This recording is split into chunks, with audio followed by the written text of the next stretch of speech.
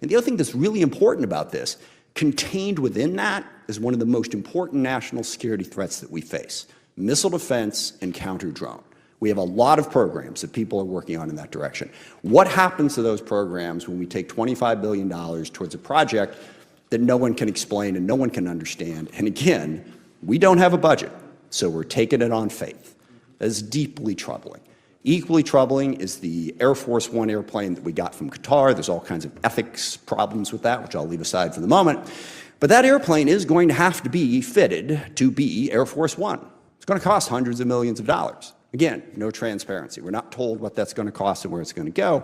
But because President Trump wanted it, he gets it. Hundreds of millions of dollars goes out the window. We don't have the capacity to sort of say, sorry, sir, that's not a good idea.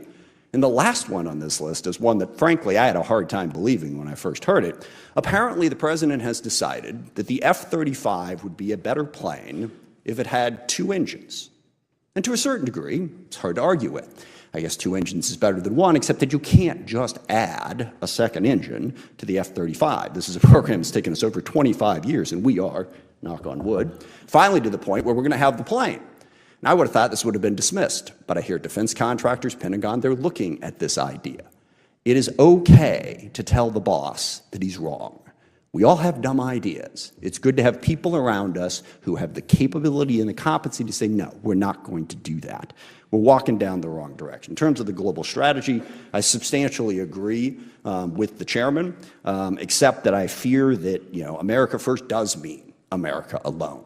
We've seen that in a number of different issues, certainly placing tariffs on absolutely every country in the world, irrespective of our relationships. Well, sorry, except for Russia. Didn't place tariffs on Russia.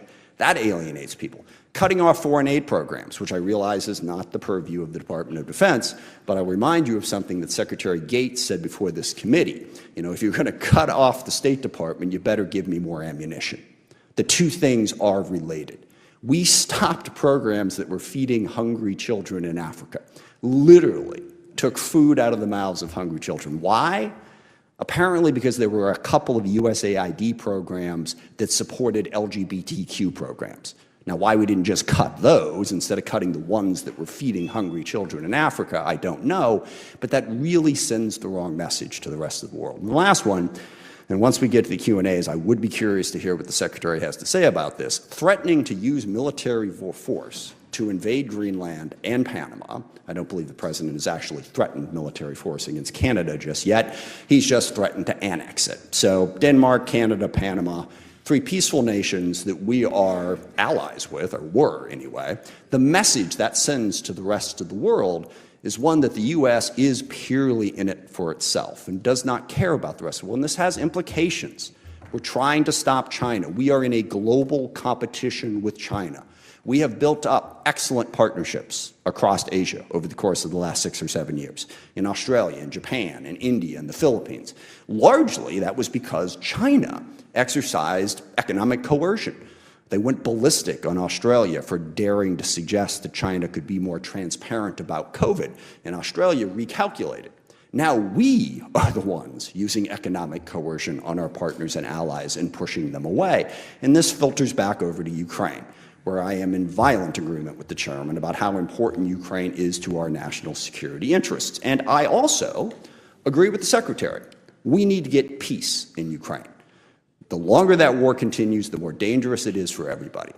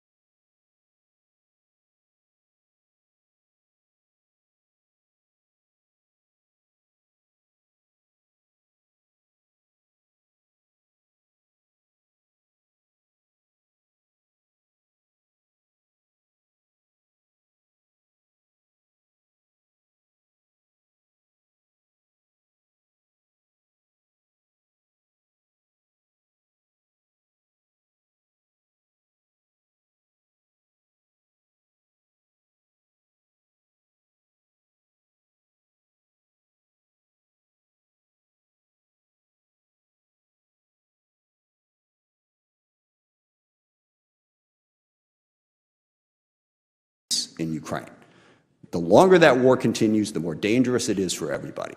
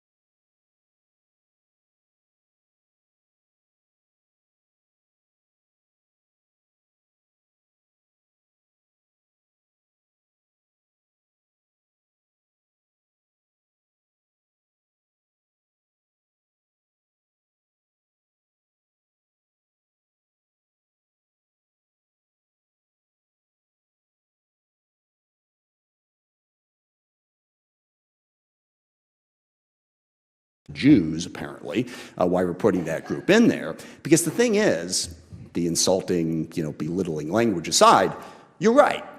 There aren't enough trannies in Brooklyn or lesbians in San Francisco to fill the military. There also aren't enough, what's the word here, young, patriotic Christian men who remind us of John Wayne to fill the military either. We are a diverse nation. We need to be inclusive. And we need to not actively insult people who don't happen to fit our preconceived notion of what a member of the military should look like. So we're at a situation now where the military is denigrating Medgar Evers, who died standing up for the values that I think are central to our country. One of the things I love about the military is service above self. I mean, it's such an important message that everyone who serves there says that. No one I can think of personifies that more than Medgar Evers. Instead, we're going to go back to renaming the bases after the Confederates. Now, I know, apparently you spent a lot of time finding other names that applied to people who actually did serve this country honorably. But President Trump, just was it yesterday, 2 days ago now, down at Fort Bragg, when he blatantly politicized the United States military, sort of, as they like to say, said the quiet part out loud, that those bases are being renamed for the Confederates. So we honor white supremacist, slave-owning insurrectionists who lost, by the way, they're losers, instead of Medgar Evers. Can we please just stop and get back to the business of treating everybody equally and with respect? A fear of a left-wing cultural revolution is not solved by launching a right-wing cultural revolution. Thank you, Mr. Chairman. I yield back. I thank the ranking member. And now I'd like to introduce our witnesses, all before us for the first time. General Kane, have you been before the committee before? No, sir. I didn't think so. Well, welcome. Glad to have you. First, we have the Honorable Pete Hegseth, Secretary of Defense. We have General Dan Kane, Chairman of the Joint Chiefs.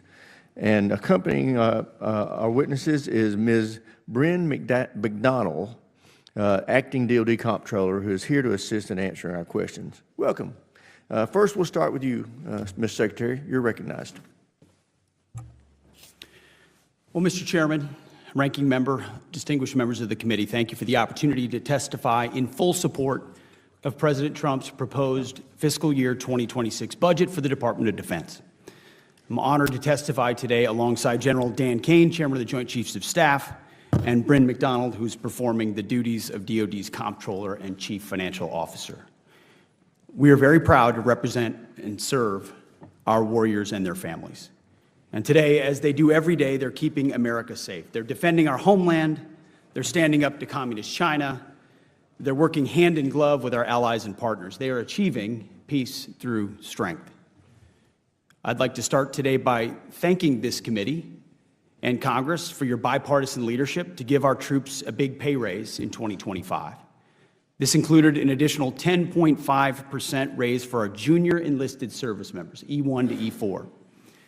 Thank you also for supporting other initiatives that improve the quality of life for our warriors and their families. With a focus on our troops and their loved ones, we have directed additional actions that will further improve their quality of life.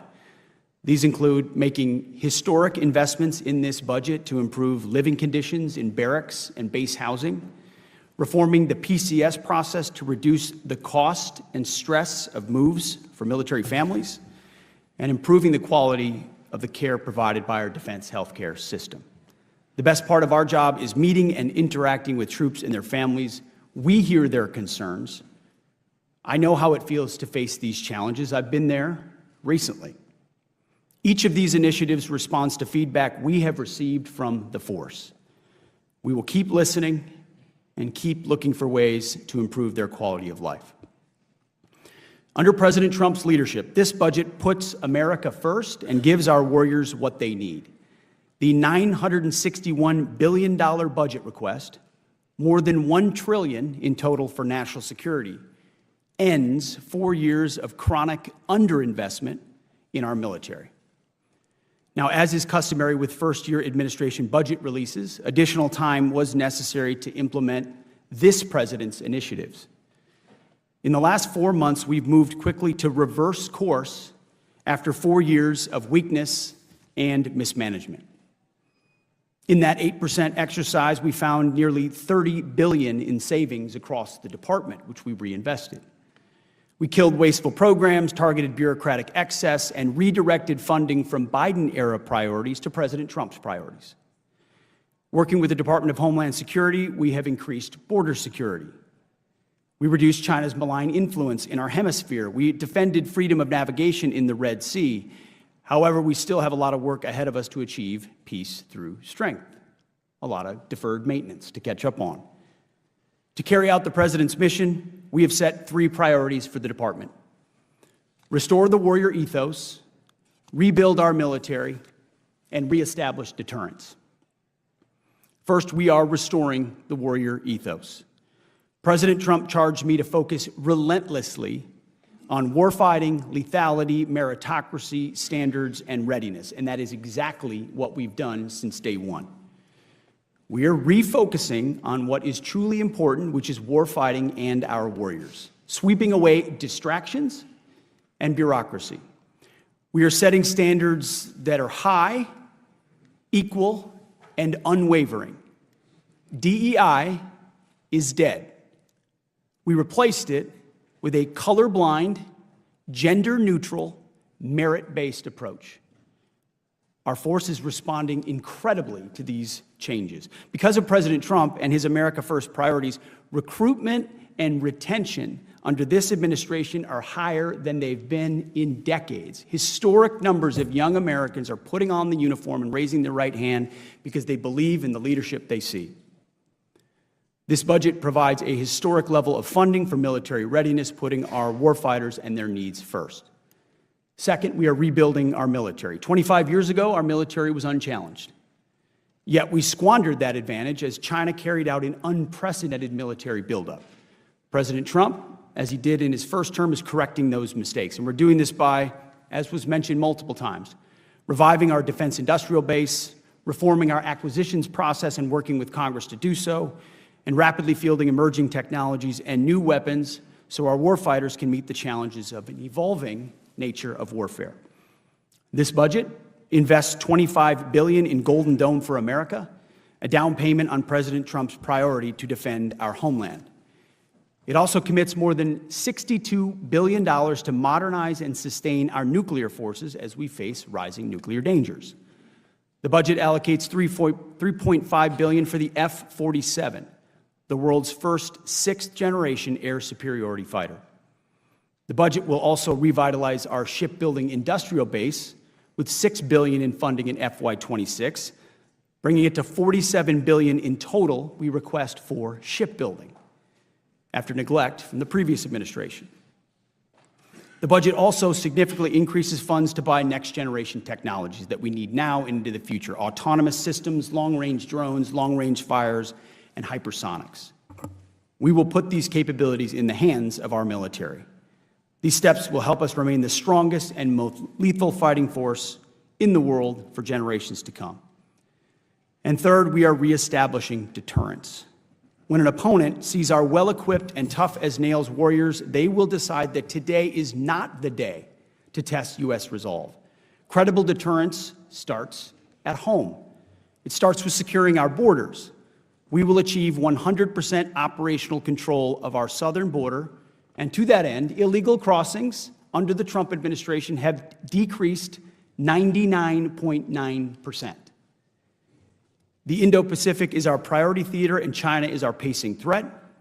That's why I've traveled to the Indo-Pacific twice already to visit our forces and meet with allies and partners. As we shift our focus to the Indo-Pacific, President Trump looks to our allies and partners to be force multipliers alongside the United States, and we are making progress on those fronts. We applaud allies who are stepping up, but others need to do more, and they need to do it quickly. And at the NATO Heads of State meeting later this month, we expect our NATO allies to commit to 5% of GDP on defense and defense-related investments, something that was almost inconceivable before President Trump led the charge in his first administration and continues in this one. As the President has rightly pointed out, it is only fair that our allies and partners do their part. We can't want their security more than they do. The Department of Defense is executing a common-sense agenda to achieve peace through strength. The threats we face are serious. Our investments to counter them must also be. That's what this budget does. It matches capabilities to threats. While we long for peace, we prepare for war, and we must overcome decades of neglect and decline. We must fortify our position as the world's most lethal fighting force, and that means acting fast as our opponents are. This committee is our critical partner in everything we do, and we appreciate your leadership and oversight. We look forward to accomplishing these goals, to achieving peace through strength, to supporting our warriors, to protecting our citizens and our taxpayers. Together with you, may God grant us the wisdom to see what is right and the courage to do it. Thank you. I thank the Secretary. General Kane, you're recognized for 5 minutes to summarize your opening statement. Chair Rogers, thank you, sir. Ranking Member Smith, other members of the committee, I'm honored to join the Secretary here today and Ms. Bryn McDonald to appear before you to testify on the President's FY26 budget. Today's hearing reflects our shared commitment to maximize efficiency, accountability, and lethality and survivability through the investments that you make in us. Ensuring every expenditure increases the survivability of the joint force and providing our warfighters the advanced capabilities, cutting-edge technologies required to dominate our adversaries at scale. I've got deep gratitude for everyone in this room and your commitment to helping us deliver the capability and capacity of our joint force and the 2.8 million service members, civilians, and their families to help us deliver the peace through strength that the Secretary talked about is very important, and I'm very thankful. It's my responsibility as chairman to understand the global situation, integrate the joint force to confront and manage risk worldwide, and ultimately advise our leaders. This demands a comprehensive understanding across every domain: land, sea, air, cyber, space, undersea, and all military services in every region of the globe, and frankly, all time horizons. It also requires making hard, informed decisions, which we advise on, in order to prioritize the finite taxpayer dollars that we have to ensure the greatest impact and capability for our joint warfighters across the globe. The President's budget enables the joint force to defend our great nation from adversaries seeking to do us harms. We are relentless in our pursuit of innovation and technology that allows us to deter and, if need be, win the wars of the future at every opportunity, while ensuring that we learn from the battlefields of the past and position ourselves for the battlefields of the future. This budget empowers the joint force to get after the Secretary's 3 pillars, as he just talked about: restoring the warrior ethos, rebuilding our military, and reestablishing our deterrence, and ensures our joint force is properly armed, globally integrated, and ready while doing our #1 job of protecting our homeland. The President's budget invests in our warfighters. As I said, to win on the battlefields of the future, we've got to be properly armed with the right capabilities, lethal, modern, reliable, and survivable at scale. Victory requires people and platforms that overmatch the enemy, systems that work together in the harshest conditions, and technologies that give our warfighters an advantage at the tactical edge. The budget gives us necessary tools to reinvigorate our national and defense industrial base. Our nation is full of incredible entrepreneurial talent, and we need every bit of it to support the increasing demands of the warfighters. This budget also helps the Joint Force become more globally integrated. I think of us as relationship entrepreneurs in the Joint Force, not only working together in the military, but working with our allies and partners, the interagency, industry, and of course Congress before crisis begins and before conflict comes upon us. Finally, the President's budget reflects our mandate to stay ready, always be on the account, anticipating the next fight and getting out in front of it so that we're best prepared for our warfighters and their families. The most important component of our joint force is our people. This budget makes meaningful investments in our service members and their families, improving the quality of life of our service members, medical care, and things important to them like the moving process. As I mentioned, our people are the most important part of this, and it's an honor every day for me to serve alongside some of the most extraordinary warriors, civilian teammates, and families our nation has ever known. I assure this committee that the force remains ready, capable to defend this nation, but we've got some work to do. With your continued support and prudent investment, we will maintain our competitive edge, strengthen our advantage, and ensure that our men and women in uniform are equipped with the right capability. I also remain thoughtful of those currently deployed right now and their families, who stand the watch around the world, quietly serving to do our nation's work so that we can be here in this room right now. And I also hold a special remembrance for our fallen and their families, who continue to show us every day what real courage and tenacity looks like. I thank the Congress and this committee for your support and collaboration in our shared commitment to deliver peace through strength. I look forward to your questions, and again, I'm honored to be here. I thank the witnesses, and I now recognize myself for the first questions. Secretary Hegseth, you know, you've talked with me about this. We both know the President has a peace through strength agenda, and he's serious about it. And as I have talked to you about this, we are at the lowest level of defense spending as a nation in 80 years. And that has got to change. And I think that you and the President have sent a strong signal about wanting to get after that and change it with this year's proposed spending that includes the reconciliation package, which will put us over $1 trillion. It's a great first step. But as you and I both know, it's a 1 year. We're going to have to see continued funding, in my opinion, and growth in that top line in the out years. Do you share that opinion? Well, Mr. Chairman, the baseline of our planning process for FY26 was working with our partners in OSD and the COCOMs and elsewhere, identifying the threats that exist, the priorities of the administration, and what we need to spend to make sure we have those capabilities. And that was a reorientation from the previous approach of the previous administration. So that included exercises where we looked at reductions, where we could reinvest those into different priorities. So when you look at the two bills in one budget that add up to $961 billion and over $1 trillion, truly a historic investment, 13% increase, that was our statement to the President of what we think we need in order to spend and invest in ways that are postured for now and into the future. And what I would commit to you and to this committee is that in FY27 and 28 and 29, in this administration, we will perform the same exercise, knowing that threats, we believe that the policies of this administration will lead to peace and more opportunities.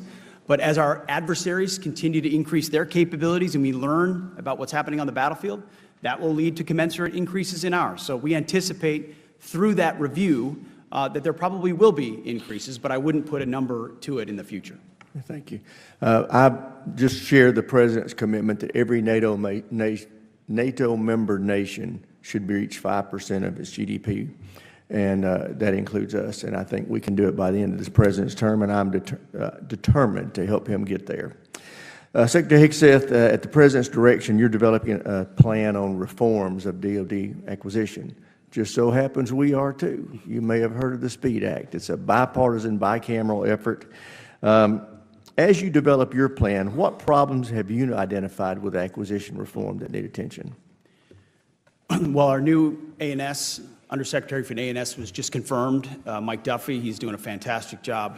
He's diving right into this to include the SPEED Act, which we're reviewing in real time, that identifies a lot of the same problems we have. Streamlining processes, consolidating. We need competition and actual new entrants into acquisitions in a stale process. It's too bureaucratic. There are too many gatekeepers. Too many programs are gold-plated, which add to cost overruns, and they're late to need. So throughout the entire process, we've reached out to industry and to innovators and to outside-the-box thinkers and said, what would you do? How have you looked at this problem? To include this committee, how would you attack this so that we can get what we need in the hands of warfighters faster? It's unacceptable in this real-time world we live in, where you've got off-the-shelf and off-the-shelf capabilities and open architecture opportunities, and you can do virtual design of products and that you don't have to build a hard copy, that we're not doing it faster. So everything necessary we want, and we're going as fast as we can. Great, thank you. General Kane, as you know, there's been a lot of dialogue around here about selling off some of our spectrum. Can you talk to us about the importance of preserving the spectrum around the lines that the DoD uses? You bet, sir. Spectrum is a critical part of our warfighting enablers, and as the administration and the Congress carefully consider the slices that we must preserve, there are certain areas within that my military advice to the Secretary and others is to hang on to that. I'm grateful that the deputy has been really leading this effort with the Congress and to sort of measure risk. I understand that economic security is also national security, so the truth is always somewhere in the middle, but there are some segments in the lower end that frankly I would strongly recommend we preserve and protect for defense matters. I raise that because I want you to know we're going to be taking our cues from you, and if you're against it, I'm going to be against it. With that, I'll yield my time, or yield back and recognize the ranking member. Thank you, Mr. Chairman. Just on the budget point, I made this point before the committee before. The House just passed a budget that adds nearly $3 trillion to an already out-of-control debt.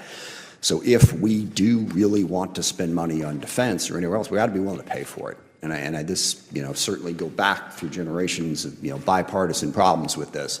You can't have a debt that size and keep coming back talking about how much money you're going to spend, whether it's defense or whatever your priorities are. And Mr. Secretary, you said the 99% down on border crossings and the border is secure. At the same time, we're going to take $1 billion out of the MILCON budget, out of building barracks, to send it for the border, and there's another 4,000 troops that we're planning on sending down to the border. Given that the border is secure, might you rethink that spending? Well, sir, we are securing it.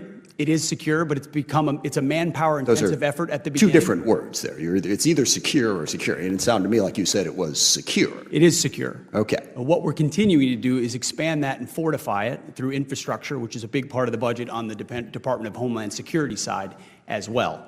So it's that $1 billion you're talking about was from the CR in FY25. We fully fund that back and more in FY26 with a recognition that we were dealing with the world as it existed when we came in. And the previous administration said they needed new legislation to secure the border. It turns out you just needed a new president. I would point out president that you have the not Defense Department and submitted, DHS that was willing to go to the border and actually have secure it, which is what we not submitted a budget yet. So whether or not you're putting that money back in remains to be seen. You have definitely taken it out. And I think the obsession there, and I don't disagree, the border needed to be secure. But from a pure budget standpoint, let's just not keep the political focus on that. Let's make sure that we're funding some of the other priorities that we have. So when it comes back to acquisition reform, and the chairman's point, it's our committee, certainly Congress is part of the problem. We set up a lot of requirements. Defense contractors are part of the problem. I'm curious, how would you get after reforming the culture at the Pentagon so that you can move faster, number one, and number two, how would you get after the defense contractors that push the requirements process? And specifically, what would you do about the requirements process to try to speed things up? Well, first of all, I think gold plating is a real problem, sir. I mean, across the department. Interesting to use the word gold in this particular context, but yes, I agree with you, actually. We maybe could use a little bit more silver plating on occasion. A recognition that the 99% solution is oftentimes the enemy of the 85% solution that delivers 2 years sooner. And that's contractors and other companies wanting to do right, but trying to do too much and overpromise, and then they're under-delivering, and the warfighter... Not always wanting to do right. In some cases, just wanting to make money, but yes. The change is also in acquisitions about people. You need reformers in these positions. I'm here to be a disruptor of those processes. Our deputy secretary has extensive business experience. The types of people we're bringing in as undersecretaries have been disruptors and innovators in the private sector who recognize that bureaucracy can be dysfunctional and needs to be disrupted. So it's taking outside-the-box unique approaches. I mean, virtual design is a big example. How many times are we going to build something physically that takes a year to build when you could use AI and computing power, design it virtually, identify the flaws, and move more quickly, or create open architecture so you can move Our committee systems stands ready between. to work with I mean, you. there's 500 One different final things we can question. do, and we're doing them. Yeah, and I'm sincerely concerned about this. Is it the policy of the Department of Defense that we need to be prepared to take Greenland and Panama by force if necessary? Is this a policy that you have within the Department of Defense in accordance with the President's wishes? I heard what you said about those two countries and saying we need to worry about China. Well, we are worried about China. That wasn't my concern. China's malign influence in Panama. I was concerned with us China has saying control that of using ports military or force malign to take influence another over sovereign Panama, country's territory. we should pay attention to that. Right. So Panama is very key terrain that we've focused on, and we've been willing to focus So we on, should as take it, is Greenland we should key take terrain. it by military force. They're important. I'm not going to argue with that. The Arctic is I'm incredibly arguing with important, the and using adversaries are our trying to military gain- to take it by force. Our job at the DoD is to have plans. And Do you have a plan for that? Our job at the Defense Department is to have plans for any particular contingency. Including the contingency of basically Any invading contingency you need, we've got it. We've got a building full of planners, and we're prepared to give recommendations whenever needed. So just be clear, you have plans to take Panama and Greenland by force if necessary. I think the American people would want the Pentagon to have plans for any particular contingency. Not and for that thankfully, one, we in my are in the opinion. planning business. Speaking on behalf of the American people, I don't think the American people voted for President Trump because they were hoping we would invade Greenland. I'm going to go out on a limb on that one. I yield back. Gentleman from South Carolina, Mr. Wilson is recognized. Thank you very much, Chairman Mike Rogers, for your visionary leadership. And indeed, each witness, thank you for your service to America. And in particular, Mr. Secretary, your service is so appreciated, and I'm especially grateful as the son of a flying tiger who helped liberate China, as the father of 4 sons who have served in Iraq, Egypt, Italy, and Afghanistan, as a 31-year Army veteran myself. Your leadership for peace through strength is crucial, and I believe we're in a Cold War we did not choose of dictators with rule of gun invading democracies with rule of law. It began with war criminal Putin invading Ukraine on February 24, 2022, and then Iranian puppets invading Israel on October 7, 2023, with the Chinese Communist Party threatening Taiwan. President Trump tried to deter war criminal Putin in his first term with Javelin missiles to Ukraine, American troops in Poland, and stopping Nord Stream 2. But Putin ignored Trump, and defying Biden has continued his efforts. Upon election of Trump, there were hopes for peace, but Putin insulted Trump with the murderous attacks at Christmas and New Year's. Every time President Trump tries to reduce the conflict, war criminal Putin increases mass murder of drones and missile attacks on the people and civilians of Ukraine, including hospitals this week. War criminal Putin is clearly fixated to resurrect the failed Soviet Union, with troops still in Transnistria of Moldova, rigging elections in Belarus, invading the Republic of Georgia, and rigging elections against the legitimate President Salome Zurishvili of Georgia. Additionally, there have been new threats this week against the Baltic republics, our NATO allies. Every outreach by Trump has been mocked by Putin. With that in mind, an incredible achievement of President Trump is to awaken our NATO allies, now including Sweden and Finland, that with Germany pledging now 5% remarkably, and 17 of our allies now provide a larger GDP support for the people of Ukraine than the United States because of President Trump's encouragement. What is the latest status on encouraging our NATO allies of providing for peace through strength? Thank you for the question, sir. The one thing I would take issue with is the characterization that Vladimir Putin ignored President Trump. I think Vladimir Putin paid a lot of attention to President Trump in his first term, and that's why the invasion did not happen under President Trump's watch. Instead, under the weakness and perceived weakness of Joe Biden. Ignored and proceeded to He paid attention under Biden, President Trump, and then when Joe Biden was in the office, it really set the stage, sadly, that if he had really appreciated what President Trump was trying to do, he wouldn't have invaded again, but whether Biden's president or not. But to your question about Europe, yes, President Trump has invigorated a truly historic investment amongst NATO allies to shoulder the burden of the defense of the continent of Europe. Vladimir Putin saw what he believed to be weakness, and I believe President Trump has stood up to that by reminding our allies that they need to spend on their own defense and ensure that they're able to shoulder the burden to defend the continent. That's been a good development. And indeed, I was grateful last February coming back from the Organization of Security and Cooperation in Europe and meeting with the president, and I told him how exciting it was to see our allies understand that indeed he supports Ukraine, he supports NATO and peace through strength. And General Kane, I particularly appreciate your VMI credentials of professionalism, and with that in mind, we understand that even today, the International Atomic Energy Agency has declared Iran in breach of non-proliferation agreements, and what are we doing to deter the aggression coming from Iran? Well, sir, first I noticed in your bio that you went to that other school in Lexington, which was always hard for me to get my head around, sir. Hey, I grew up in the holy city of Charleston. When I saw Vimis, I thought they were Citadel cadets. Yes, sir. I'm now a joint guy, so I'll keep all those comments to myself, sir. You're here. You know, sir, throughout, the IAEA report is certainly troubling. The international community seems to be thinking about what they're going to do about it, and as are we watching this situation develop and carefully monitoring the report. Gentleman's time's expired. America's in good hands with your Connecticut, Mr. Courtney. Thank you, Mr. Chairman. Mr. Secretary, this morning, the eyes of our closest allies, UK and Australia, are on your department as a result of Undersecretary of Policy Eldridge Colby's announcement last night that he's launching a 30-day review of the trilateral AUKUS mission.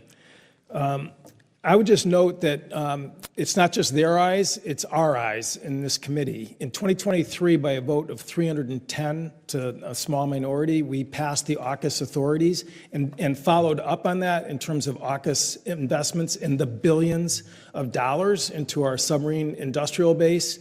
Australia has reciprocated, as you know, with its own investments in our submarine industrial base. And since then, since 2023, what we've seen that the three countries working together, that we now have well over 100 Australian sailors and naval officers that have gone through joint training. I've seen them in my district at graduation ceremonies. They're joint crewing Virginia-class submarines. We also have joint U.S.-Australian submarine repair work that's happening in Guam and Hawaii. And our submarine industrial base last year delivered 2 Virginia-class attack submarines. They're the New Jersey and Iowa. This year it'll be Massachusetts and Idaho, and the year following it's going to be Arkansas and the Utah are going to be delivered during that 3-year period. General Kane, how many nuclear-powered attack submarines is in the Chinese Navy? Do you know that answer? It's nuclear-powered attack boats. Yes. I mean, it's How many attack yes, sir. nuclear-powered? Many. I'll get you No, the well, the number. answer is 6. Yes, sir. Okay, so what we've seen in the industrial base is that last year, this year, and next year, we're going to be delivering that identical number. They're building a 7th. You can check the Wall Street Journal, and you can see where that boat ended up at the bottom of the Yangtze River because of their inability to actually do the hard work of building nuclear-powered submarines, which is probably one of the most complex undertakings in really industry of any sort. Again, the Australians are investing in Perth, and so that we are going to have rotations of Virginia-class submarines that are already started to happen. Admiral Paparo testified in vocal support of AUKUS when he came before this committee just a few weeks ago. And again, I would just say, you know, there is nothing wrong with reviewing any program. We're all accountable. Anything of this magnitude certainly deserves review. But a 30-day review on a project that really took years to develop, in which this committee was instrumental in terms of in enabling, and in my opinion, China's reaction to AUKUS is the ultimate sort of endorsement of AUKUS because they hate it. And the one commitment I would ask, Mr. Secretary, is just your commitment that this committee in Congress is going to be integrally involved in whatever the review process is, because we have skin in the game, we have history, and we have allies who really are, again, issuing statements this morning. The Prime Minister of England, the Stephen Lovegrove, the special representatives for AUKUS, Richard Marles, putting out statements trying to reassure their countries that the U.S. is still going to follow through on this commitment. And we want that reassurance as well from you. Can you, again, give us that commitment that Congress will be involved in this review process? And I have one more follow-up question. As it has been, Congress will be involved, but I've had an ongoing review myself. I've spent a great deal of time with Marles and Healy at the Australia and UK. And I've been following your work reviewing it myself. Yes. Secretary Colby's reviewing it. Okay. We know that. It's all important to make sure it fits our Right. needs. State also. Department, by the way, has skin in the game too, and they should be involved in it as well. I just want to reiterate Mr. Rogers' point and Mr. Smith's point. If we really care about strengthening the industrial base, we need to have procurement stability, which means we need to have a budget, a real budget, not a $20 billion shipbuilding budget, which Senator Wicker just eviscerated a couple of days ago. That's $17 billion less than the last Biden shipbuilding budget. That's what got sent over to us. And again, that's the way, and I represent a district that is the general contractor for both programs. You want to strengthen hiring, supply chain, and facility growth. You need to have procurement stability. That's not what we're seeing from the Office of Management and Budget. I yield back. Chair, now recognize the gentleman from Ohio, Mr. Turner. Mr. Secretary, thank you for your written statement, and also thank you for your recognition of the importance of our nuclear deterrent, and specifically our investment in our modernization of our nuclear deterrent. We are behind, as you know, in the modernization of our nuclear stockpile. Your recognition of our investment in our triad and our command and control is incredibly important. Thank you also for your recognition of the importance of our future investment in missile defense and the importance that the Golden Dome will play. The Secretary General of NATO has recently made statements of his concern of Russia's future attempt to place an anti-satellite nuclear weapon into space. Specifically, he has said, "We are aware of reports that Russia is examining the possibility of placing nuclear weapons in space. This is very worrying. Space is also very important for our deterrence and defense, just as important as land, sea, air, and cyberspace. In recent years, space has become increasingly clouded, dangerous, and unpredictable. We know that competition in space is fierce. I recently had the opportunity to speak to him. He was at Wright-Patterson Air Force Base in my community as we were commemorating the 30th anniversary of the Peace Accords. His concern was that this is not getting worldwide enough of attention. We had General Saltzman recently in front of the committee. He has characterized that if Russia were to place an anti-satellite nuclear weapon into space, that would be day zero, that if that was put in space, that next day, that it would be irresponsible for us to count on space, that we would have to spend trillions of dollars and seek technology that we don't have to find solutions as an alternative to space, both commercially, for military, in really to redo what is really society today. As you know, it would affect both our nuclear deterrence, our efforts for missile defense, even our investments in Golden Dome. In this venue, obviously, we can't discuss all of the details of what we're doing, but I would ask if you would please confirm that this is a threat that is a priority to the Department of Defense, as it has been characterized by the Secretary General of NATO, and acknowledge that as it is a priority for us to prevent the deployment of nuclear weapons in space, and that it is a priority for us to work with our allies to uphold our commitment to the Outer Space Nuclear Treaty that prohibits the deployment of nuclear weapons in space. Sir.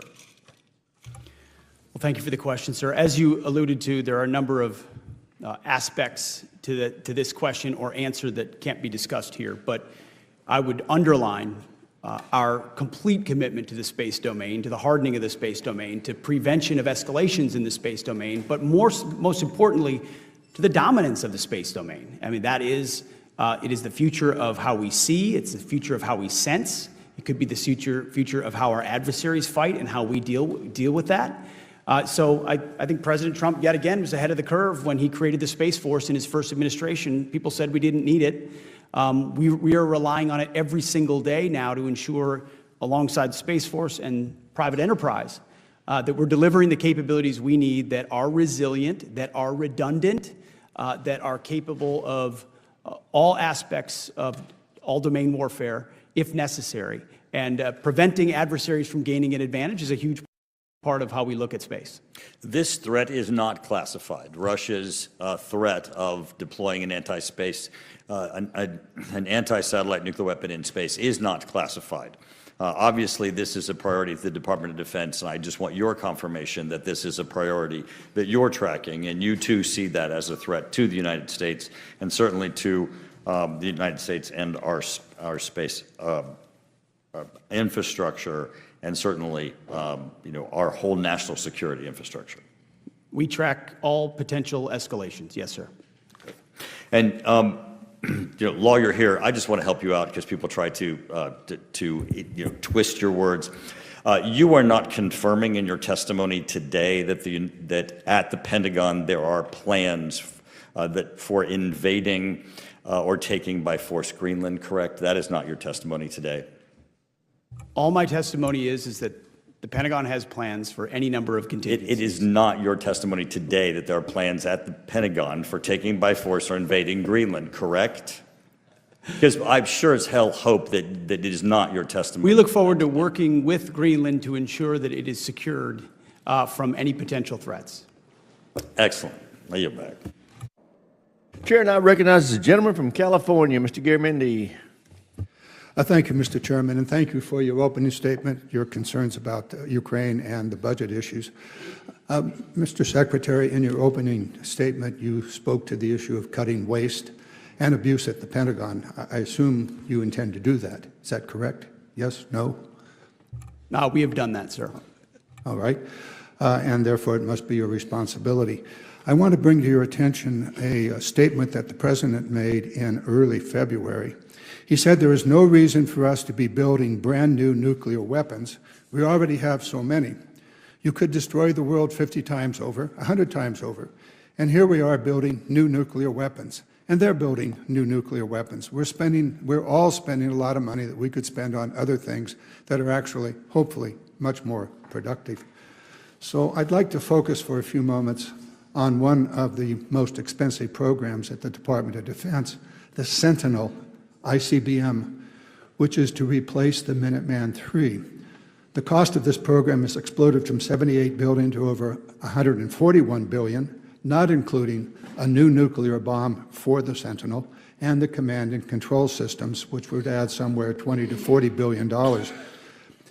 All the while, we have a Minuteman III that can continue to provide the ground leg of the triad for at least 10 to 15 more years. Should we cut the Sentinel program?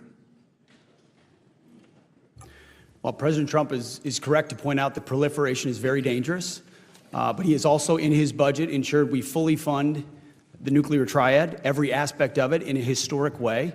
The Sentinel as one leg of it, and that modernization is critically important. As you know, it faces a Nunn-McCurdy breach for being behind, and as a result, it has to be reviewed, but it's incredibly important. And so our budget does look at ensuring to... Excuse me, sir. So you have made a decision to continue even though the review is incomplete? The review is ongoing. The investments we've made allow us to continue should the review come out the way we hope it does. You continue the Sentinel program even though the Nunn-McCurdy review is incomplete. I'd like now to move over to Ukraine. The chairman of this committee spoke very strongly about the Ukraine situation. And the necessity of the United States being strong in support of Ukraine. It's very, very clear that a review of what Mr. Putin has said over the last 2 decades, that he is determined to reestablish the Soviet empire, and Ukraine is the current step to achieve that. Ukraine's security is our security, my view, and what is dangerous for Ukraine will be dangerous for NATO and therefore dangerous to the United States.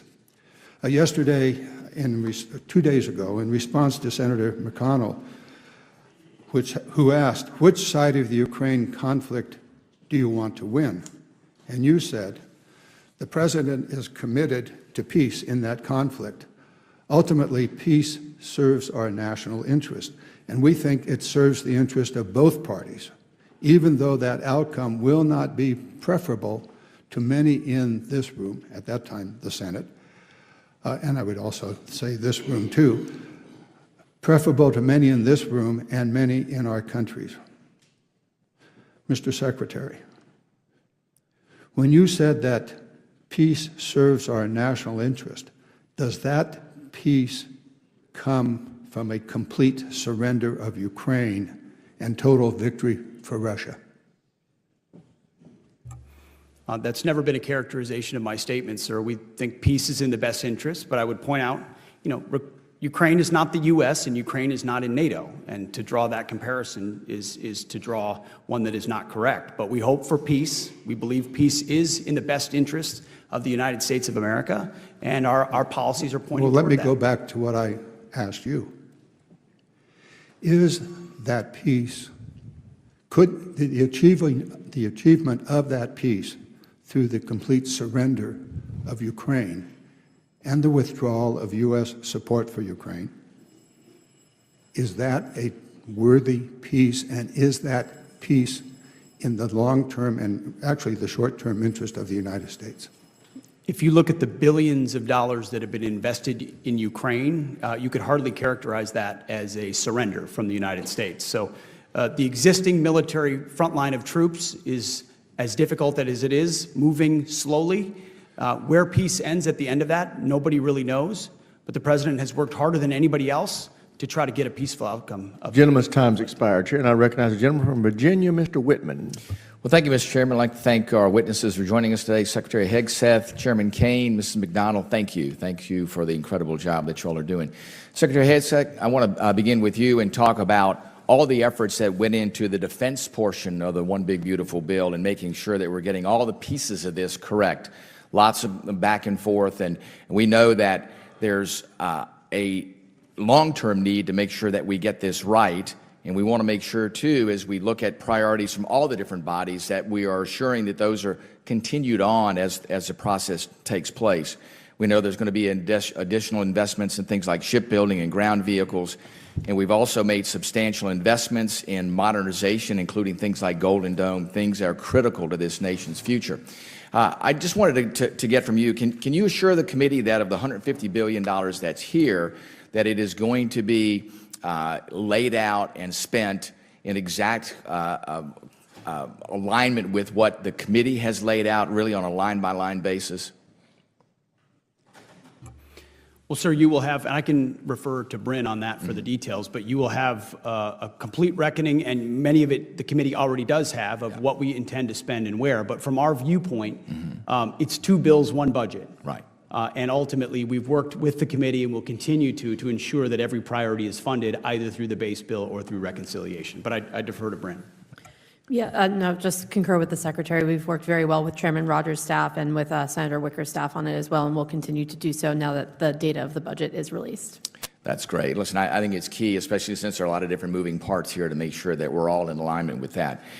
Yesterday, Admiral Kilby confirmed that the U.S. Navy still needs a sixth-generation fighter, that FAXX is still critically important.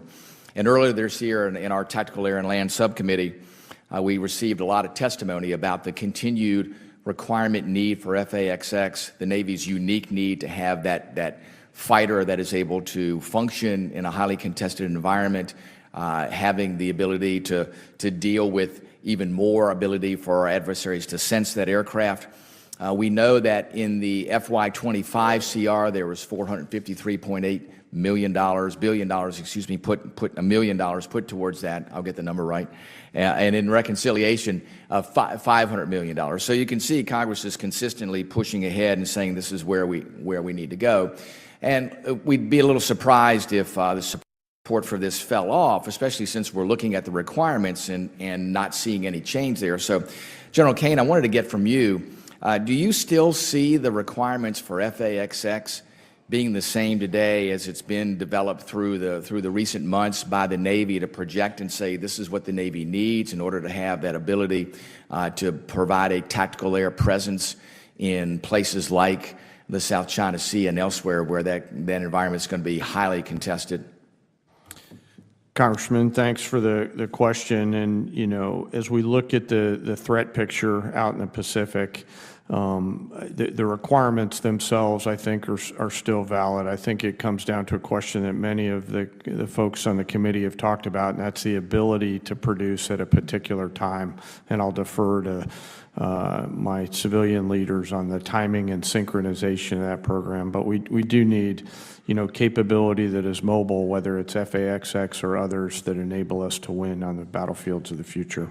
I'll defer to the Secretary and Bryn for policy-related stuff on the synchronization. Well, Secretary, I'll ask in addition to that, I think to build on Chairman Kane's comments, has the Pentagon's plans changed? Because, you know, since April, and especially in our subcommittee, you know, we've looked very, very specifically about this need, looking at NGAD, which the President's made a decision on, but then looking at the Navy's need. Can you tell us, are things continued on track for FAXX? Are there any changes there? Well, sir, as you know, certainly we have adjusted the way we see the world from the Biden administration through interim national defense strategy and planning guidance. Sure. That's what went into the decision that we made on F-47 or NGAD, and this budget has a significant investment in that. FY26 funds the complete design of FAXX. We're certainly reviewing it, working with the joint staff, working with the COCOMs at its application in around the globe. So it's in the mix. But we recognize we also need a capability as quickly as possible for the threats that we face. Very good. Thank you, Mr. Chairman. I'll yield back. Gentleman yields back. Chair now recognizes the gentleman from Massachusetts, Mr. Moulton. Thank you, Mr. Chairman. Secretary Hegseth, I'd like to clarify a few important details for the record. When you texted the launch time for F-18s going into combat over enemy territory facing anti-aircraft missiles on an unclassified signal chat, did that launch time come from Central Command, yes or no?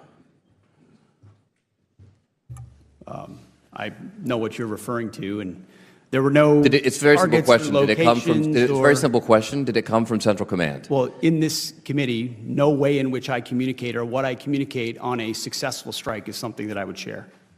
So you can't even identify the combatant command under which this operation occurred? Well, everybody knows the Okay, so everyone knows the Central Command. So when Central Command sent you this information, did they send it on a classified system or an unclassified system? Well, as you know, having served yourself, any way that the Secretary of Defense communicates or provides information in and of itself is classified and not to be discussed. So what was the classification marking of the launch time when it was sent to you? Because DoD regulations require information on classified systems to be marked. What was the classification mark time? Yeah. What was What was the classification marking? Because Again, DoD classifications of any information in an ongoing operation that was successful are not things that would be disclosed in a public forum. You know that. You can very well disclose whether or not it was classified. It's not classified to disclose whether or not it was classified. And in fact, DoD regulations state that any classified information has to be labeled with its classification. Was it classified secret or top secret? What's not classified is that it was an incredibly successful mission against the Houthis. Okay, so it was classified. So are you trying to say that the information was unclassified? I'm not Okay, trying to that's say what anything. I thought. You're not saying that. So you took classified information from Central Command that had a classification marking on it, because that's what's required by DoD regulations, and you put it on an unclassified system. So we're going to get a report in a few days from the DoD Inspector General. And if the DoD Inspector General finds what is pretty obvious, both to you smiling there in the witness seat and to all of us up here, that the information was, in fact, classified, do you plan to take any accountability for that? As I pointed out at the time, you said that accountability is back. Does that not apply to you? as I said at the time, Congressman, there were no names, targets, locations, units, routes, sources, methods, no classified information. Okay, so if it comes back that it is classified, will you take accountability or not? As We've I already said, established, you've already admitted that it was classified because everything you get from CENTCOM is classified. You just explained that to me. That's how you justified not answering the question. Not what I said. I didn't confirm any classification or Okay, so if it is what confirmed, I know is that will you take everything I accountability? share, everything I talk about, Mr. as Secretary, of does Defense, accountability apply to you or not? is classified whether I talk or not. Does it apply to you or not? Does what apply to me or not? Accountability. You said accountability is back at the Secretary. And you know what? The Houthis were held accountable for shooting at our I'm ships just asking if it applies very to you. successfully. I'm not asking about the previous Houthis. administration let our ships get shot at, and nothing was done about it. And thankfully, because of the skill and courage of our troops on I'm the just battlefield, asking about we I actually reclaim my put them time. in a place I where reclaim they my time. called for a ceasefire. I claim my time. I'm just asking if accountability applies to you. It's a very simple question. We use leadership by example. Of course, unlike, I serve at the pleasure of the president like everybody else does. So it only applies to the president, not to you. I serve at the pleasure. You talked about the success of the Houthi operation. About how much money did it cost? How much money did you spend on missiles shooting at the Houthis? Well, you'd have to compare that with what it cost. I'm just asking how much did it cost? Divert our shipping lanes around. I'm told the it's sea. several $100 million, maybe close to $1 billion. How many U.S.-flagged commercial ships have transited the Red Sea since your so-called successful operation? Well, thankfully, unlike the previous administration, The answer is zero. military vessels transit. No, I didn't ask just about this military week. vessels. I Well, which asked would about be the commercial precursor vessels. for How many civilian and commercial vessels? It's transit, been several thankfully. weeks. How many commercial vessels, U.S. flagged, have Well, transited the would Red you, Mr. Congressman, put civilian ships The through questions dam are not to for me, military Mr. Secretary, ships? they're to you. We have responsibly put military The answer ships is zero. through first. I reclaim my time. How many generals and admirals have you fired? I don't know the exact number, but You don't know the number. It's 8. Can you explain why any of them were fired? Like, just explain why was... they all serve at the pleasure of the president. And I think No, I'm just asking you why. General Kane is a great example. I'm just of asking a you leader why. that we I think need you at probably this learned time. at Princeton what why means. Why did you fire him? They serve at the pleasure of the president, and we want Why better did you representation fire in him? each and every of those. You can't each and explain every why one you of those fired any of places. them? Gentleman's time's expired. Chair, and I recognize the gentleman from Georgia, Mr. Scott. Thank you, Mr. Chairman. Ma'am and Mr. Secretary, most of my questions are going to be for General Kane. I will tell you, Mr. Secretary, I would appreciate it. Opportunity to speak with you offline about a couple of things. I'm from Georgia. Spoke with you briefly. I supported Hal and Julia Moore's name remaining on the base, as you know. I support Eisenhower's name remaining on the base. I don't want to go too far into that. I don't want any questions. But I will tell you this, the selection of Gary Gordon, one of the most valorous, heroic acts of any American soldier, certainly in modern times. He was one of the 2 soldiers that went in with Black Hawk Down, Delta snipers, that both died there together. I do have a suggestion on that. When the Army has named anything after Gary Gordon, Randall Schugart's name has been tied to the name. The Army has historically named things Shugart Gordon because those 2 guys went in together, they fought together, they literally died together, and the historical accounts cannot figure out which one actually died first. And so if the name in Augusta is going to change back to Gordon, I just respectfully suggest that you consider Gordon is the Army who has historically named other things. You can't tell Gordon's story without Gordon's story. And I say that respectfully. General Kane, the Communist Chinese Party assesses U.S. strength, that our strength lies in our alliances and partnerships. If they believe those ties are fraying, how can we use the Ukraine war to demonstrate U.S. strength, capability, and resolve to regain leverage over the Chinese and their assessments of the United States? Well, sir, thanks. Thanks for the question, and first, thanks for recognizing two great warriors who showed us what courage and tenacity look like when you infill into the place that they did on those two MH-60s, knowing full well what they were going to face on that objective, and then making the full commitment to give their lives on behalf of an injured teammate. That's what America looks like. So thank you for highlighting that, sir. Bless you, Congressman, by the way. He's a SEAL. Yes, sir. Yes, sir. I know a lot of SEALs. Sir, I think, mill to mill, military to military, our relationships with allies and partners around the world remain incredibly important. I'm grateful to serve alongside so many great, not just joint force partners, but international partners as well. And I think that the courage and tenacity that our forces out in EUCOM have shown through this journey, and the teammates that they've built on both sides of those borders is an example of what we should be doing. If I can follow up with that, the assessments, Ukraine would survive 9 days, 10 days, some 15 days at the outside. But the rapid innovation cycle that they have candidly taught us, in some cases, how do we implement that into the U.S. defense industrial base and get our weapons developed as fast and candidly at the cost, because we cannot afford to pay what we're paying per weapon for what we're going to have to do. And at the same time, how do we develop the defense systems against drones so that we don't lose multi-million-dollar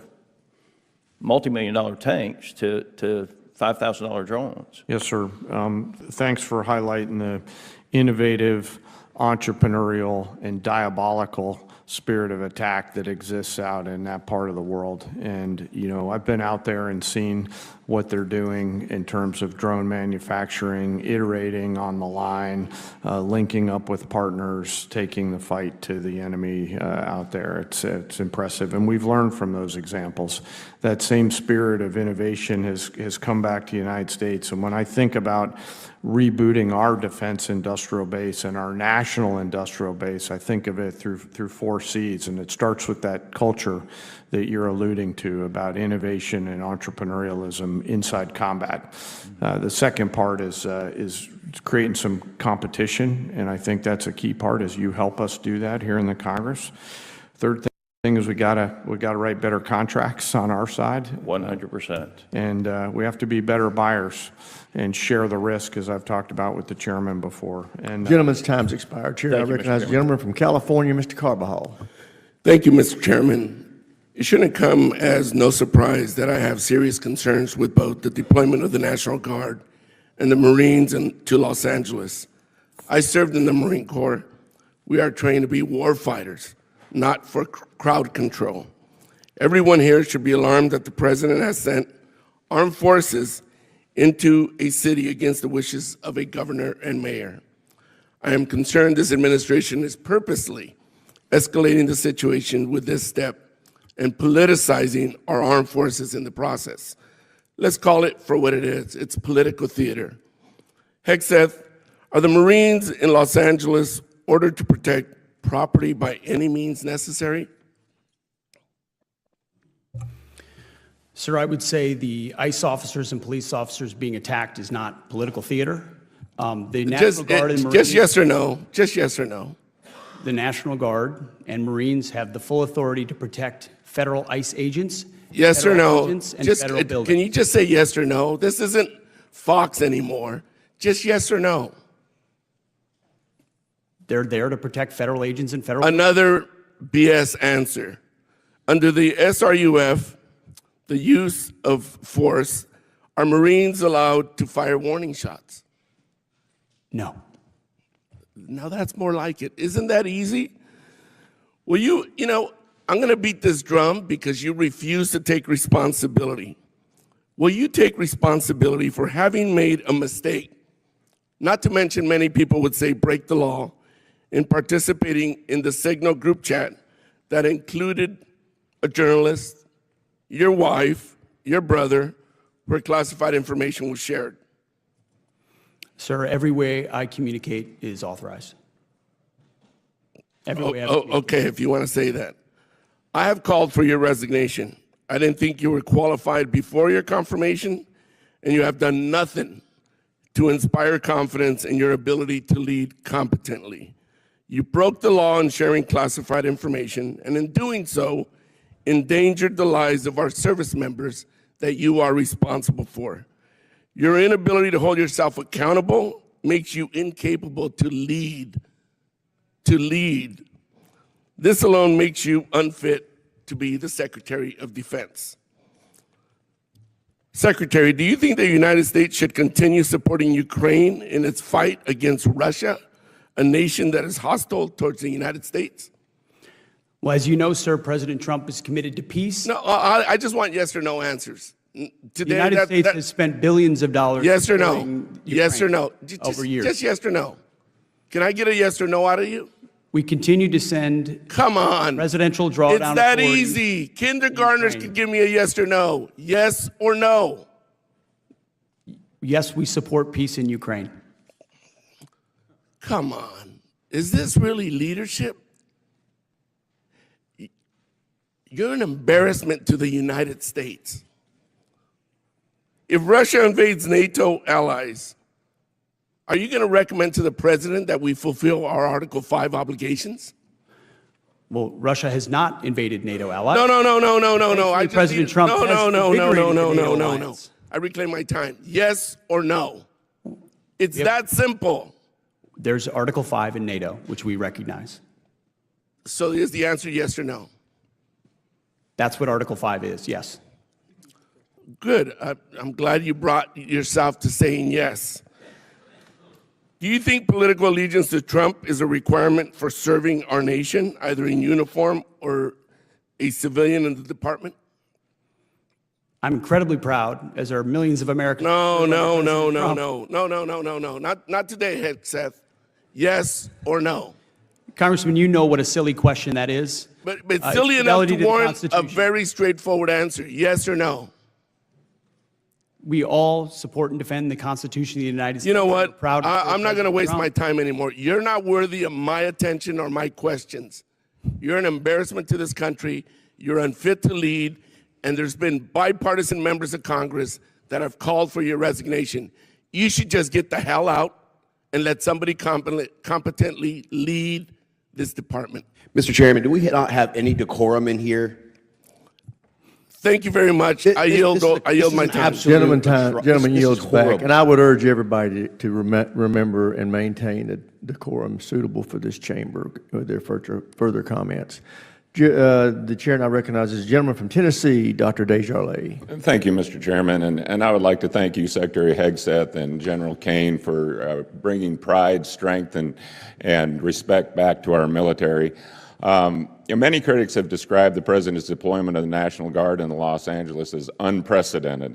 But as you know, we've seen similar actions throughout history, from Eisenhower sending the 101st to Little Rock, to Johnson and Kennedy federalizing the Guard over the objections of Southern governors during the Civil Rights era, to George H.W. Bush deploying federal troops during the 1992 L.A. riots. Isn't it fair to say that there's a well-established precedent for presidents acting when state leaders are either unwilling or unable to enforce federal law or protect federal facilities? Sir, nothing that we're doing on the ground is unprecedented. I would argue what is unprecedented is a governor and a mayor unwilling to protect law enforcement. Well, thank you for being willing to step up. Considering we're going to shift gears here to the nuclear-armed sea-launched cruise missile program. I just wanted to touch base on that other subject because I think that's ridiculous that the criticisms that we're hearing in the media. But with Putin talking freely about using low-yield or tactical nuclear weapons, I think it's important we discuss the SLCM-N program for a minute. As you know, restoring SLCM-N capability to the Navy was recommended in President Trump's 2018 nuclear posture review. The Biden administration proposed to cancel this program, but based on consistent testimony from our senior military leaders that this system was necessary to address deterrence gaps, Congress continued to fund it, and in the FY24 Defense Authorization Bill required the Department to create a dedicated program of record for its development. What is your view of the SLCM-N program and the broader issue of modernizing our nuclear forces to ensure we have nuclear deterrent that meets the evolving threats we're seeing? Well, so your characterization is correct. I want to thank Congress for keeping SLCM-N effectively alive under the previous administration because we think it's a critical capability. And you'll see in the FY26 budget, we fund it at over 1,000% increase. So we completely recognize the need for that capability. Alongside the entirety of the nuclear enterprise is critically important to maintain deterrence. If you're going to have peace through strength, if you're going to reestablish deterrence, you need to have a credible deterrent, especially at the foundational and baseline level, which is the nuclear level. And General Kane, STRATCOM commanders and your Vice Chief Admiral Grady have testified about the importance from a military perspective of being able to provide the President with an additional response option and how SLCM can strengthen deterrence by providing a non-strategic response option that is not air delivered. Do you share that view? I do. Thank you. And General Kane, your testimony warns that the PLA's exercises around Taiwan are not just pressure campaigns, but rehearsal for force unification. Throughout my visits to our regional partners in the Indo-PACOM region over the last few years, you can feel that there has been a rising tide of recognition that China is a threat on their doorstep and ours. As the United States and the world has awoken to the increasingly adversarial actions of China, can you expand upon how the DoD is right-sizing our force structure to prepare for a conflict in the Pacific should our adversaries continue to escalate tensions in the region? And what are we doing now, not years from now, to ensure we can stop that move if it comes? Yes, sir. Well, first, I share your, I share your views and those of Admiral Paparo related to what certainly appears like increasing rehearsals by the PLA in and around the Pacific. The administration and the Secretary in particular through our interim National Defense Guidance and Strategy, which I won't get into in this forum, but is clear around the need for the department to focus on the Pacific and to scale our combat capability with systems, capabilities, and effects that would prevent Xi from advancing his narrative and create, frankly, multiple simultaneous dilemmas in their decision-making. And so we continue to work diligently on that through the services, as you talked about, and it's something that I'm keenly focused on with my global integrator role. Okay, thank you. And I think Secretary Hegseth, you covered that pretty thoroughly in your opening statement. So I'm out of time, and I yield back. Gentleman yields back. Chair, and I recognize the gentleman from California, Mr. Khanna.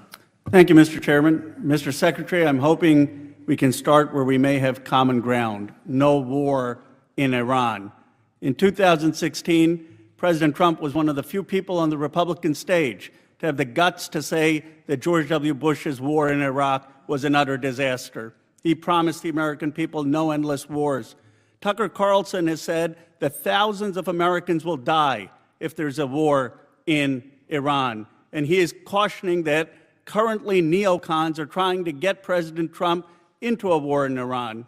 Representative Marjorie Taylor Greene has said the American people don't want to bomb Iran. Will you today assure the American people and the MAGA movement that you will not bomb Iran unless we are hit. Congressman, it's good to hear you quoting conservatives. When they're right, I quote them. I will tell you this. The president has been earnestly and completely committed to a peace process, has given Iran every opportunity, those talks ongoing, but he also fully recognizes the threat that Iran with a nuclear weapon would exist. Will you commit to us not bombing them? I mean, that's what the conservative MAGA movement is calling for it online. You'll see. I mean, they want a commitment that we not bomb Iran unless we're directly hit. Well, here in this forum, it wouldn't be prudent for me to commit or not to commit. My job is to be postured and prepared in the region, just as the chairman. How about this? Would any potential capability? Would you agree with this analysis that Netanyahu is itching for a fight? If Netanyahu uses American missiles to hit Iran, he's going to drag us into a war there because Iran's going to say they're using American missiles. Our military knows that you cannot just through hits eliminate Iran's nuclear capability. They'll simply go underground, and they will then end monitoring. And unlike Iraq, they're in heavily civilian sites. Will you stand up today and make it clear to Netanyahu that that escalation, what he's threatening just yesterday, is not in the American interest, that he should not be dragging America into war with Iran? Well, Congressman, that question included a lot of speculation. What I know is that Bibi Netanyahu is going to put his country first, and we're going to put our country first, and we're positioned properly in the region to ensure that we're prepared for any potential contingency. Are you concerned about his escalation into Iran, and will you assure the American people you're going to do everything possible to keep us out of a war in Iran? We remain, as the president has said, committed to creating the conditions for peace, creating the conditions for talks where Iran does not have the ability to develop a nuclear weapon. I'm running out of time, 2 minutes, so let me ask you another matter. Senator Baldwin asked you about the legal authority for the Marines in my state. I disagree with you. I thought not only do I not want Marines in Iran, I don't want them in California. But I don't want to get a gotcha. You know, they said, what provision? Your administration since then has filed in the federal district court. You're arguing that the Marines should be allowed to defend federal property. I disagree with you. That's your argument. Here's where I hope we can agree. Whatever the federal district court decides, will you abide by it? Well, this is a pending situation. So will you agree, though, that it's not my legal view, it's not your legal view that makes the decision in America. It's the federal judiciary. If the federal court in California and the San Francisco this district judge has orders a preliminary injunction, will you agree to abide by the federal courts? What I will tell you is my job right now is to ensure the troops that we have in Los Angeles are capable of supporting law enforcement in there. Sir, I agree with that, but will you? And we know we have the constitutional and and statutory authority. That's fine, but can you just assure us that you'll abide by the decisions of the courts? We've always looked at the decisions of the courts. Well, the vice president has said that he doesn't believe that the courts should be respected in military matters. Well, this is not my lane, but we also recognize that the way in which the judiciary has expanded its powers. But can you just give a simple? Okay, let me ask you this: two simple questions. You got 30 seconds. I'm not trying to trick you. I think it would assure the American people. Because it shouldn't be Ro Khanna's view of the Constitution, and it shouldn't be Secretary Hegseth's. It should be the Supreme Court and the federal courts. Can you assure the American people on two things? You will respect any Supreme Court decision on this matter about whether the Marines are constitutional, and you will respect the district courts when they rule before the Supreme Court rules. What I can say is we should not have local judges determining foreign policy or national security policy for the country. So you're not willing to say you would respect those decisions? What I'm saying is local district judges shouldn't make foreign policy for the United States. Gentleman's time's expired. Chair now recognizes the gentleman from Mississippi, Mr. Kelly. Thank you, Secretary Hegseth and General Kane, for being here today. Under President Trump's leadership, America's restored deterrence and secured our southern border. Thanks to this renewed strength, we're seeing positive momentum in both recruiting and retention. Our adversaries are thinking twice, not just because of our advanced capabilities, but because of the courage and dedication of the men and women in uniform who defend this nation every day. Still, we face serious growing challenges. China remains a pacing threat. Deterring that threat requires more than just strategy. It requires a strong, responsive defense industrial base. That starts with the timely and adequate investments, and investment begin with a budget. We have to have a budget. Despite defense spending is the price of deterrence, we've got to stay focused and strong. With that being said, Mr. Secretary, I've championed the Ships for America Act with Mr. Garamendi from California and Senator Young and Senator Kelly in the Senate. I know the administration is behind this. Right now, are you committed to getting this SHIPS Act and getting our maritime industry and base to where we need it to be a strong maritime nation, which means a great nation? Sir, I would refer to Bryn for the actual details of what is included from that bill in our budget, but I can say top line, we are historically committed. $47 billion in shipbuilding in this budget alone. It was mischaracterized because of baseline versus reconciliation, but when you look at the total investment, historic. Same with defense industrial base. So we recognize the failures and failings of the past. We're also not just pouring money into the same processes. We're hiring innovators, and we've got secretaries who are driving change, personally reviewing each shipyard across the country to recognize what's failing and what isn't, how we address workforce issues, how we address modernization. I'm going to take that as a yes where I can get something else, because we work with the administration, the Senate, and the House, bipartisan, bicameral, throughout the administration to get that done. Acquisition reform. General Kane, thank you for your leadership. As the committee works to streamline acquisitions through the SPEED Act and give program executive officers, PEOs, more agility, I want to make sure that we're doing the right things at DOD writ large, especially when we're talking about Navy and Air Force and some of the programs that we do. Requirements cannot be shifted on a yearly basis. They at least need to stand steady through an administration. So we need requirements that are steady. We can't tell them how to build things. What we need to tell them is the capabilities we need and let industry build that. We can't always let perfect be the enemy of good. We need to keep and maintain during the acquisition process intellectual property rights so that we can repair those things ourselves, so that we can 3D print. There are so many things that we can do better that we put artificial barriers because we have a risk-averse DOD now, especially in acquisitions. And finally, we need to make sure if we say we're building 4 destroyers next year, we don't need to next year say, well, we're going to change that to 3. We have to send a steady demand signal. We have to do block buys, and we have to hold these PEOs responsible for finishing the program, or at least getting it to a point where it's in production. We cannot rotate every 2 or 3 years. Are you committed to make sure that we do everything we can to help our industrial base, give the Army, Air Force, Navy, and Marines the products they need to win? Well, sir, there was a lot of goodness in the statement, and by the way, thank you for your service yourself here in the uniform for so many years. You covered a lot of ground between requirements to PEOs. One of the things that I think we, both the military and the Congress, are going to have to think through is how do we buy aligned with the technology development curve, back to your point about requirements. And what I need to try to think through with you is how do we ensure that the force of the future has the relevant and current combat capability to dominate on the battlefield.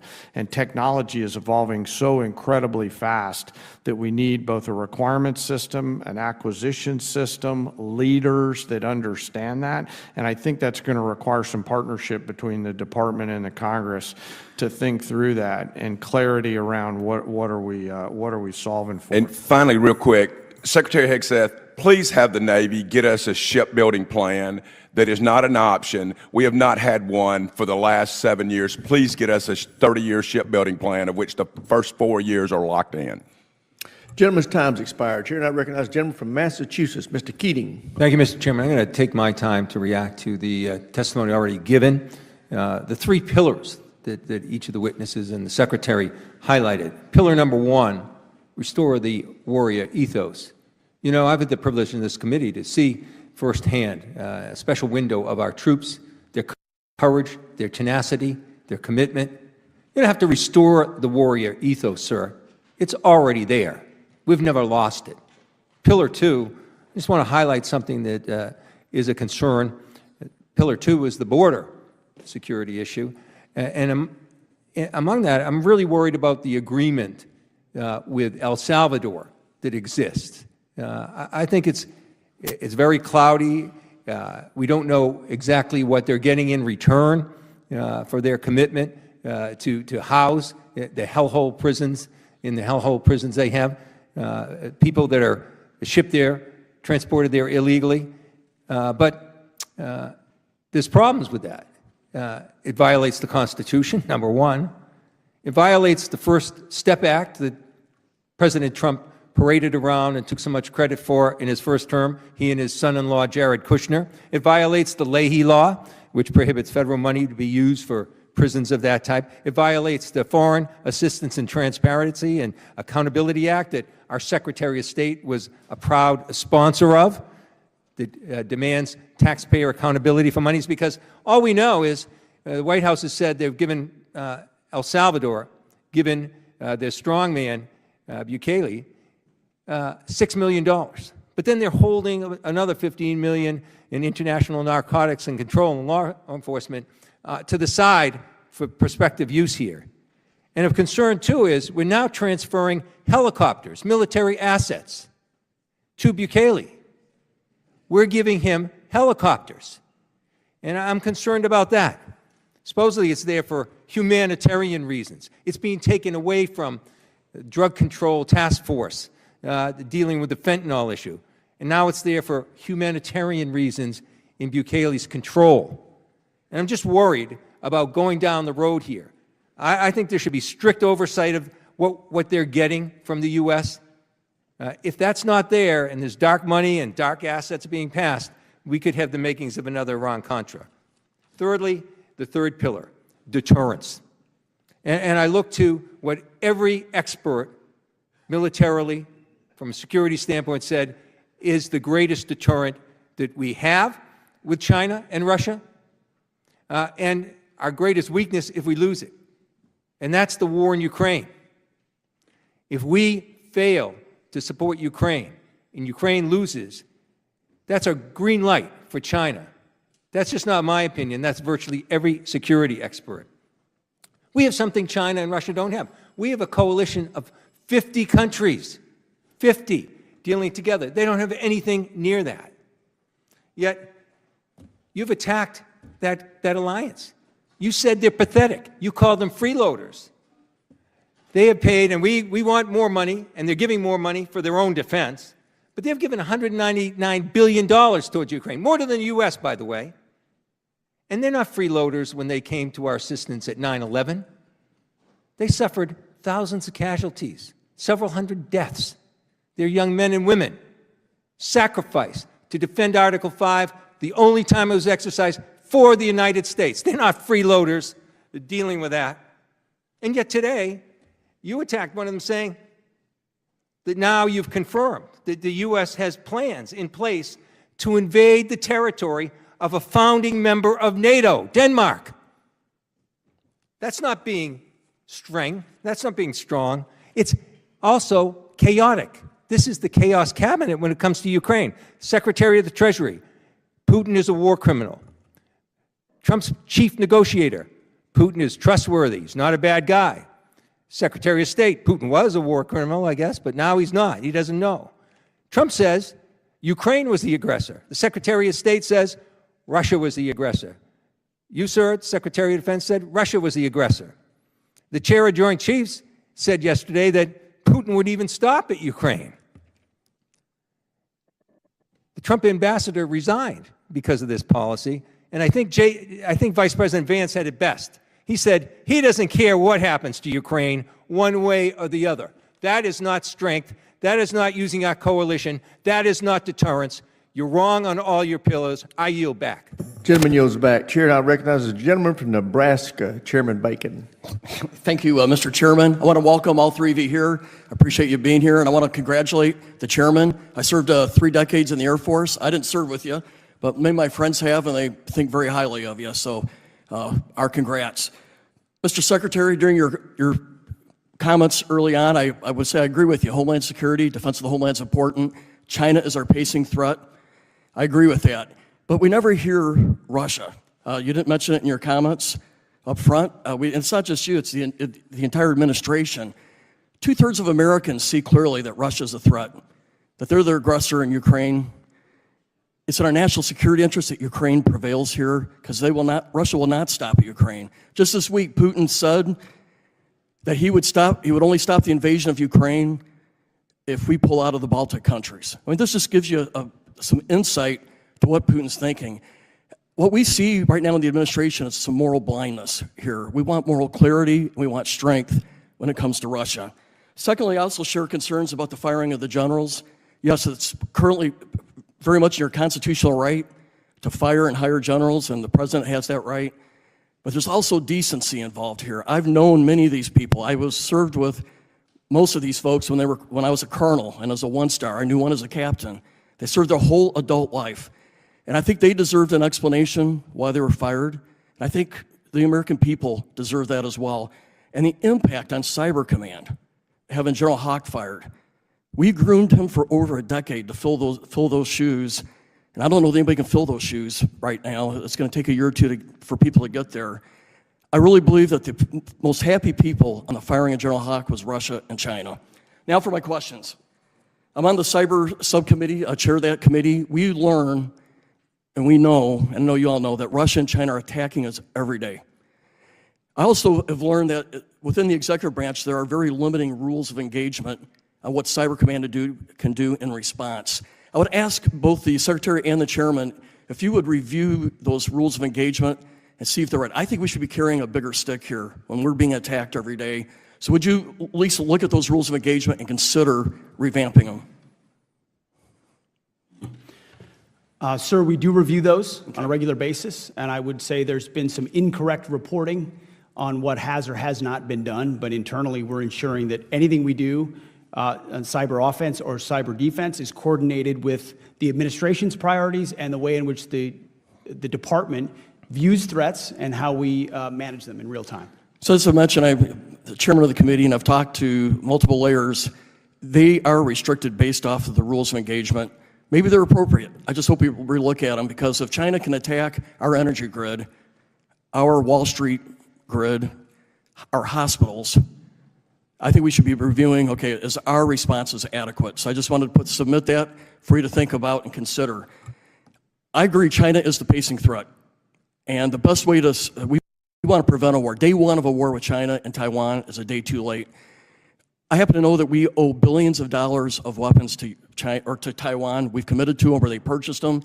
And this is really a previous administration's fault. We're talking billions of dollars of weapons. They need sea mines now. They need Harpoon missiles, air and missile defense, things like that. I asked the previous secretary under the previous administration, what are you doing about it? He says, well, I'm studying it. He's the secretary. I just asked for your all's review and figure out who's behind do we got to kick to start getting these weapons to Taiwan faster so we have deterrence. And I just appreciate your comment to that.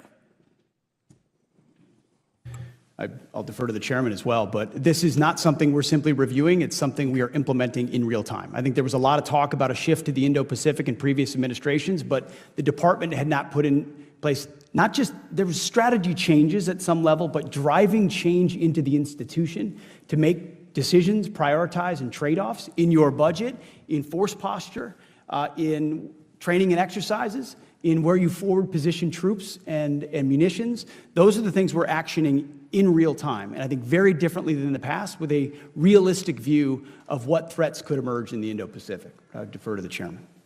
Sir, I'll just add in general terms about the size and capacity of our defense assistance worldwide. You know, that all tacks back to our national and defense industrial base. And what I'm encouraged by is the leaders that we have in the department, in the joint force, and in the Congress right now. It feels like if not now, then when? And if not us, then who?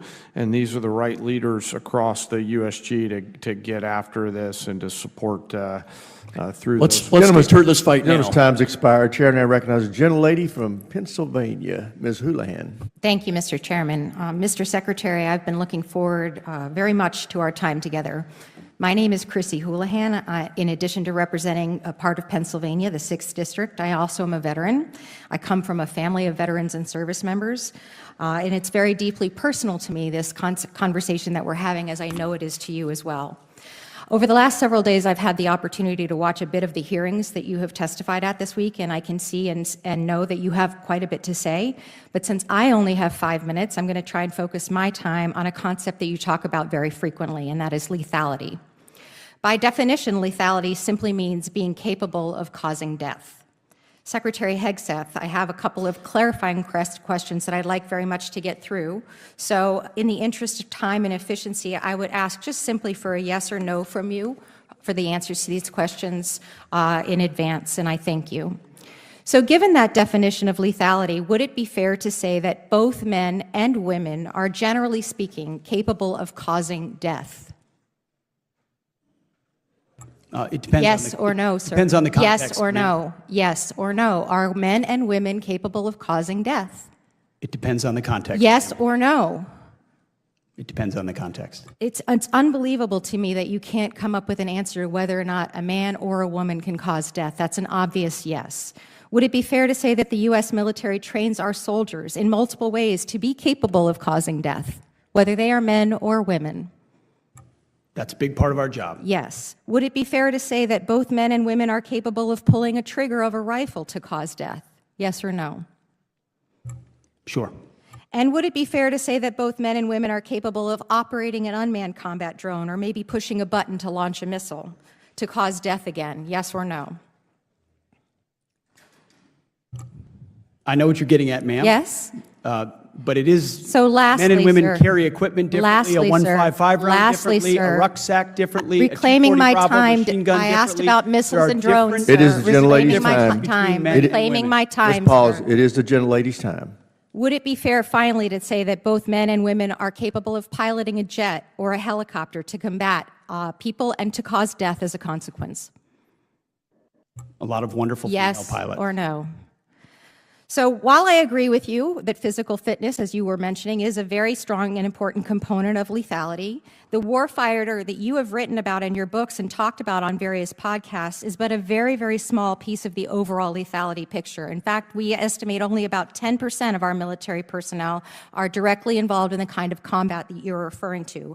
Rather, 90%, that's the math, of our troops are doing other jobs that support and enable those 10%. So to put it simply, lethality cannot be measured solely by the damage that a 6'3", 225-pound Christian male with a rifle can do to the enemy anymore. Sure, I agree he's part of that solution, but it is an incomplete and at best very dangerous and very homogeneous description of that. Lethality is equal parts technical skills, tactical experience, cognitive problem solving, and physical fitness. It's not about one person, but it's about many. It's not about blue or red. It's not about liberal or conservative, Christian, Jewish, or agnostic. It's not about North and South. Here are some statements that you have said previously about women in service. This is 2024, sir, not when you were a 19-year-old. You have said that women are life givers, that dads push us to take risks, and that moms put the training wheels on our bikes, that we need moms, but not in the military. Secondly, you have said, I am straight up just saying we should not have women in combat roles. It hasn't made us more effective, and it hasn't made us more lethal.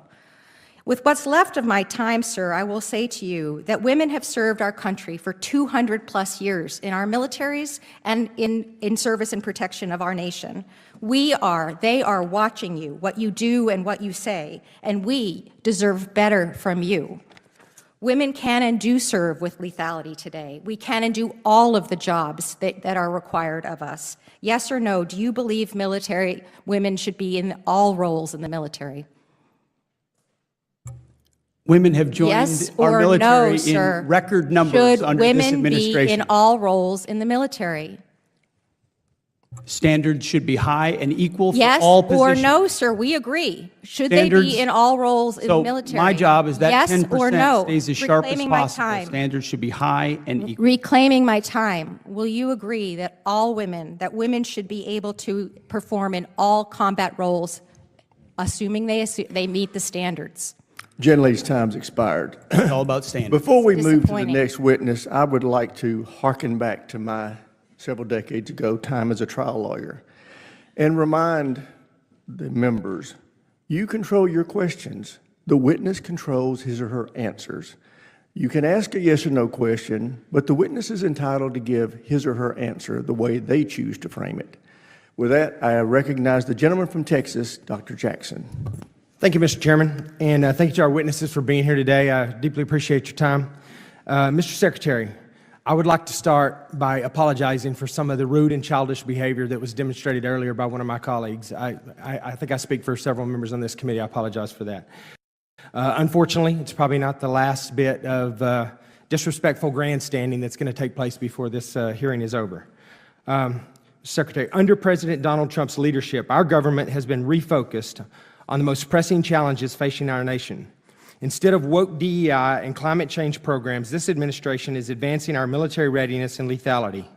As adversaries seek to challenge the United States, we must do better to equip, train, and defend this great nation. And Mr. Secretary, on behalf of the patriotic Americans in the 13th Congressional District of Texas, I want to thank you for what you're doing to reclaim our military. I think you're doing a wonderful job. Last month at SOF Week, you stressed an important and foundational SOF truth. People, not equipment, make the critical difference. Our SOF community employ a number of capabilities and special expertise that bolster our ability to deter the PRC and set conditions, if needed, that provide the United States with distinctive advantages. We ask a lot of our Special Operations Forces more and more as each day goes by, and that's only going to continue. Crisis response remains a critical mission performed by SOCOM, and despite flat funding, this responsibility has risen as high as 200% over the last decade. Mr. Secretary, as you highlighted during SOF Week, our operators' lethal precision and timely crisis response capabilities have met these growing demands every single time.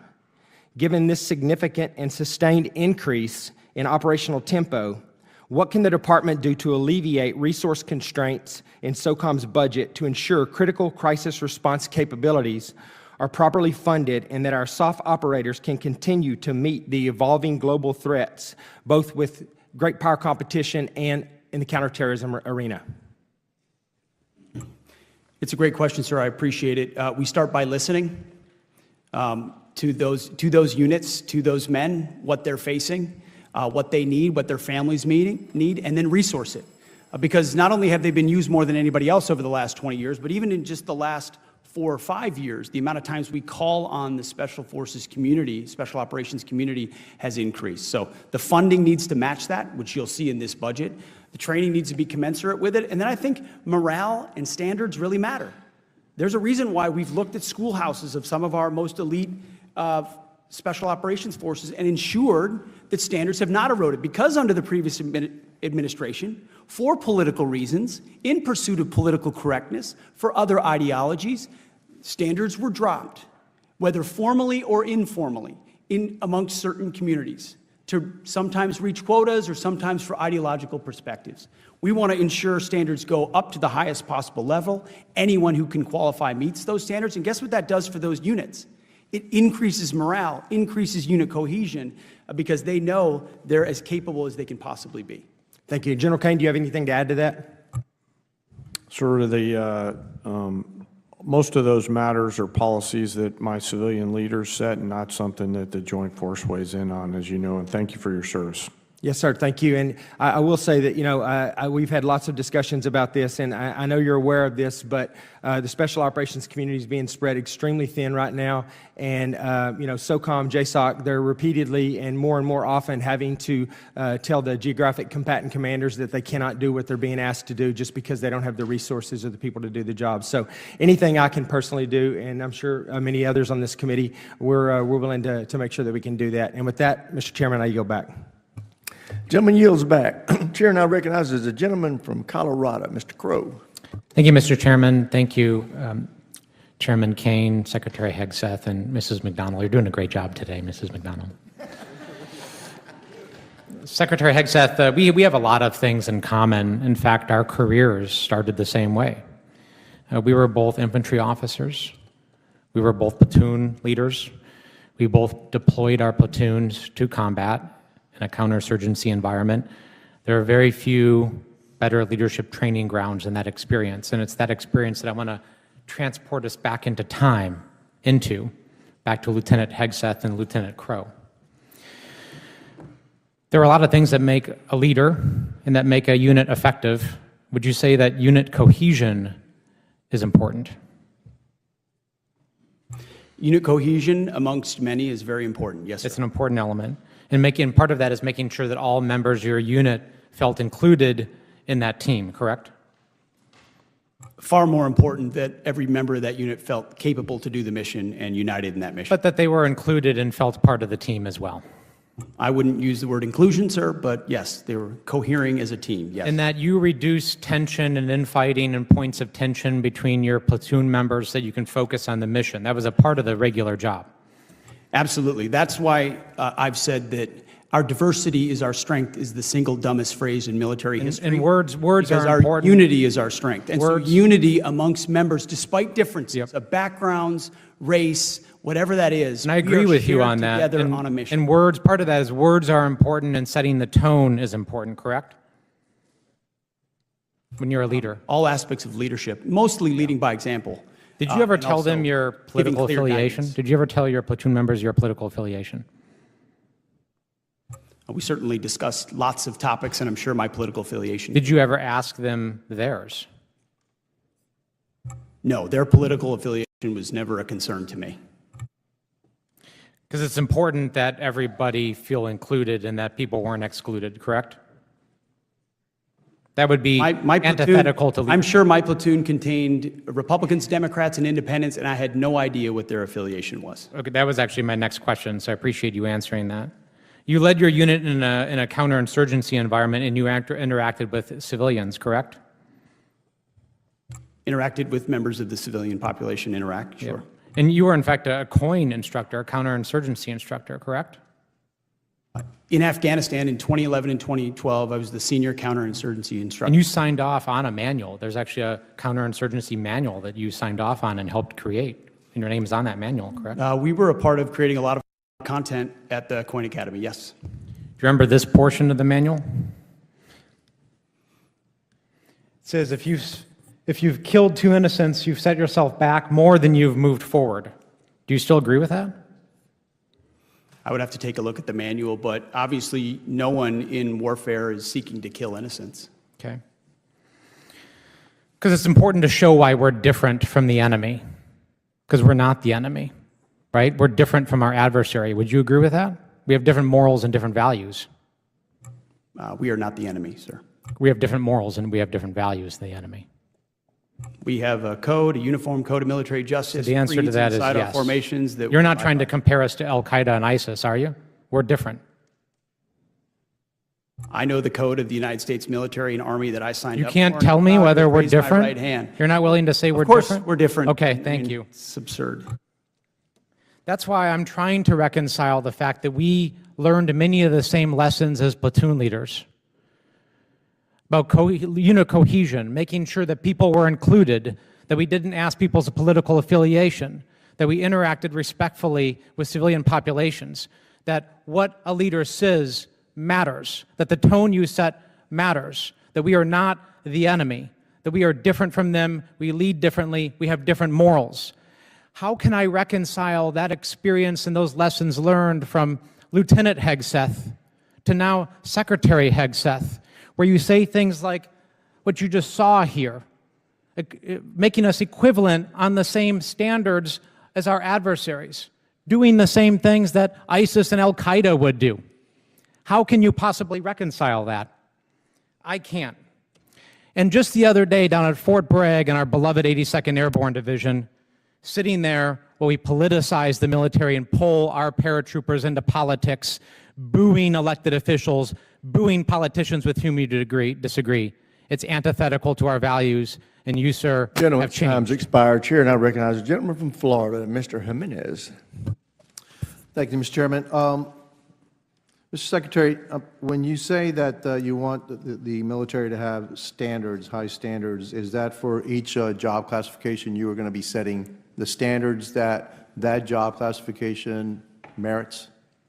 Sure. So if you're looking at combat arms, you're going to have a certain set of standards there that are very important. And that anybody who meets that standard is qualified to have that job, whether it be male, female, whatever race, political affiliation, et cetera. That is we've made that clear from day one, that those jobs are open to anybody that can reach the standard for that particular job. It shouldn't be lowered for any reason. Fair enough, but are you, when you're setting these standards, are you going to make sure that they don't set artificial barriers for entry for anybody?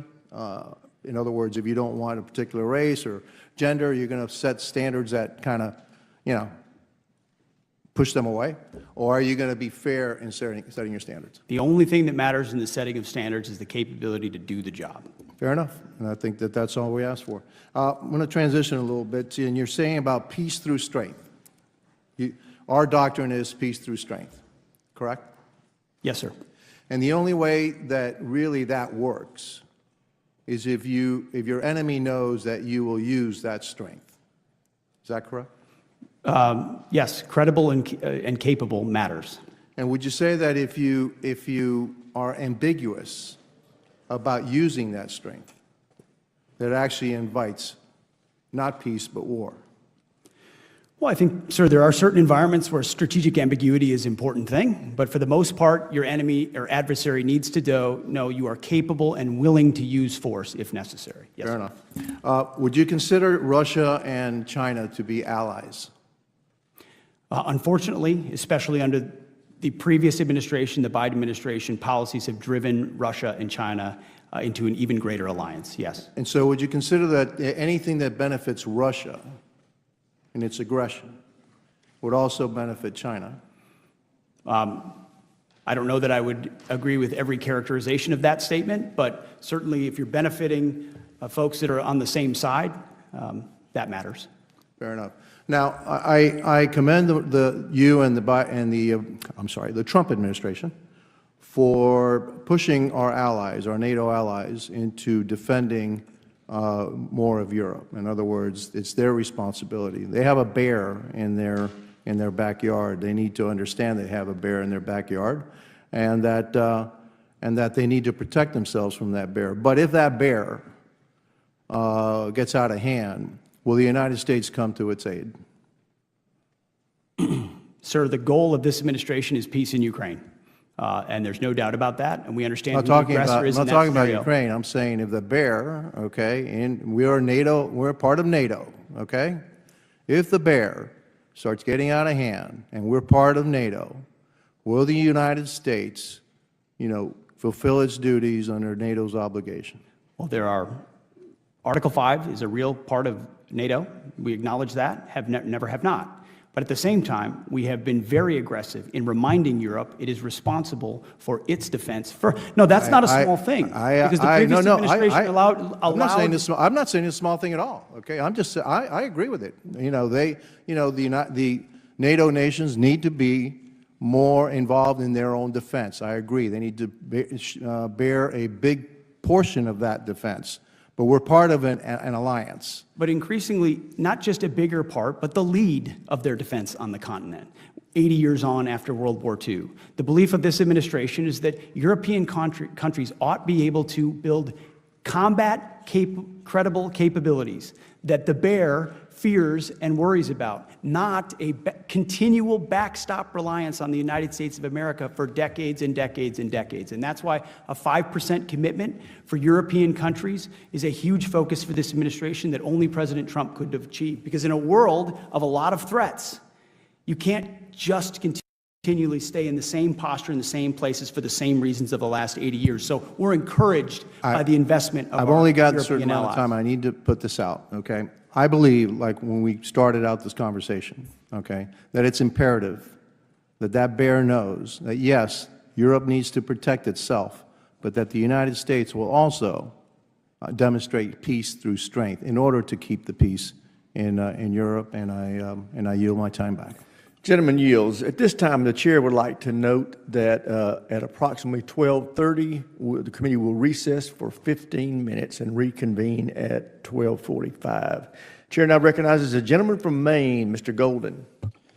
Thank you, Mr. Chair. Secretary Hegseth, yesterday Admiral Kilby testified before the committee about the importance of fielding DDG Flight 3 ships. The anti-air ballistic missile radar capabilities are chief among the reasons why.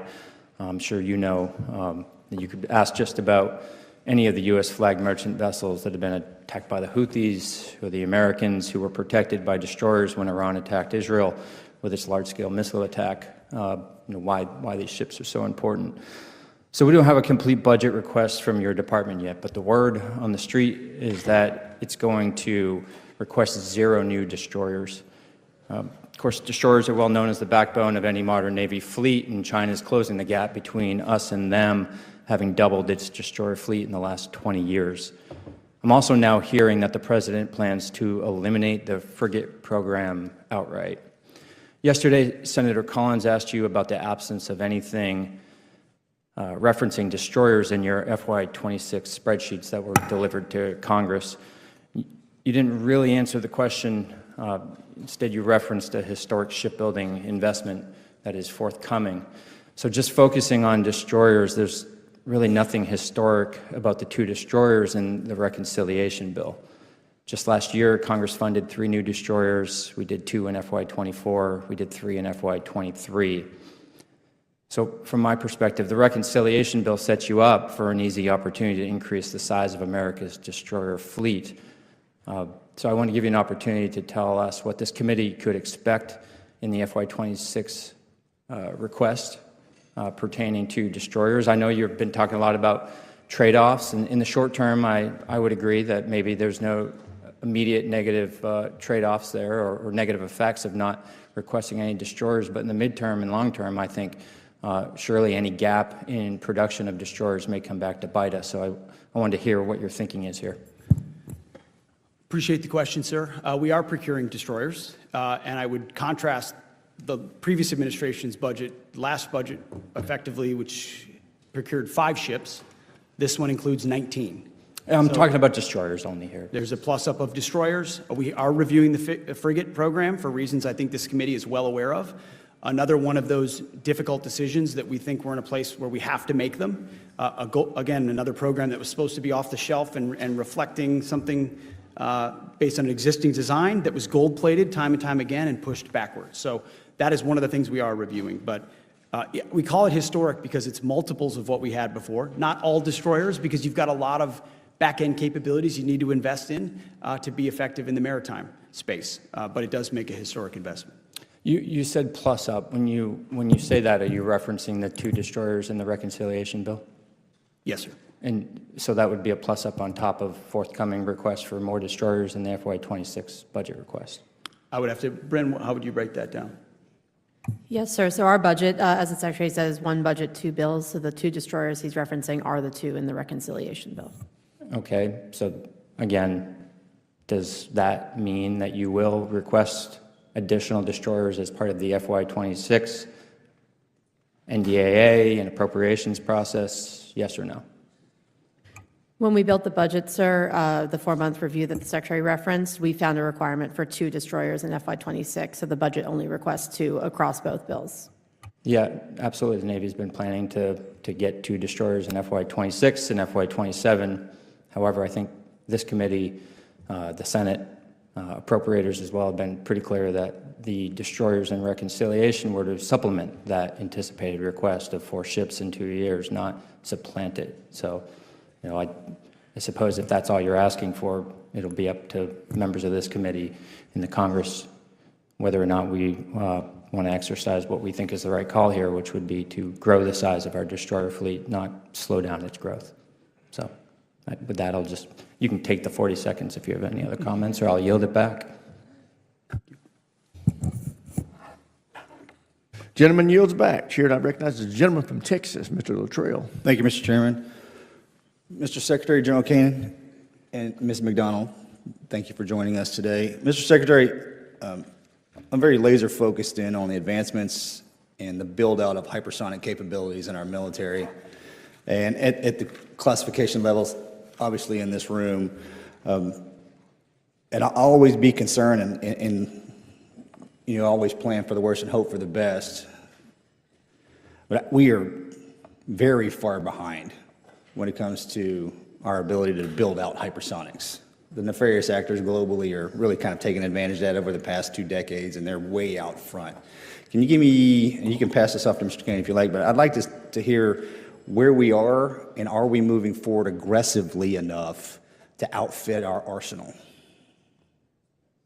I will defer to the chairman on that, but very aggressive. Long-range fires, hypersonics are central to this FY26 budget in some creative ways as well. So I wouldn't fully agree with every characterization of what you said. We're catching up in quickly on capabilities, and that's because of things that are known and things that are unknown in hypersonics, because that's a capability that we need to have existing and need to have. Well said. Yes, sir. Need to have.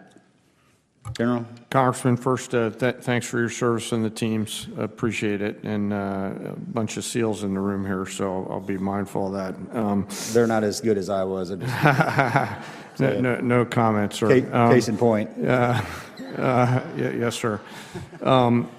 Sir, it's very much on our joint force radar. As you know, the services handle a lot of that. The Navy's all over SM-6 Block 1B, which will hit in 2029.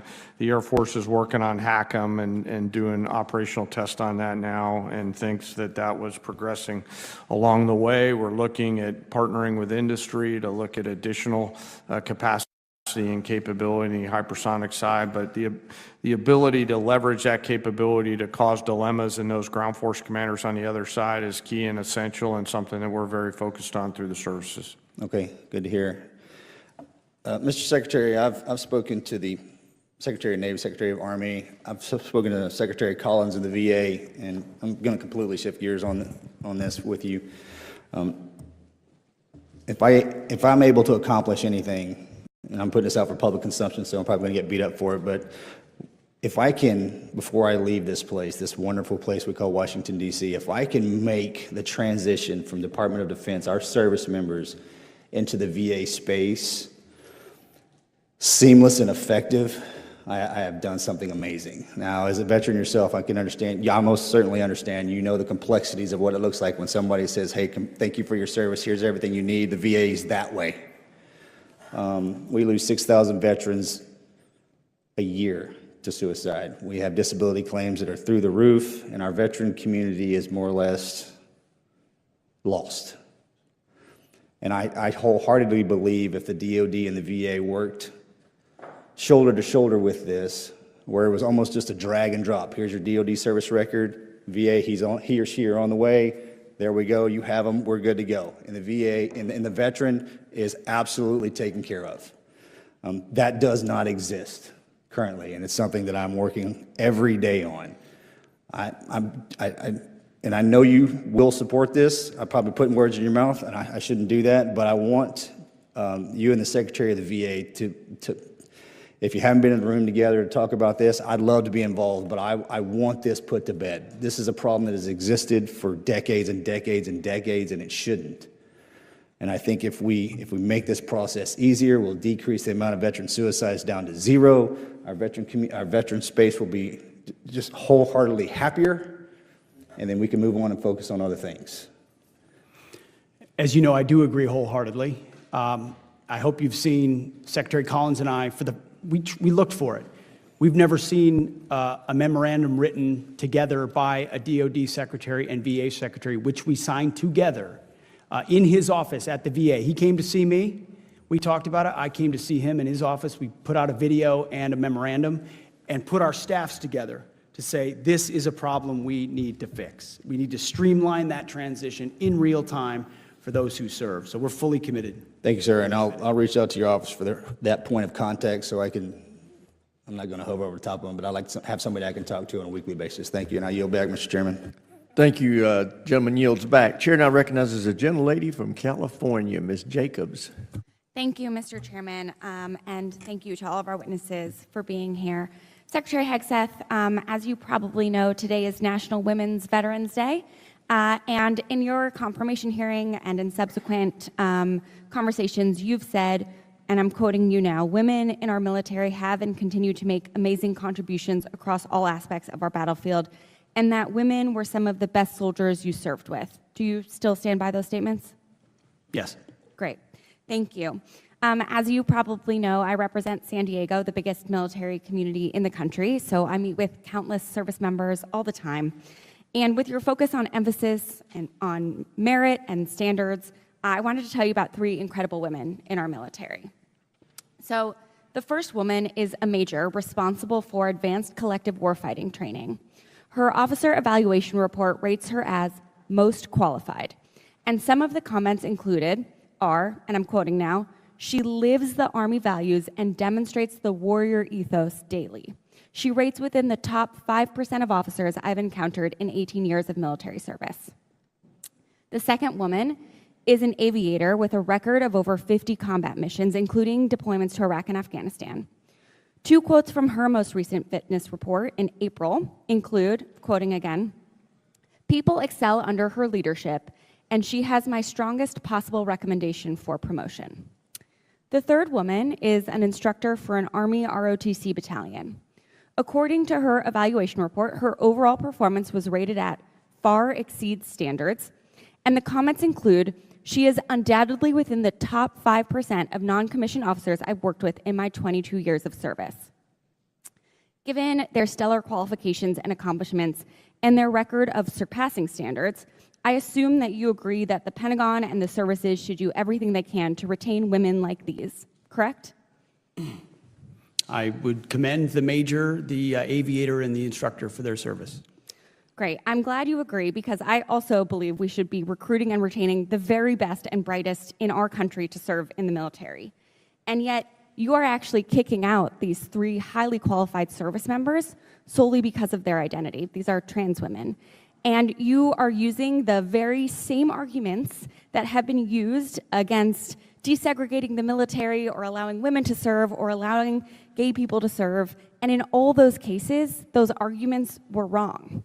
So I think it's clear that this is actually not about standards or, and I'm quoting you again, an equal, unwavering, gender-neutral, merit-based system, because if it were, you would be keeping these women in. Instead, you are the one injecting culture wars into the military, and it's at the detriment of our military readiness and national security. Now, General Kane, I'd like to turn to you. So to be clear, these are men who think they're women.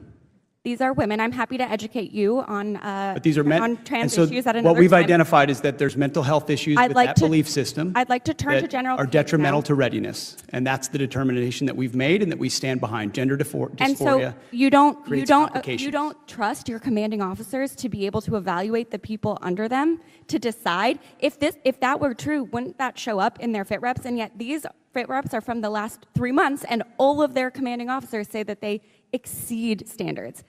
I'm turning to General Kane now. General Kane, I'd like to touch on something you said yesterday before the Senate Appropriations Committee. When asked whether the United States is under a foreign invasion, you said, "At this point in time, I don't see any foreign state-sponsored folks invading." Despite that testimony, 2,000 National Guard troops have been federalized and deployed to Los Angeles, and 700 Marines from my community of Southern California are now on the ground there as well. And on Tuesday, President Trump, flanked by hundreds of uniformed troops, said they are there, said this is the reason they are there. They are there, I'm quoting now. "Generations of Army heroes did not shed their blood on distant shores only to watch our country be destroyed by an invasion." General, have you personally informed the President that according to your own assessment, there is no invasion? Ma'am, first, the definition of an invasion, whether or not that's a policy, that's really a policy decision. And, from a military-only perspective, I, stand by what I said yesterday. But, my advice to the President in any particular matter from a security standpoint, or for the Secretary for that matter, I keep that between them. I understand that, but the highest-ranking military advisor in the country does not believe there's an invasion, and yet the President of the United States is federalizing the National Guard and deploying Gentlelady's time's active duty expired. in the name of an Gentlelady's time's expired. This will be the last member before we have our break. Gentlelady from South Carolina is recognized. Thank you, Mr. Chairman. And just to clarify, I want everyone to know that men are not women, and I find it deeply offensive as a woman who's broken glass ceilings. So to all the women out there who are fighting their way through their track meets, their scholarships, their jobs against mentally ill men. I want you to know, Republicans, we see you and we support you. Thank you, Mr. Chairman, and thank you to Secretary Hegseth and General Kane for joining us today. The Department of Defense and our armed forces exist to protect our country's interests and our citizens' freedoms. Under the previous administration, this mission was supplanted by divisive ideology and social experimentation. Allowing ideological advocacy to come before military readiness was an enormous mistake. At the direction of President Trump and under your leadership, the DoD is rightfully returning to its focus on lethality and readiness. Our country faces a complex array of challenges and must maintain unparalleled readiness. The changes you are implementing at DoD are critical to returning our military to its core mission. So I have a few questions for you, Secretary Hegseth, today. How much did the Biden administration spend on DEI programs at DoD? Well, when you look at directly or ancillary reflections of it, it was billions of dollars, ma'am. And did it focus on equitable outcomes rather than merit or improve our effectiveness in the military? No, I think if you look at ongoing operations under the Biden administration and also recruiting and retention under the administration, it was a distraction, not an enabler. Do DEI programs make our military more lethal? No. Secretary Hegseth, how much money did the Biden administration spend on the chemical and surgical mutilation of our service members under the guise of gender-affirming care? I don't know, but $1 is too much. I agree. Did sex change experiments in the chemical and surgical mutilation or castration of service members improve our defense capabilities and make us more lethal? No. That's what I thought. Secretary Hegseth, can a history of mental health conditions disqualify someone from military service? Yes. And is gender dysphoria, a documented mental illness, included in this list of disqualifying conditions? It was not, but it is now, per an executive order from the White House and reinforced by the Defense Department. Gender dysphoria is properly recognized as a mental disorder and a disqualifying one for military service. God bless America. Okay, so I welcome the announcement of the Navy that they would be ending animal testing on cats and dogs. Huge win for animal lovers and those against the barbaric treatment of cats and dogs. However, I understand there are still some active Biden-era dog and cat tests being funded by the DoD. Secretary, do you plan to end these experiments as well? As you know, Congresswoman, we've looked at a lot of those. We've reviewed a lot of those, and we've ended a lot of those. There are probably others under review, and we will do that. I would love for you all to do a review and eliminate all of them, to see them ended as well. Do you think you'll enact a DoD-wide ban on conducting or funding cat and dog experiments? Do you think that'll be in the future under your leadership? We will review that. Right now, our focus is studies that actually add to our capability, our readiness, our warfighting ethos. So if they don't contribute to enabling better capabilities, then they will be reviewed and ended. Okay, and talk to me about recruitment. How far, you've already hit your recruitment numbers this year so far, right? Or close to it? In record numbers, yeah, months and months ahead in all services. Why do you think that is? Well, I think a new commander-in-chief was elected in November and inaugurated in January, and I used to call it the Trump bump. I think you can't call it that anymore. It's a tsunami of young Americans who believe in the direction President Trump is taking the country, and specifically his leadership as commander-in-chief, and they look at a fighting force that's going to be back to basics. We get accused of wanting to do ideology. It was ideology on the other side that was pushed into the military. Yeah. We're pulling that out and getting back to basics, fidelity to the Constitution, focus on warfighting. Americans respond when that's the focus, and that's what we've seen. So if there's a young person watching today on C-SPAN, and I hope that there are a few, and if they're looking at, they don't know what they want to do with the rest of their life, how do they get recruited into the military? What can they go do today, right now, to come work for you? Well, the menu is large of any different services, any different jobs, and contrary to the narrative being pushed by one side, we have record number of females, minorities as well. This is not just one group of people joining the military, and we welcome all Americans who are qualified to serve our country. Thank you, Mr. Chairman, and I yield back. Gentlelady yields back. As previously stated, the committee will stand in recess for 15 minutes.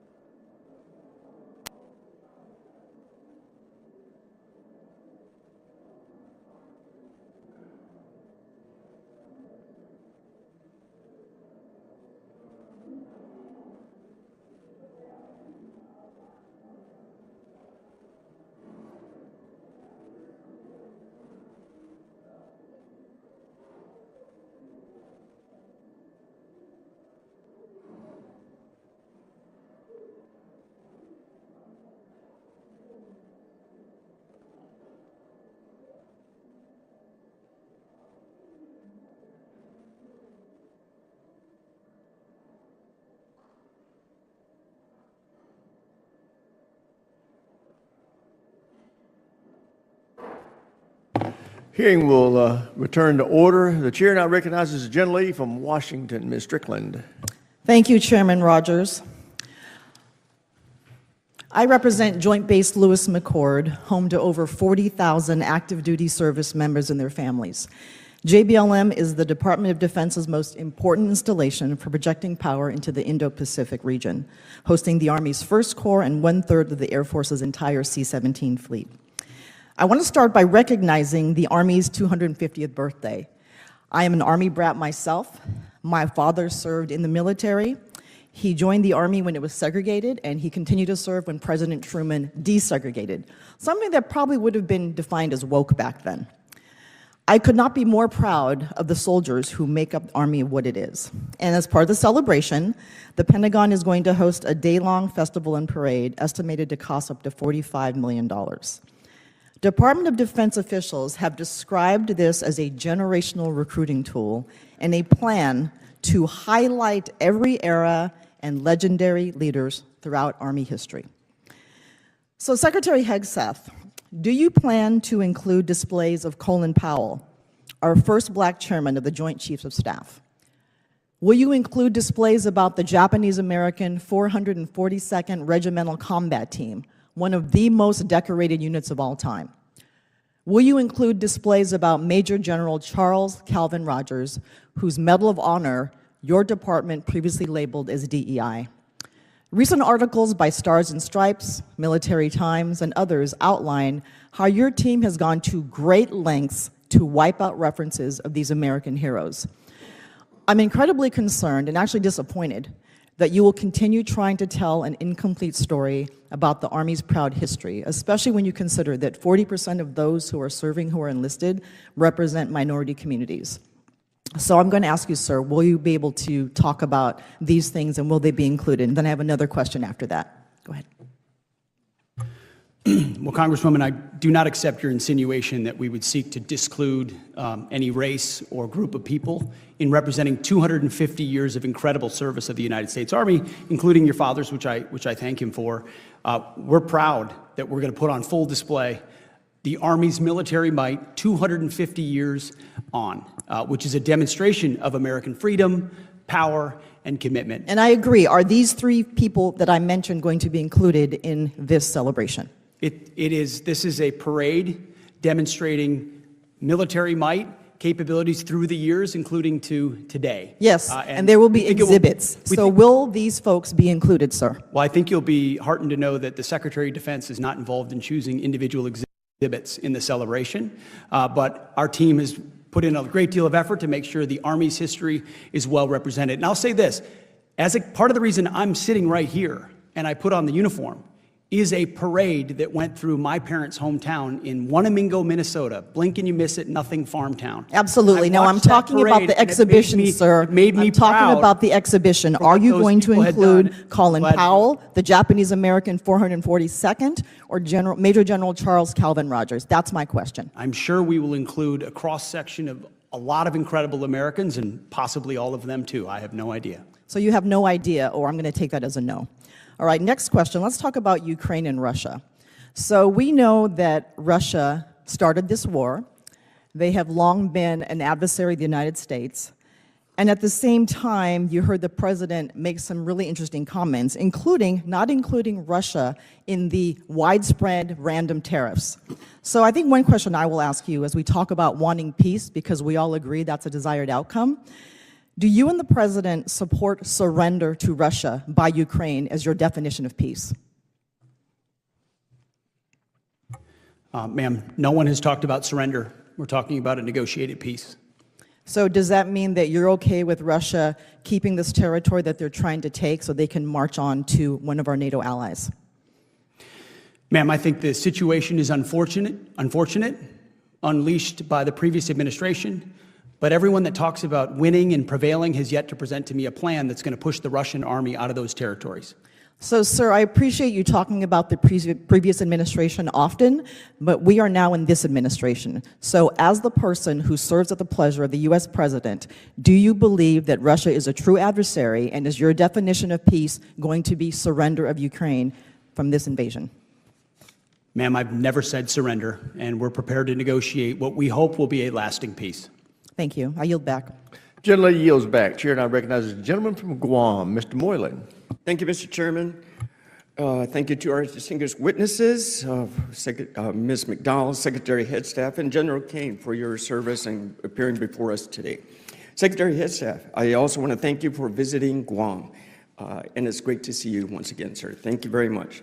I appreciate your keeping an eye on the Pacific Deterrence Initiative, sir, and wanting to make sure that our construction, our readiness projects on Guam stay on time and on budget. Considering the complexity of working in our isolated territory, of course, with workforce constraints and logistical constraints as well, tell us about the mechanisms that you have in place to ensure we maintain our time and budget on the Pacific Deterrence Initiative, sir. Well, thank you for the question, sir. It was great to visit you. I will say a big part of that is focus and attention and time, and I was struck, not to be critical of any of my predecessors in this context, but that it had been over 20 years since the Secretary of Defense had visited Guam.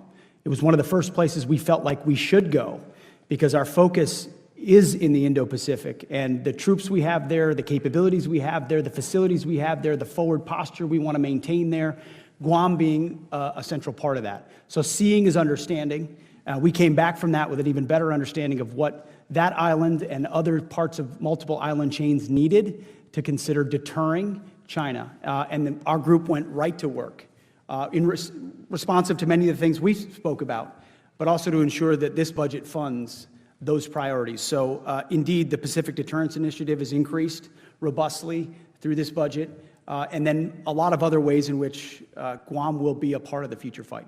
I thank you, and I also ask for your continued support. Our main workforce there is the H-2B workers, which we'll be looking at to extend once again with your support. So thank you, Mr. Secretary. One thing that would be helpful for our contractors on Guam is regarding the design, bid, and build. So this makes a lot of delays and change orders and cost overruns due to our site locations and our logistical complexities. As the department, or I asked the department also to review some lessons learned from the design build versus design bid build models. Instead, that will really speed things up, and I'm hoping your budget will enable more flexibility for our contracting strategies to do just that. One of the core pillars of how we're changing MilCon acquisitions is flexibility, with a recognition that each site, CONUS or OCONUS or more far-flung, has unique complexities, workforce complexities, logistical challenges, resourcing challenges that need to allow the local leadership there to adapt as quickly as possible. And the last thing the DoD usually does well, especially the bureaucracy, is adapt. So we're trying to give maximum flexibility and latitude, sir.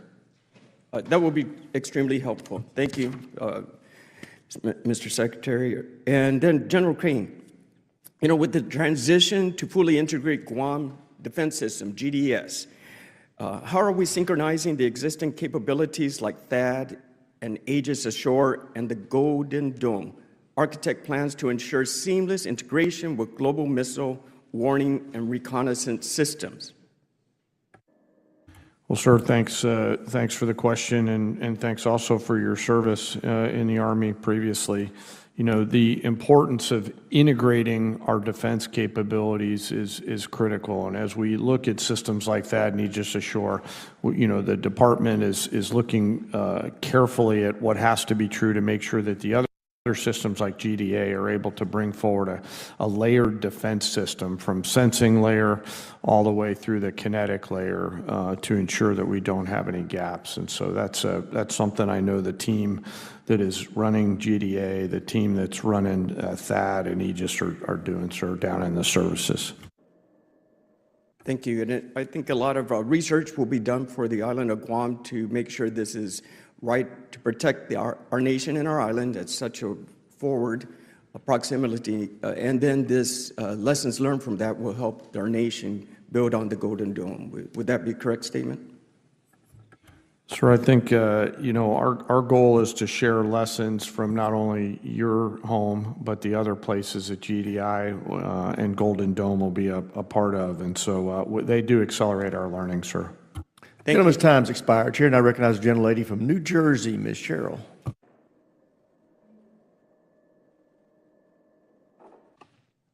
Thank you, Mr. Chairman. Secretary Hegseth, Chairman Kane, thank you both for being here today. Mr. Secretary, your testimony over the last several days before Congress, I've heard you speak about all of your supposed accomplishments from your time at the Pentagon. I have to say, your training at Fox News has let you spin months of dangerous dysfunction and incompetence into catchy phrases like restoring the warrior ethos and increasing lethality. But the truth is, it's really been chaos at the Pentagon under your leadership. You've clearly shown you're unable to manage the Department of Defense, but what I'm most concerned about are three specific areas: your operational incompetence, your managerial incompetence, and your budgetary incompetence. So let's start with operational. According to news reports, in your first week on the job, you got confused in a National Security Council meeting and thought President Trump wanted you to stop all aid to Ukraine. In a well-functioning administration, you would have asked for clarification before making that seismic policy shift, but instead you ordered vital military aid heading to the front lines turned around, costing the U.S. millions of dollars, and depriving Ukrainian soldiers of equipment they needed to fight Russia. So, Mr. Secretary, can you explain how exactly you misunderstood such a monumental presidential order? One of many fake news headlines we've dealt with. So President Trump told you to halt military aid to Ukraine on January 30th? As is often the case, highly ideological and very ill-informed reporters love to speculate about things they know nothing about in order to spear President Trump and myself. So it sounds like actually the reporting is correct, because I will say, if it wasn't a mistake, why did aid restart only a few days later? Again, we would take complete issue with what would some call reporting and others call a hatchet job. So why did aid start just a couple days later? I'm saying the reporting is inaccurate, ma'am.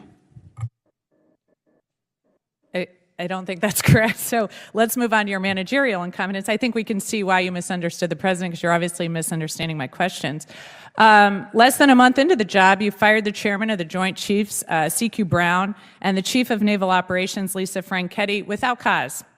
And to this day, you still have not provided an adequate explanation for removing them. As far as I can tell, you fired C.Q. Brown because he was black and Lisa Franchetti because she is a woman. So nearly 4 months later, we still don't have a new nominee for Chief of Naval Operations. News reports, and you can contest it, but I'd love to hear your answer, say that you haven't nominated someone because qualified admirals keep turning the position down.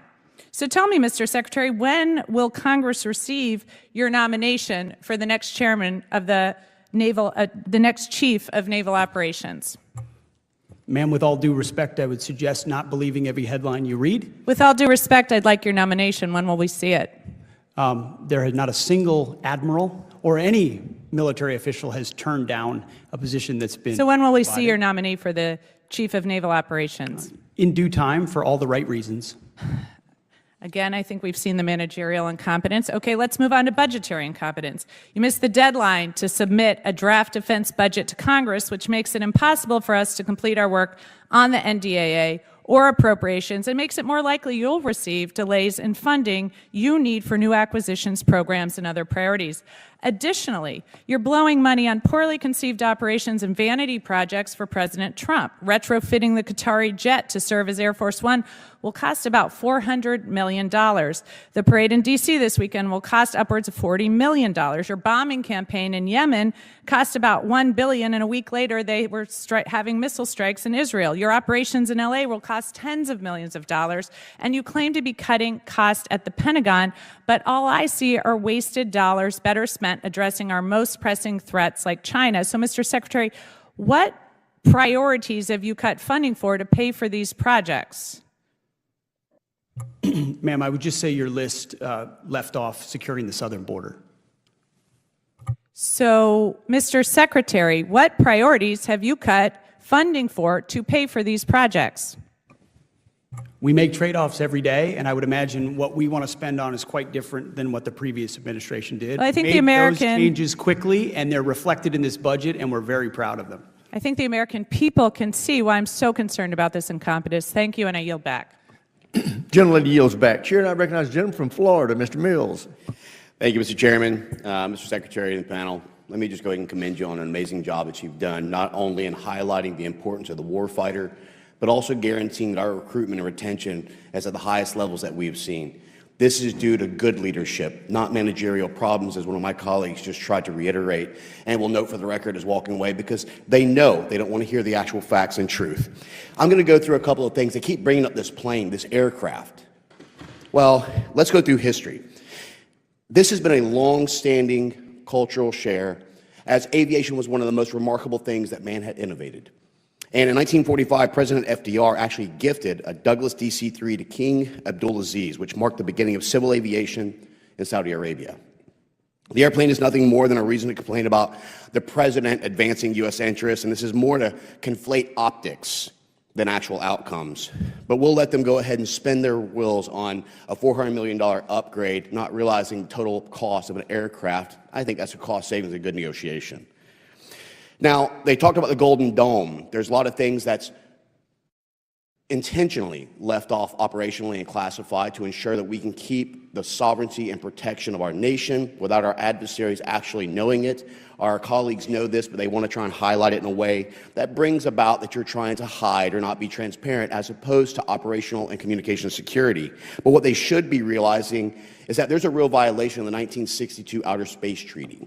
That when the leak was made about Sputnik 2's capabilities and what Russia was trying to do to arm and weaponize from a nuclear capability in space, that maybe we should take a vital interest in not just what we're seeing here on Earth, but what we're seeing abroad as well. The president knew this in the first administration, which is why he created Space Force.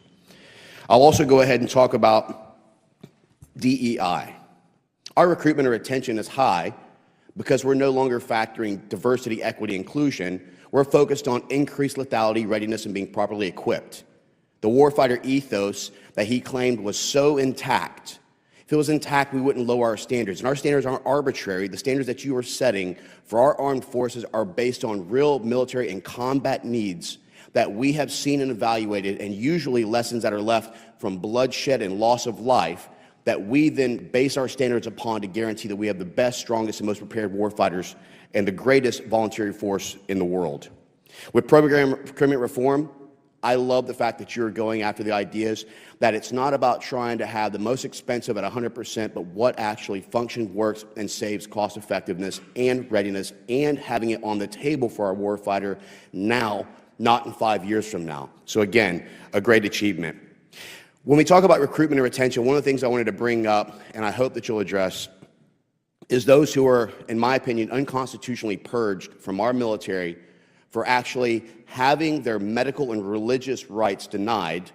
And I would like to see these individuals who are wrongfully purged given the opportunity to not only return to serve in our armed forces and our nation, not a political agenda, but to also have the ability to be re-incentivized by having back pay, full benefits, and being able to be returned to the ranks that they deserve without it being politicized. You know, I think that we should start naming a lot of our cities in Texas and in New Mexico and Arizona something that was by a Ukrainian city. Then our other colleagues might actually care about the protection of our borders. This is one thing that you've actually done great by sending our military down there, and we have a 600% increase in apprehension rates and a complete decrease in human and sex trafficking and fentanyl and opioids that are killing Americans by the thousands. Now, when it comes to the cartels, the president has designated our cartels, rightfully so, as a foreign terrorist organization.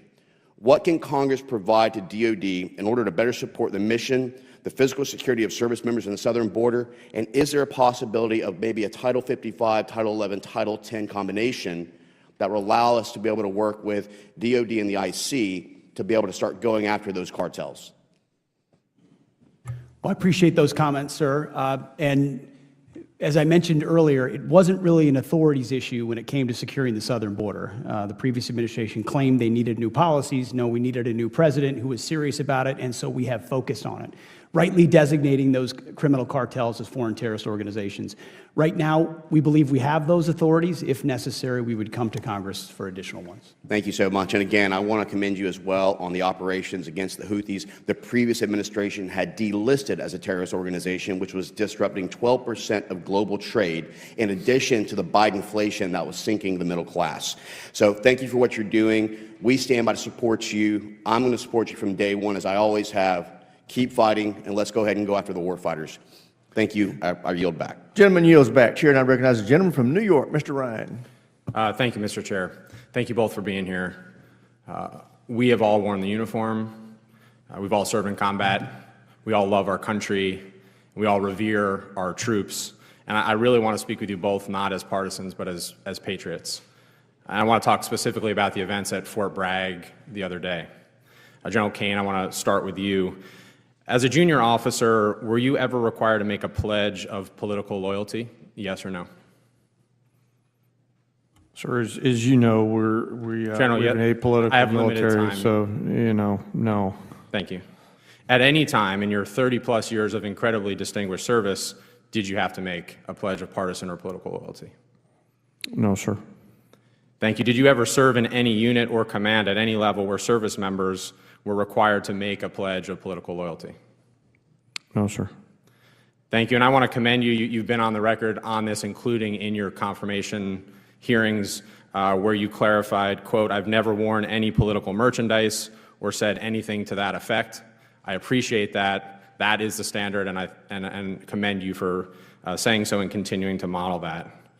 General Kane, one last question for you. Should soldiers have to pledge political loyalty to participate in an event with our commander-in-chief?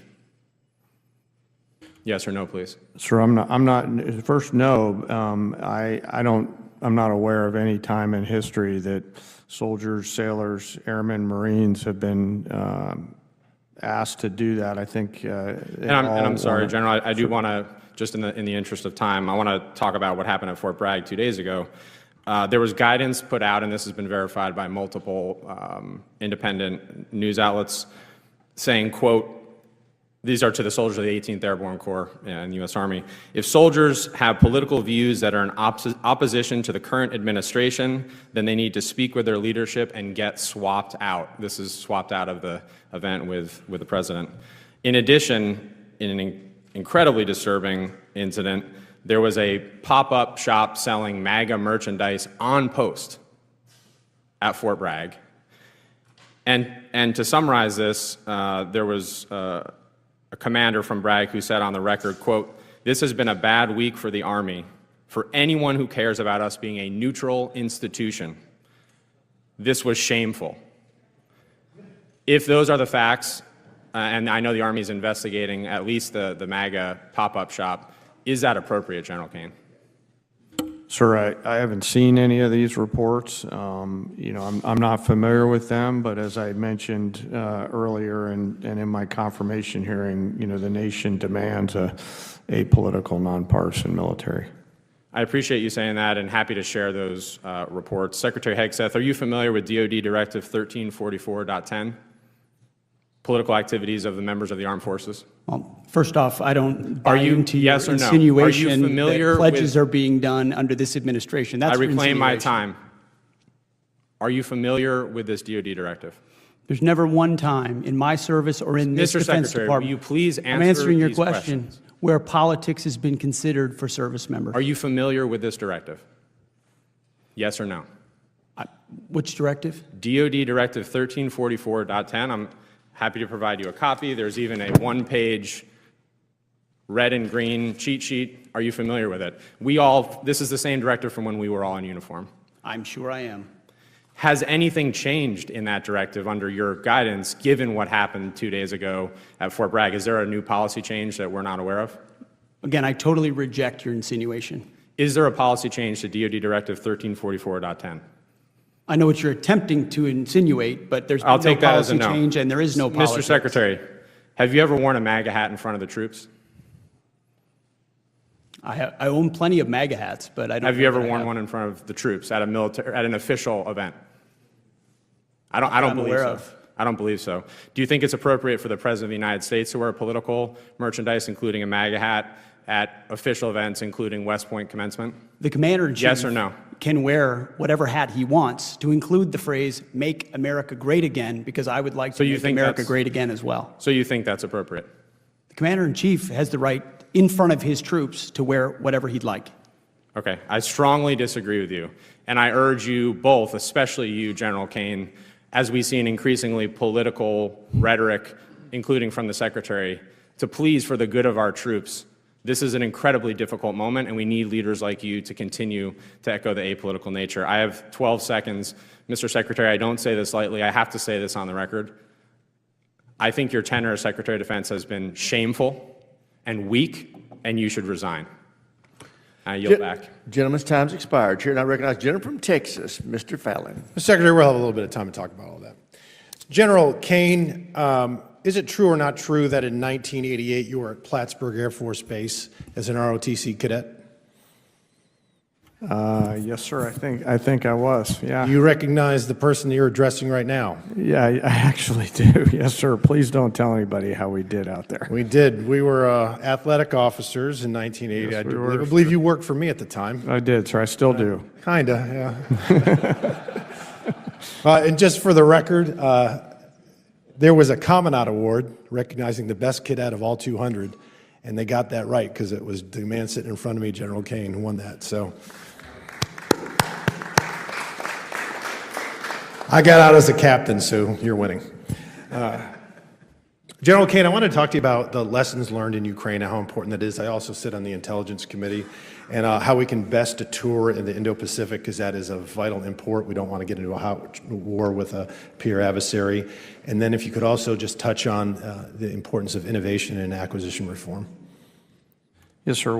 As I've talked about before, the entrepreneurial spirit out there in Europe is one that we've all learned from. And as we look at creating multiple simultaneous cognitive, fiscal, and physical dilemmas for our adversaries around the world, we have to take that same entrepreneurial spirit and bring it back here to our nation, both in our national and our defense industrial base. So the importance of mass scale, building a DIB and a national base that can provide the combat capability that our warfighters need at the tactical edge is something that both the Secretary and I, as well as the services, are very focused on. Oh, thank you. And you're both a breath of fresh air. Mr. Secretary, I wanted to visit with you a little bit about recruiting first, and then I do want to talk about politics in the military. We have seen a recruiting bump, thank the Lord, over the last 3-4 years. It was a crisis. And if we didn't solve it, I don't know what we're going to do. So I would like to ask you, because I've asked each of the secretaries of each branch to really do a deep dive and come back to Congress and let us know, because I want to start with doubts and end uncertainties. Find out the reasons why the change, whatever they may be, because whatever we're doing right, we need to continue to do so we don't get in this situation. And if you all need some extra funding, if you have folks that are willing to come in, I would rather have a few more than a few less.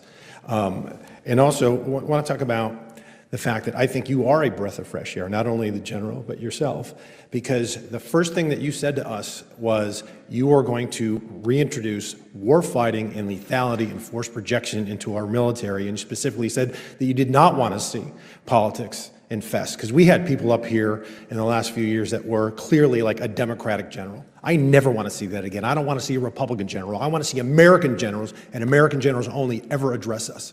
And I thought it was a travesty, and I have a case in point.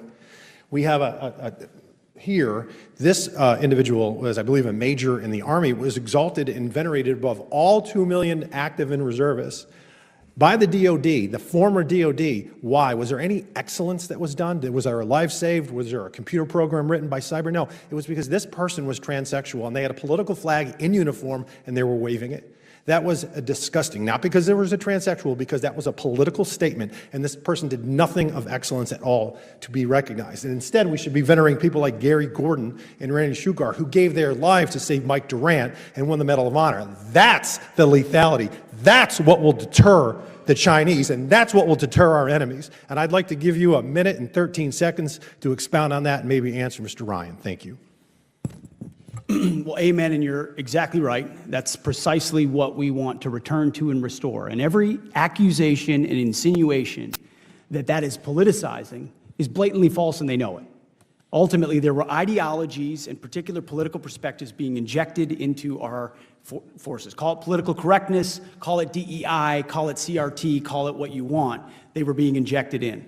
Our job has been to remove those political ideologies and go back to basics.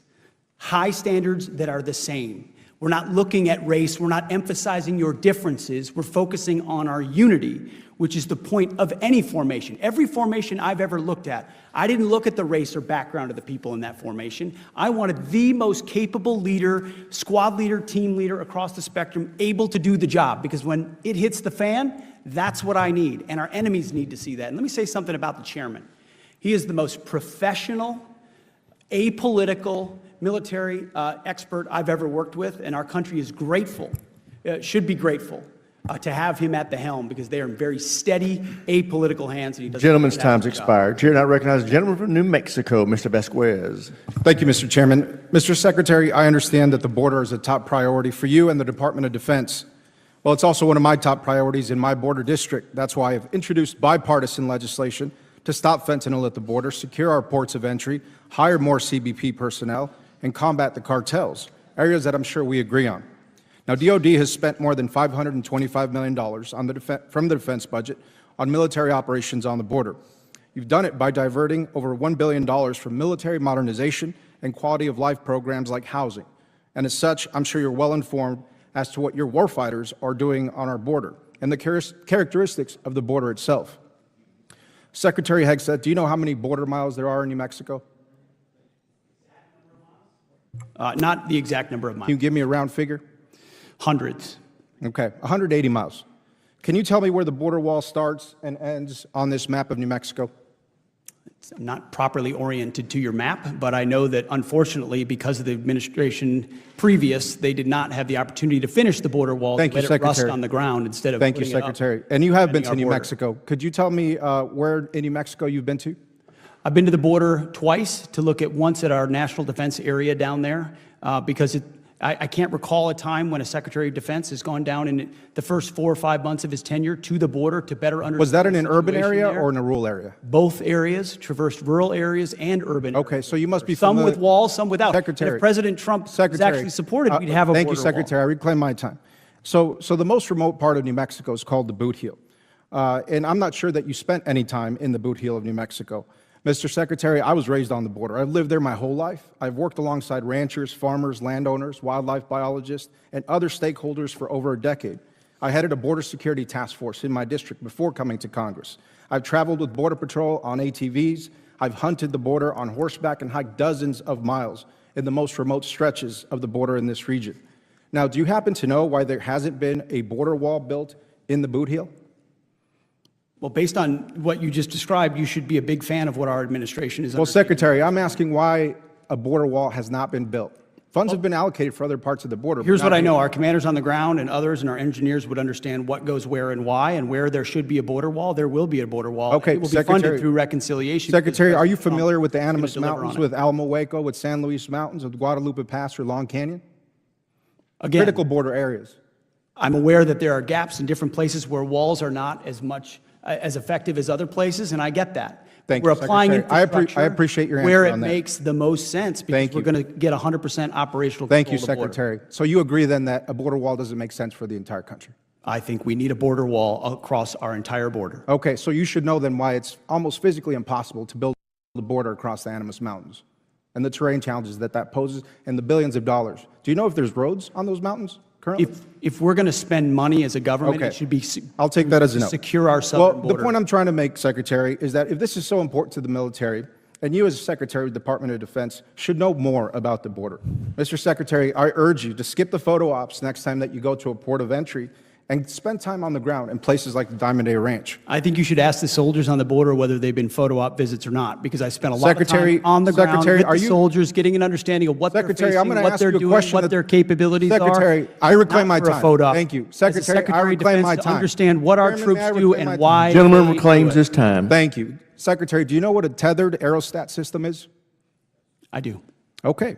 Well, great. Then you know that this type of surveillance technology is superior to having thousands of troops sitting in trucks looking at an empty desert. I've requested funds for more tethered aerostat systems. We haven't had a response from your department.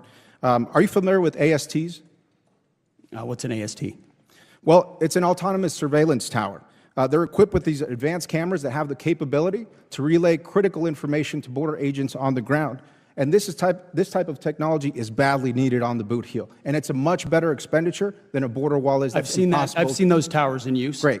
Well, these technologies have been described to me by both Border Patrol and CBP as force multipliers, allowing the personnel to focus on law enforcement efforts while leaving this mundane surveillance task to much more efficient and cost-effective technology, a much more efficient way to surveil that part of the border.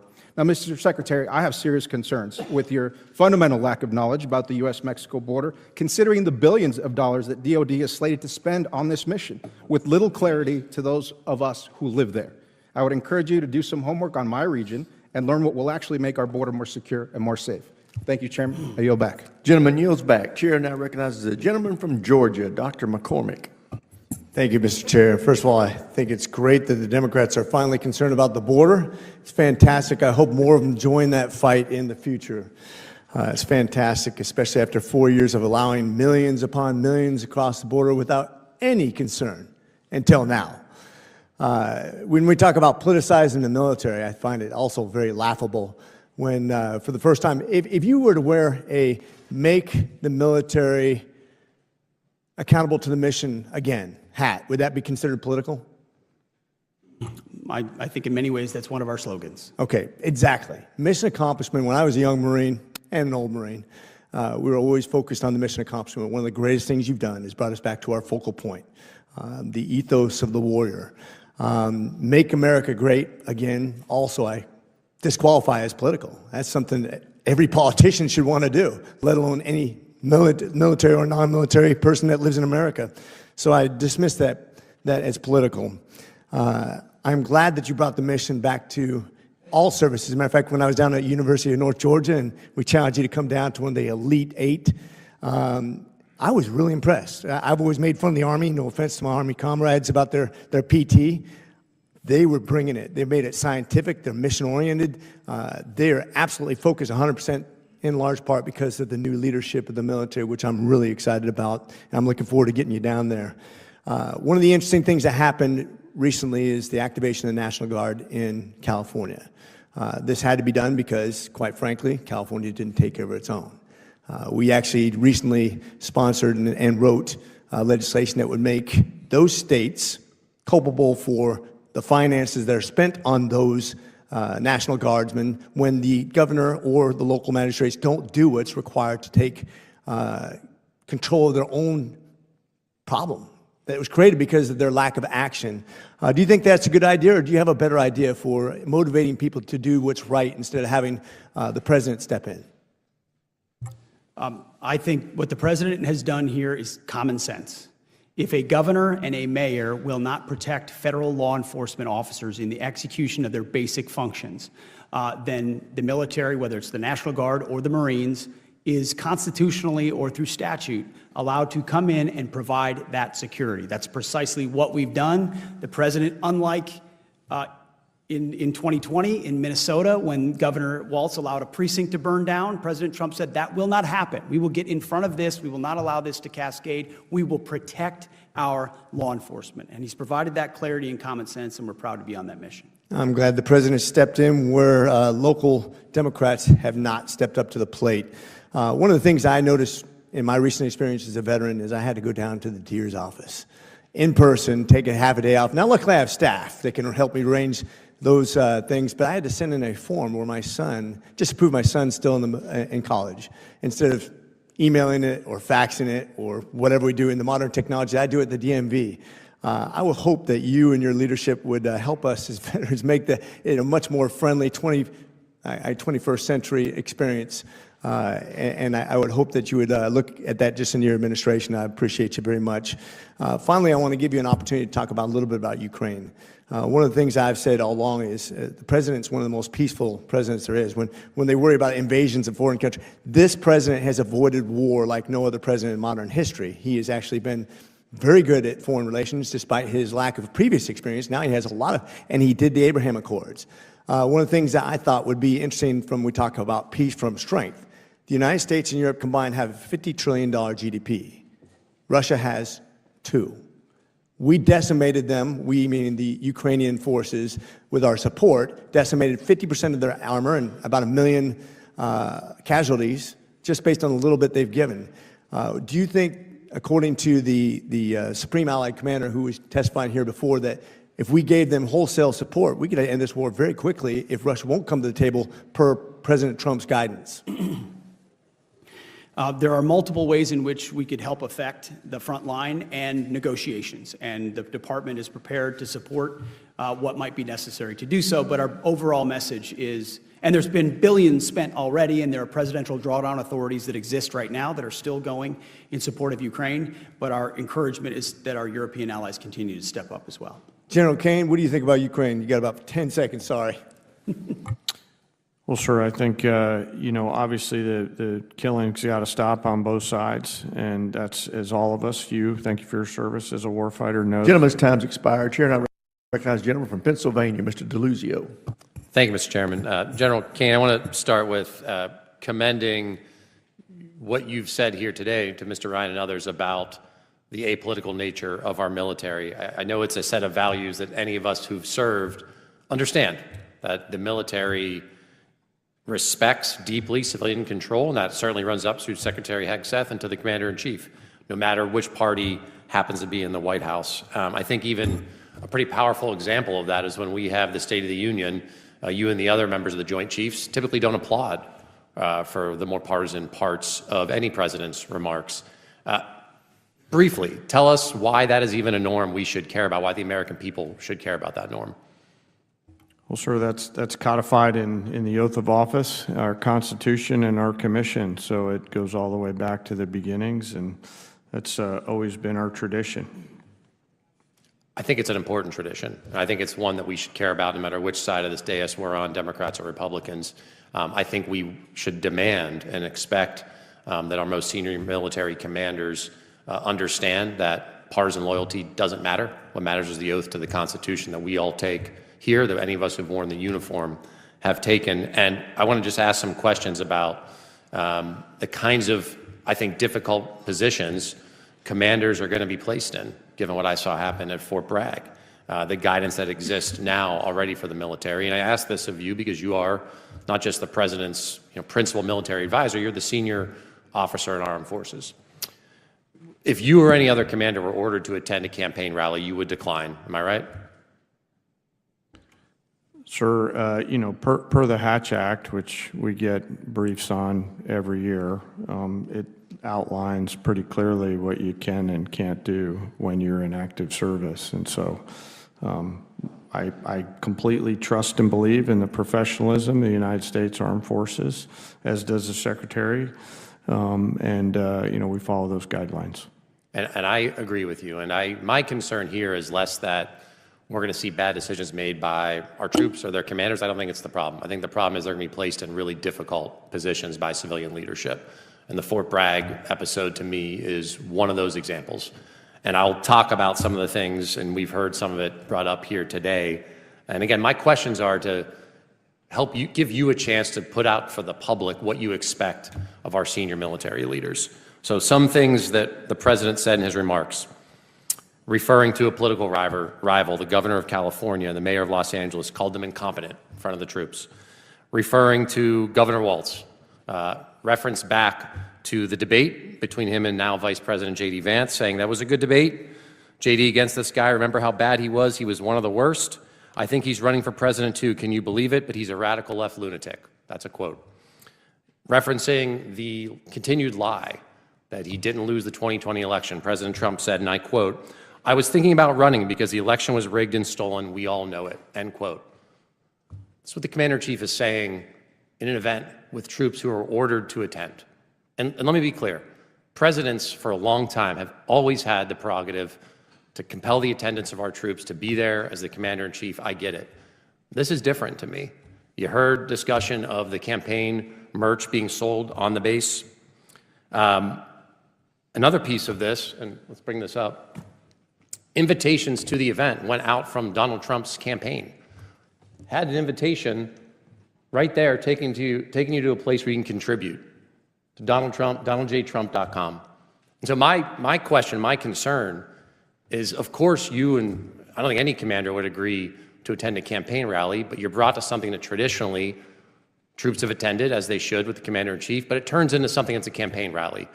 What should our commanders be doing when they're put in this position, General? Well, sir, I hope you'll allow me to answer this. By even my engaging in answering this question, that is making my job involved in politics.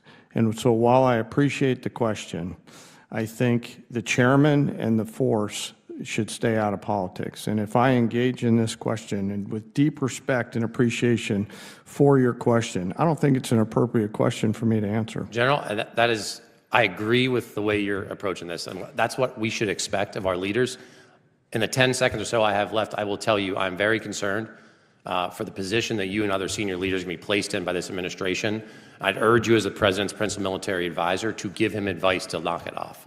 I yield back, Mr. Chairman. Gentleman's time's expired. Chair, and I recognize the gentleman from Wisconsin, Mr. Van Orden. Thank you, Mr. Chairman. Mr. Secretary, did you take an oath to support and defend the Constitution of the United States?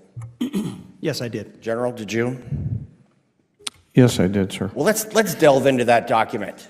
Article 2, Section 2, the President shall be the Commander-in-Chief of the Army and Navy of the United States and the militia of the several states.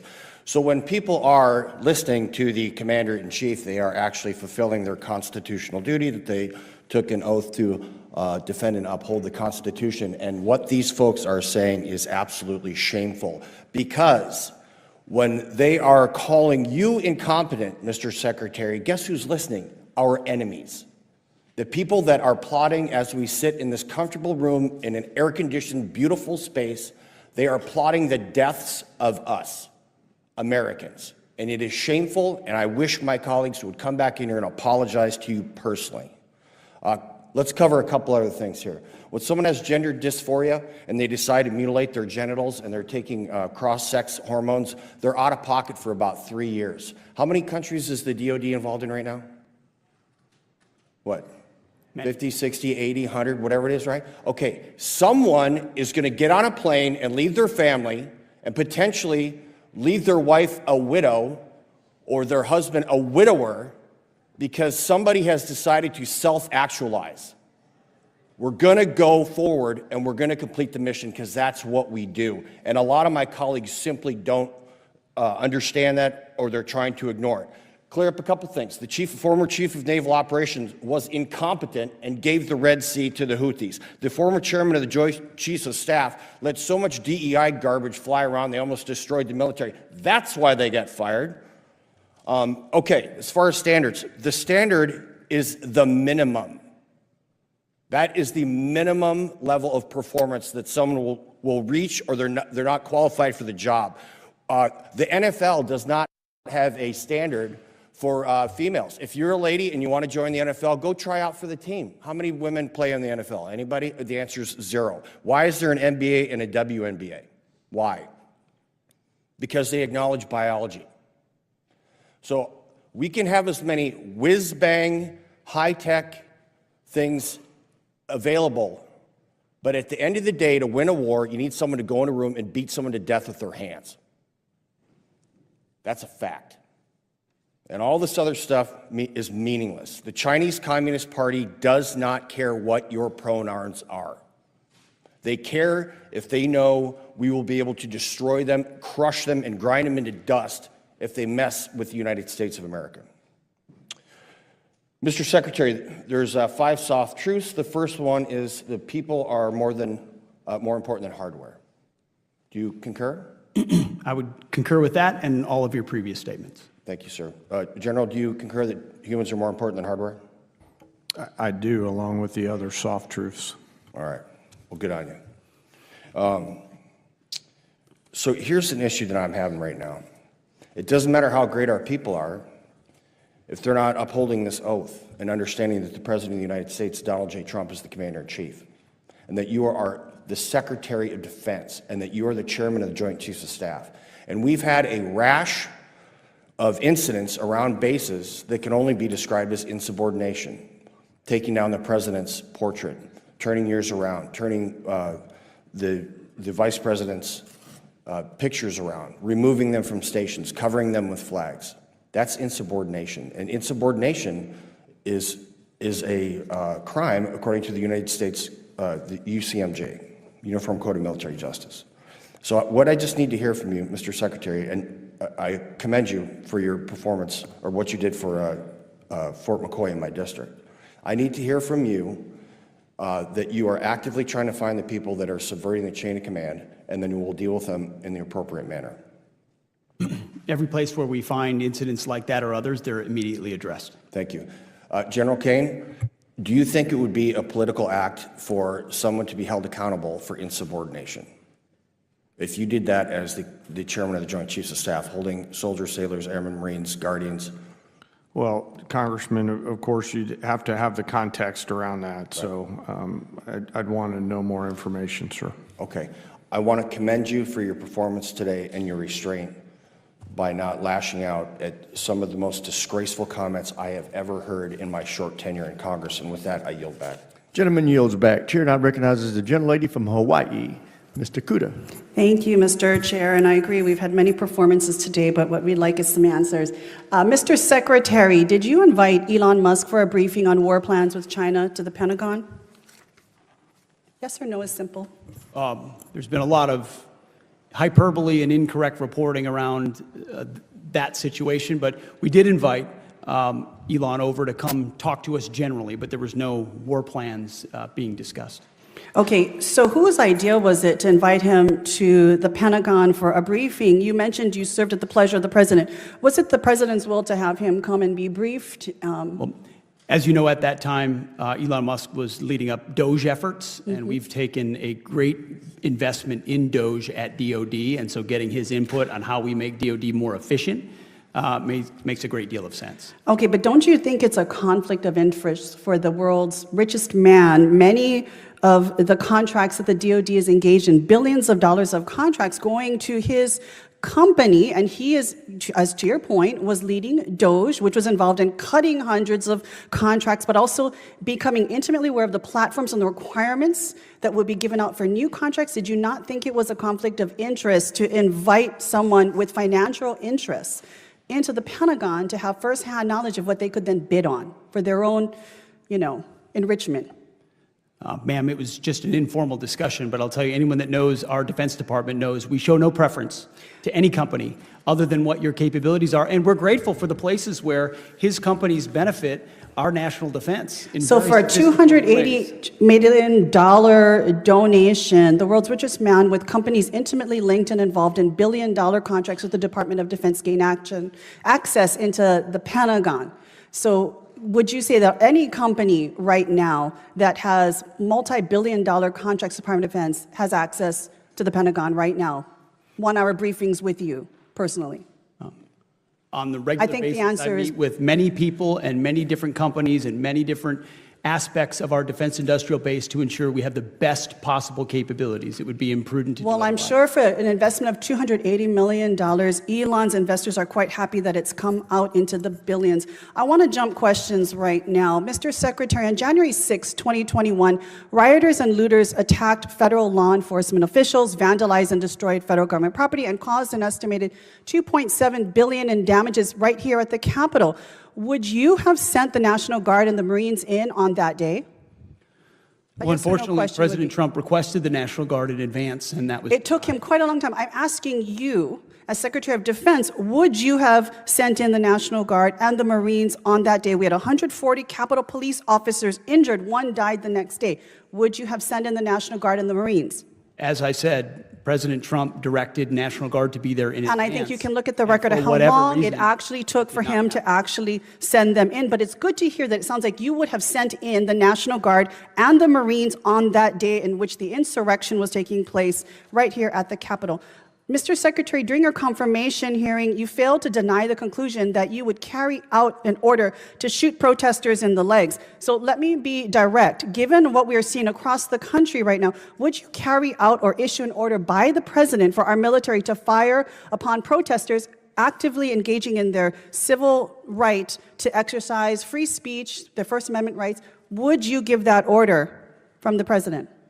I assume you're insinuating what's going on in Los Angeles, and I wouldn't call Not just that a Los peaceful Angeles. If we protest. take a look at protests throughout the country, it's a simple question. If directed by the President, would you order our military to fire upon protesters? Simple yes or no. Ma'am, we Fine. have, as you know, and as this committee knows, we have standard rules of engagement that are in place that give guidance to our troops, and they abide by them.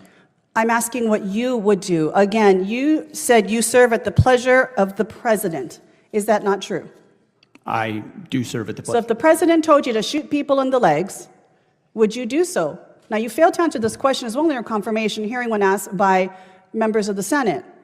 Because I refuse to accept a false hypothetical that's attempting to put me in a corner and make it look like a At representation. a time when we have more Marines and National Guard in Los engagement and they are Angeles than followed. we do in Syria and Iran alone, I don't think this is a hypothetical. This is an actual situation that we are dealing with right now. So again, I will ask the question, in the last 14 seconds I have, would you order our military to shoot at their fellow countrymen if ordered by the President? I think it's interesting that for 4 years, insurrection was the left's I think we favorite know your word, answer. Thank you, Mr. and Chair. that I when yield it's back. invoked in L.A., they were Gentlelady yields back. Gentlelady's time's expired. The gentleman from Virginia, Mr. McGuire, is recognized. Thank you, Mr. Chairman. Thank you to our witnesses for being here today. To all of our men and women who have served or are serving, your mission is important, and we would not have a country without you.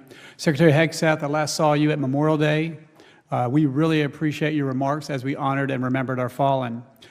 Secretary Hegseth and General Kane, thank you both for being with us here today. General Kane, I'd like to say congratulations to you on your recent confirmation as Chairman of the Joint Chiefs of Staff. President Trump has put his trust and confidence in two great patriots to lead our men and women in uniform. To me, MAGA, Make America Great Again, means America first. And that's America first, or Make America Great Again for all Americans, regardless of race, religion, or creed. And your policies are working, and day by day, week by week, all Americans are safer at home and abroad. So we commend you for your efforts. If you had a basketball team and you hated your team, you probably wouldn't win any games. And so I love the emphasis, all of us love the emphasis on patriotism and love in our country. Secretary Hegseth, I'd like to also thank you for all that you've done to restore the Department of Defense's focus on lethality and the warrior ethos. You know, facts don't care about your feelings, and our enemies don't care about our social experiments. A quote from the Commandant of the Marine Corps, I hope I don't mess it up, but he said, quote, "Our job is to stick bayonets in the hearts of our enemies." And these social experiments detract from that mission. I get messages from my Navy SEAL brothers and other veterans all the time applauding the work that you're doing. The distractions of the last 4 years of the Biden administration are finally out of the Department of Defense. DEI, which to me is Marxist, and it stands for didn't earn it, or no longer takes precedence in our military. Merit is once again valued. We're no longer worrying about the gender dysphoria or woke books in our DoD schools and those policies that have been erasing women. Climate change is no longer the concern of the warfighter. And by the way, I'm looking forward to celebrating with you guys on Saturday 250 years of a story that must be told of the U.S. Army. I want to thank President Trump for restoring American history. I know you had to jump through some gymnastics to do it. By returning the names of our bases to many of us called home during our time in service. And thank you and President Trump for showing the United States and the world that we are a nation built on law and order by the Department's response in Los Angeles riots. Through your leadership and help of this committee, we will realize peace through strength and our warrior ethos. So Secretary Hegseth, Section 866 of the fiscal year 2025 National Defense Authorization Act directs the Department to submit a strategy to ensure that solid rocket motor programs of record are adequately supported by the domestic industrial base. Yet solid rocket motor production is critical to a variety of systems, like President Trump's Golden Dome we have been lacking. I would say, Mr. Secretary, what progress has the department made in developing a solid rocket motor industrial base strategy? Well, I would say in particular, in general, the defense industrial base is a focus of ours. The projectiles and other capabilities being a huge part of that, munitions, but particularly on solid rocket motor projection, I'd have to hand it to my colleague, Bryn, if she has it on that line item. But if it was a priority that this committee identified and that we identified, then you can count on with a 13% increase in this budget, it has been plussed. Well, we really appreciate that. By the way, in my district, Virginia's 5th congressional district, we applaud what you guys are doing to protect our country. We have a place called ATDM, Accelerated Training and Defense Manufacturing. As I toured the new Columbia submarine and the new Enterprise aircraft carrier, the Secretary of the Navy said the welders have the same level of training as a neurosurgeon, and we don't have enough of those guys, but they're doing that right there in my district, and if your schedule ever permit it to come visit, I'd love to tour that with you folks. And we appreciate all you're doing. So under President Trump's leadership, you said that recruitment is up in the Army, and I think you said all services up, is that right? Yes, sir. Awesome, I appreciate that. And maybe getting rid of these divisive ideologies and focus on more what unites us has something to do with that. Would you agree with that? Very much so. It's the leadership from President Trump and the environment they're entering into, which is back to basics. By the grace of God. And I would say morale amongst our enlisted service members and across our military is up. Would you guys agree with that? I've seen that. Yes, sir. The force is united against the problems that we have out there. Well, we're lucky to have you. Thanks for all you're doing. If we could be of help, reach out anytime. God bless you. I yield back. Gentleman's time's expired. Chair, and I recognize the gentleman from North Carolina, Mr. Davis. Thank you so much, Mr. Chair. And thank you, Mr. Secretary, for being here today, and to General Kane. The radar just lit up. And at that point, we were in an hour-long fight, just trying to kill whatever we could.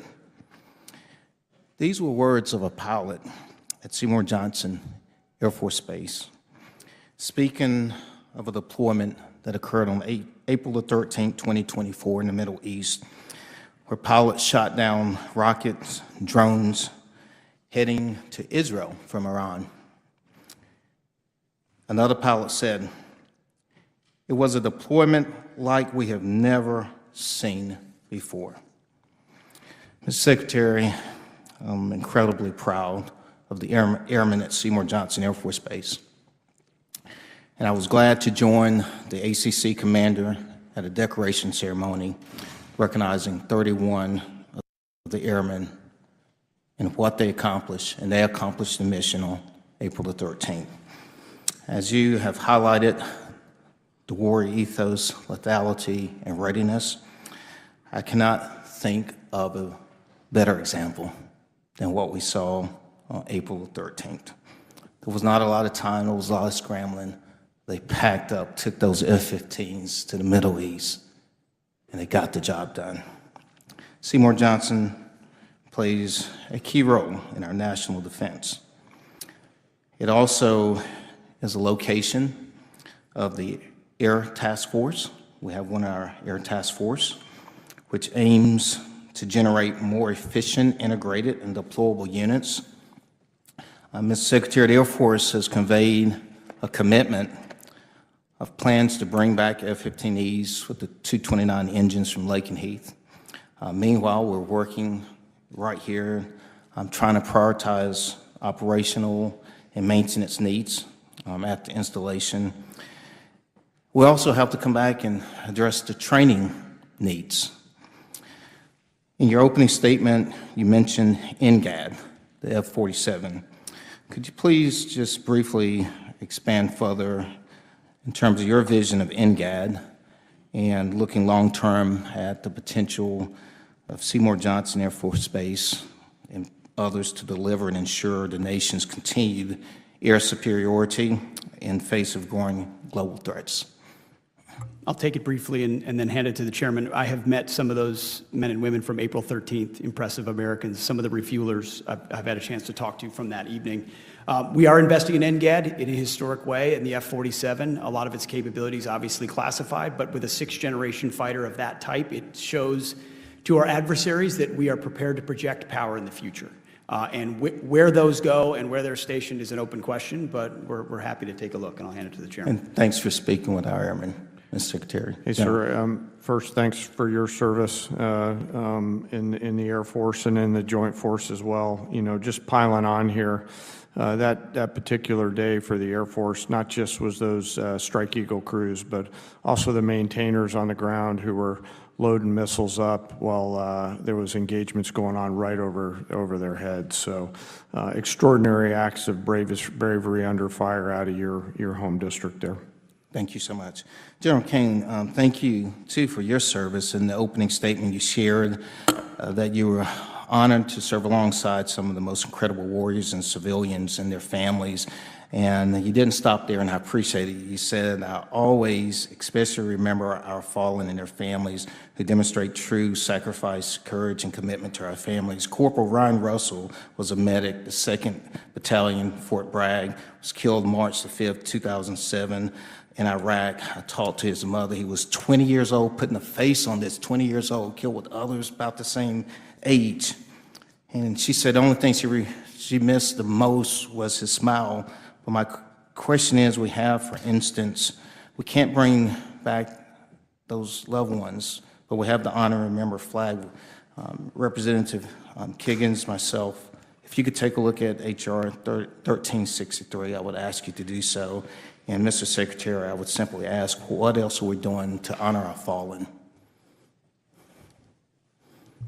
We'll take a look at 1363. I will tell you we initiated the first ever advisory board for Gold Star families at the Defense Department to follow through on their families as well and finding every way possible to recognize. And I, too, heard your Memorial Day comments. Thank you, and I yield back. Thank you.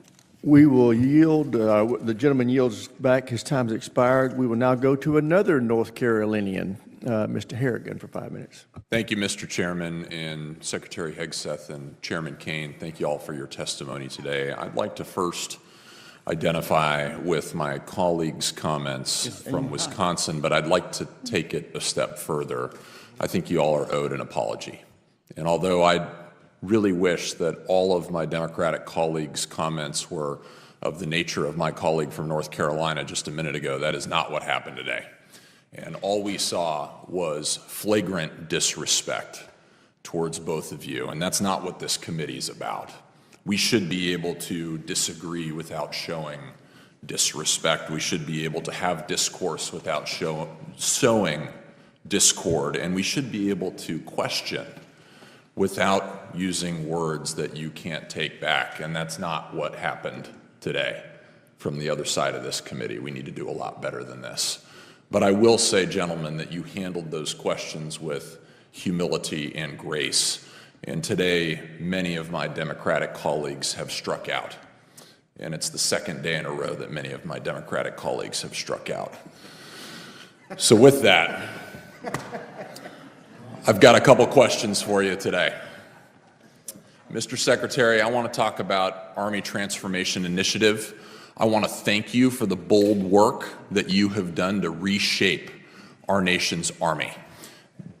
Purging our Department of Defense and our Army of legacy weapon systems, force structures, and contracting mechanisms that have not helped us win the last 30 years of war, are not relevant to helping us deter or defeat China, is something that this country desperately needed. It's something that American taxpayers desperately needed. It's something that our servicemen and servicewomen have desperately needed. What is your plan to iterate the Army Transformation Initiative across both our Navy and our Air Forces? It's a great point. I want to first compliment Army Chief General George, as well as Army Secretary Driscoll, for their initiative out the gate to not waste any time in recognizing precisely what you said, that we need an Army structured and prepared to fight the wars of the future. We owe it to the service, we owe it to the American people. And they followed in large part a Marine Corps that led the way overall in those, as sometimes they do, often. But I recognize other services, the Navy and the Air Force, could do more in that regard as well. Different ships, you might say, to steer than an Army and how you effectuate that modernization or that shift. We think the hard choices we're making in platforms and capabilities in those services mirror the kind of hard choices we're making in the Army. And that's what we see as our job. In this moment right now, considering the threats we face, the world we live in, I'm going to spend the capital I have to be happy to take the arrows of constituencies or districts, say, no, we're going to put forward what's best for the Army or the Marine Corps or the Navy or the Air Force, and we're going to make the tough calls. And that might create some consternation, and that's okay. But our job is to ensure our budget matches those capabilities. Army transformation is a great example, and we're going to look for it in other services too. I very much look forward to seeing what you'll have the Navy and the Air Force do, and we'll be behind you 100% of the way. And Chairman Kane, a lot of talk today about the Golden Dome. I don't really fully appreciate some of my Democratic colleagues not knowing what that's about or knowing the threats behind why we have to have the Golden Dome. But I also believe that we have to have mini domes all across our country. As we've seen, we've had very low-cost, high-impact technology proliferate all around the world. And I think we need to look no further than what happened in Ukraine just 2 weeks ago, where you had a $100,000 investment by the Ukrainians scuttle over $7 billion worth of hardware by the Russians. I think that we have to look forward into the future and anticipate that we may face the exact same threats, maybe not against our military, but against our infrastructure, against our stadiums, against our city centers, and we need mini domes to protect this country against those threats. How are you all working that problem set? Well, sir, first, thanks for the question. Thanks for your service. One of the things that we're learning is the nature and way we fight wars is changing.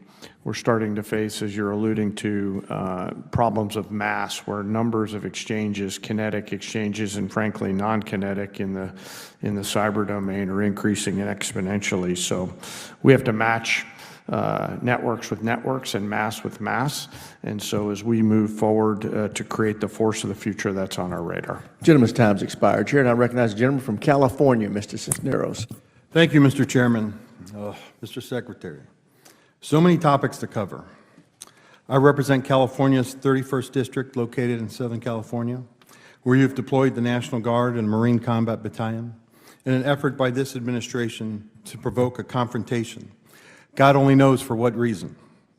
As my colleague from Tennessee mentioned, the military has been activated before by the president, but let's tell the whole story. President Johnson federalized the troops after the governor of Alabama activated them to keep black students out of the University of Alabama. President Johnson did it so the students could attend the university. He did it for the right reason. He corrected a wrong. California did not ask the president for help, and the presence of the military is an effort by this administration to intimidate and incite fear and violence amongst its citizens. You failed at ensuring basic operational security by sharing classified data over an unclassified network. This was blatant, lazy, and put service members' lives at risk. And knowing that your office is a SCIF, I hope you are not bringing in your devices, your personal cell phone, or even your work phone, because that's not supposed to be in there either, right, your cell phone, into your office to send these signal chat texts. Your blatant lack of basic OPSEC would have gotten you resigned, forced you to resign from any other administration. You're requiring 8% cuts across all services, not to save the taxpayers money, but to fund President Trump's pet projects. You talk about quality of life for service members, but yet you take $1 billion away from the Army that was meant to improve their barracks and their living. You said that money waste, but we don't know that yet because we haven't seen a budget. If the president has projects he wants funding for, you need to come before this body and provide reasoning, not just shift money around. Right now, you are stealing from our service members, robbing Peter to pay Paul. Now you have repeatedly said that you will judge every individual on their merit. Is that true? Unlike the previous administration, You will yes, judge we are focusing simple yes on, or no. for our service Judge members, everybody how on their good they merit. are at their job, yes. But yet you are separating thousands of service members who are performing and doing their job at a high level. They are being separated not based on merit. You know, some of them have been recommended for early promotion and have gotten awards and are doing a great job, but you are separating for no other reason, and frankly, I think you just don't like them. And you are classifying many of them as a national security threat, which is simply not true. You asked the Secretary of the Navy to change the name of the ship, because Harvey Milk didn't meet your definition of warrior ethos. If a Korean War veteran and a Navy diver who gave his life for standing up for his beliefs doesn't meet your definition, I don't know what will. You keep talking about recruiting, but let's face the facts here, right? Recruiting started improving before President Trump even came into office, and the reason that changed was because of the investment that was put into recruiting. Now, I was at the Pentagon at the time, and I know how much we invested in it, and I know how much of the services. And when you take away that investment, you're going to get exactly what happened in President Trump's first administration. In 2019, we had the same recruiting crisis that, back in 2019 when he was president the first time. You continue to attack diversity, but I have always said diversity is about creating opportunity. And I have seen plenty of individuals, many of them enlisted members, who when given the opportunity have succeeded not because of their sex, not because of color, not because of their sexual identity, but because of their worth ethic and merit. Mr. Secretary, when using your definition of DEI, I think there's only one individual at the Pentagon right now who got his job based on that merit, and that is you, and you got it because of sucking up to your boss. And with that, I yield back. Gentleman yields back. Chair now recognizes the gentleman from Indiana, Mr. Mesmer. Thank you, Mr. Chairman, and thank you, Secretary Hegseth and General Kane, for being here today. Secretary Hegseth, I'd like to start by following up on some questioning from Mr. Desjardins this morning regarding SLCM. I really appreciate your response regarding the importance of the program. I want to add my voice to the chorus of those who believe the SLCM is a vitally important program, and I'm looking forward to the budget boost that you mentioned for its development and deployment. Is there anything else you'd like to add about your view of the importance of investing in the SLCM program? No, nothing to add to what I said previous. I think it's an important part of the dynamic battlefield of the future to continue to maintain the proper level of deterrence.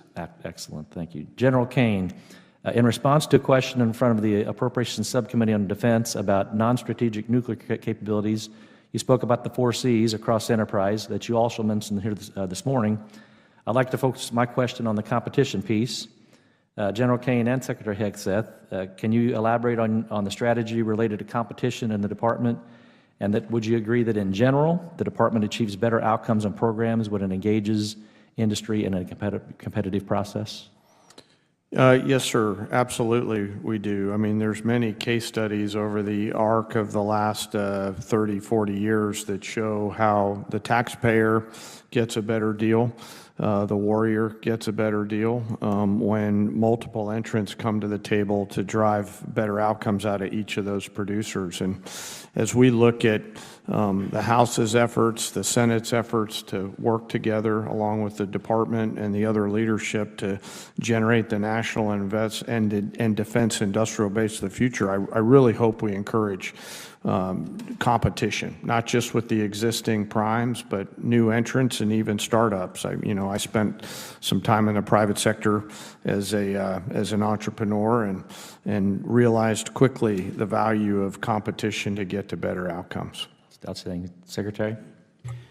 To echo the chairman, I think we're at a special moment where a lot of younger, scrappier, dynamic companies want to enter into the market, and our job is to open that up so that not just the big guys who have mostly defense-related industries at this point, not as much of a commercial base in some cases, that aperture is widened to those other smaller, medium-sized companies that invest a lot of their own money in R&D in the hopes that they can cross the valley of death and actually participate in larger systems. So we want a lot more competition. Excellent, thank you.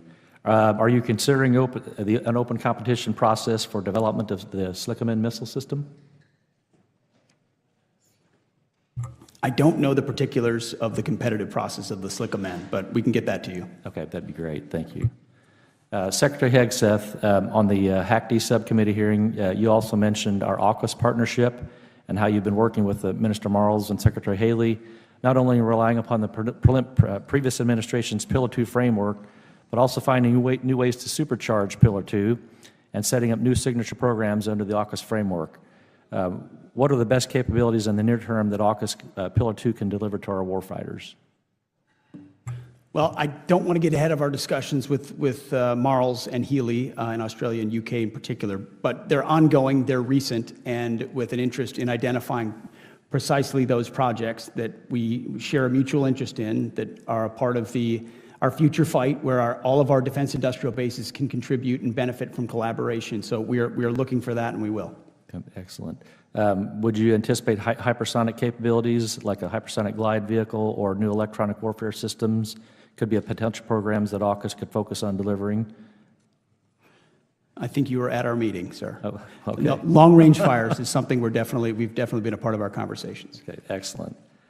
Secretary Hegseth and General Kane, we know that China is developing new technologies at an alarming pace, namely hypersonic weapons. The previous administration sadly did not seem to understand the gravity of this situation and did not prioritize funding for our missile defense and hypersonic programs. Can you speak about the Trump administration's and your department's views about the importance of prioritizing investment in hypersonic and missile defense? Well, sir, I'll defer to the prioritization to my civilian leadership. What I'm trying to create as a global integrator, along with the incredible work by the Joint Chiefs and the services, is the mix of capabilities that we need to include hypersonics and other long-range fires to achieve the effects at the tactical edge so that we can win in the future and continue to win the way we do now. Thank you. Yield back my time. Gentleman's time's expired. Chair now recognizes the gentlelady from New Hampshire, Ms. Goodlander. Thank you, Mr. Chairman. Thank you to our witnesses for being here today. We have one really important thing in common. We all swore an oath to this great document, the United States Constitution. We swore that oath when we joined the military, and we swore that oath when we began the jobs that we're holding now. And I want to begin at the beginning of this document and at the beginning of your testimony, Mr. Hegseth. In the first sentence of your testimony, you said you're here today to testify about the fiscal year 2026 budget for the Department of Defense. You're required under law to submit this budget to the Congress, because we've got the power of the purse after all, by no later than the first Monday in February. Here we are in the second Thursday in June. We don't have your budget, as the chairman, the ranking member, and many of my colleagues on this committee have pointed out. You have testified that you want to be accountable for every dollar, every taxpayer dollar, and where it goes. We can't do our job without your budget. When can we expect your budget, Mr. Hegseth? Well, as I also acknowledged in my opening remarks, in the first year of an administration, it does take more Mr. time, Hegseth, please especially while reclaiming you're my time. addressing the priorities of the previous administration. When can we expect your budget? You have details of it already, and you will have it very soon. Can we expect the budget before the end of the month? I would refer to Bryn, who's working that, but I know there are a great deal of detail that is already with the committee. Okay, let the record reflect that you haven't given us a commitment, but you're required by law to do so. You're also required by law to pass an audit. That's been true since the 1990s. The Department of Defense is the only department that has continually failed an audit. You've committed to passing an audit in 2028, but we expect you to pass an audit this year, and hope you will work with us to achieve that goal. Mr. Chairman, I want to thank you for your testimony and what you've said about the threats that we face as the United States, threats from China, Russia, and Iran, and I want to ask briefly questions about each. Mr. Chairman, you've said that the Chinese Communist Party is advancing an unprecedented military modernization effort with cutting-edge technologies, including artificial intelligence.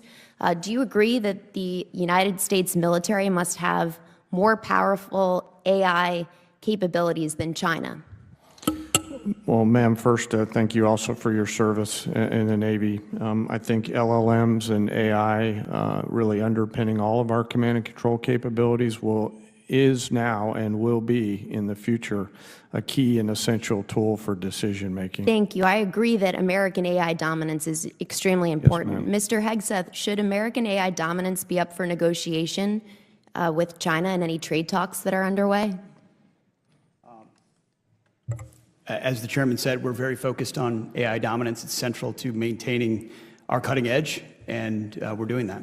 Good. Well, I hope, will you commit to telling the president not to sacrifice American AI dominance in any of his negotiations with the Chinese? The president is not surrendering any of our dominance to the Chinese. Good. I'll take that as a yes, that you'll be advocating for that. Thank you very much. I hope you'll also, you've both spoken to the importance of competition in the defense industrial base. I agree with that deeply.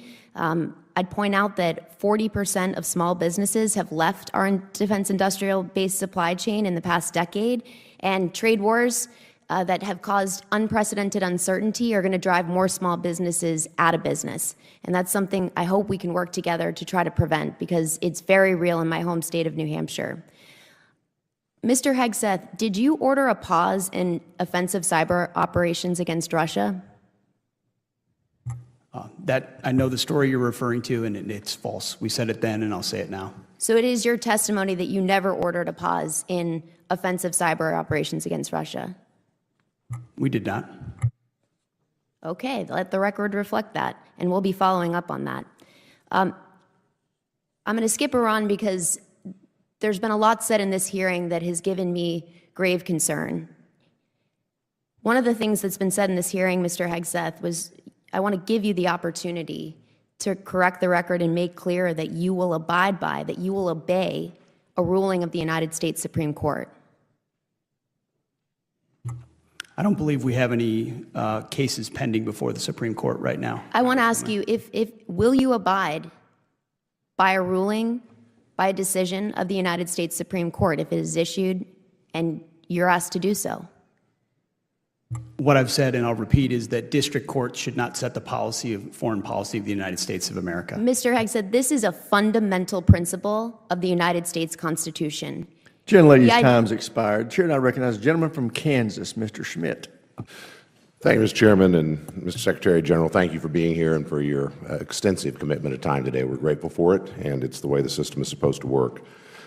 I want to ask Mr. Secretary on the service member and family health care side. In your opening statement, we haven't talked much about it today, but you brought up quality of life improvements made in partnership with Congress over the prior years and going forward, and your commitment to them. And I jotted down what you said, which is that quality of care given by defense healthcare system is an important priority for you.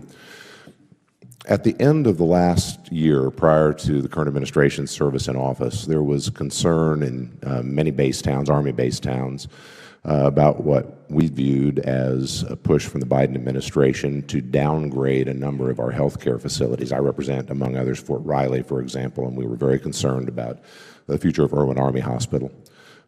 We thought we had that sidetracked, and perhaps we do. But we've heard some concern sort of bubbling up again that perhaps DHA's taking another look. And I just want to be sure that it's on your radar screen. We understand some of the resource deployment issues, and with respect to Irwin in particular, it's a wonderful facility. I don't know if you had a chance to be out, but we'd invite you to come out to Fort Riley or Fort Leavenworth or both. Irwin's a state-of-the-art physical facility. One of the challenges is that the physical plant is underutilized. One of the ways we have attempted to respond to that on my watch, which is now 5 months old, is to work with the command staff and his team at Riley to connect them with appropriate high-grade civilian providers in the area to try to bring more specialty capacity there, to look at other ways to fully utilize that capacity for our service members, their families, veterans in the area, perhaps others, maybe be creative.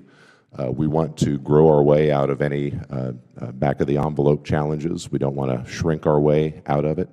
So I just wanted to be sure to bring that to your attention. I guess I would ask, do we have cause to be concerned, or can we at least have an assurance that if there is cause to be concerned, you're going to take another look at this and engage us fully before we have any surprises?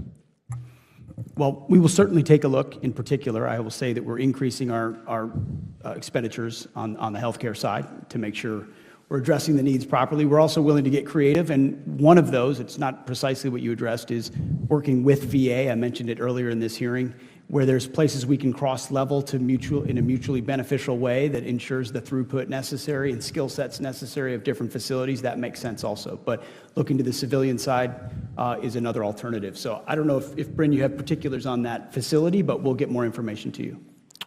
Appreciate that, Mr. Secretary. And if there's something else I need to know now, I'll take it. Otherwise, maybe we can follow up with you. But we want to get creative. It's a great asset, and for Riley in particular, as you know, it's an old cavalry post that, not unlike Fort Carson, from my colleague to the right here, provides a relatively large maneuver space in the middle of the country. You can't get that back. We want it to survive and thrive in a 21st century warfighting environment.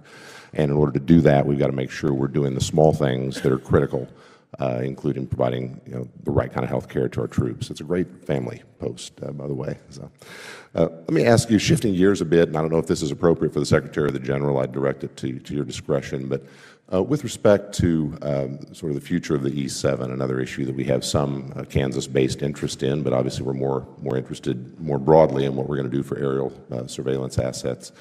There's been some discussion that the E-7 might be under consideration for reconsideration going forward, and some talk about perhaps the E-2 being a bridging platform.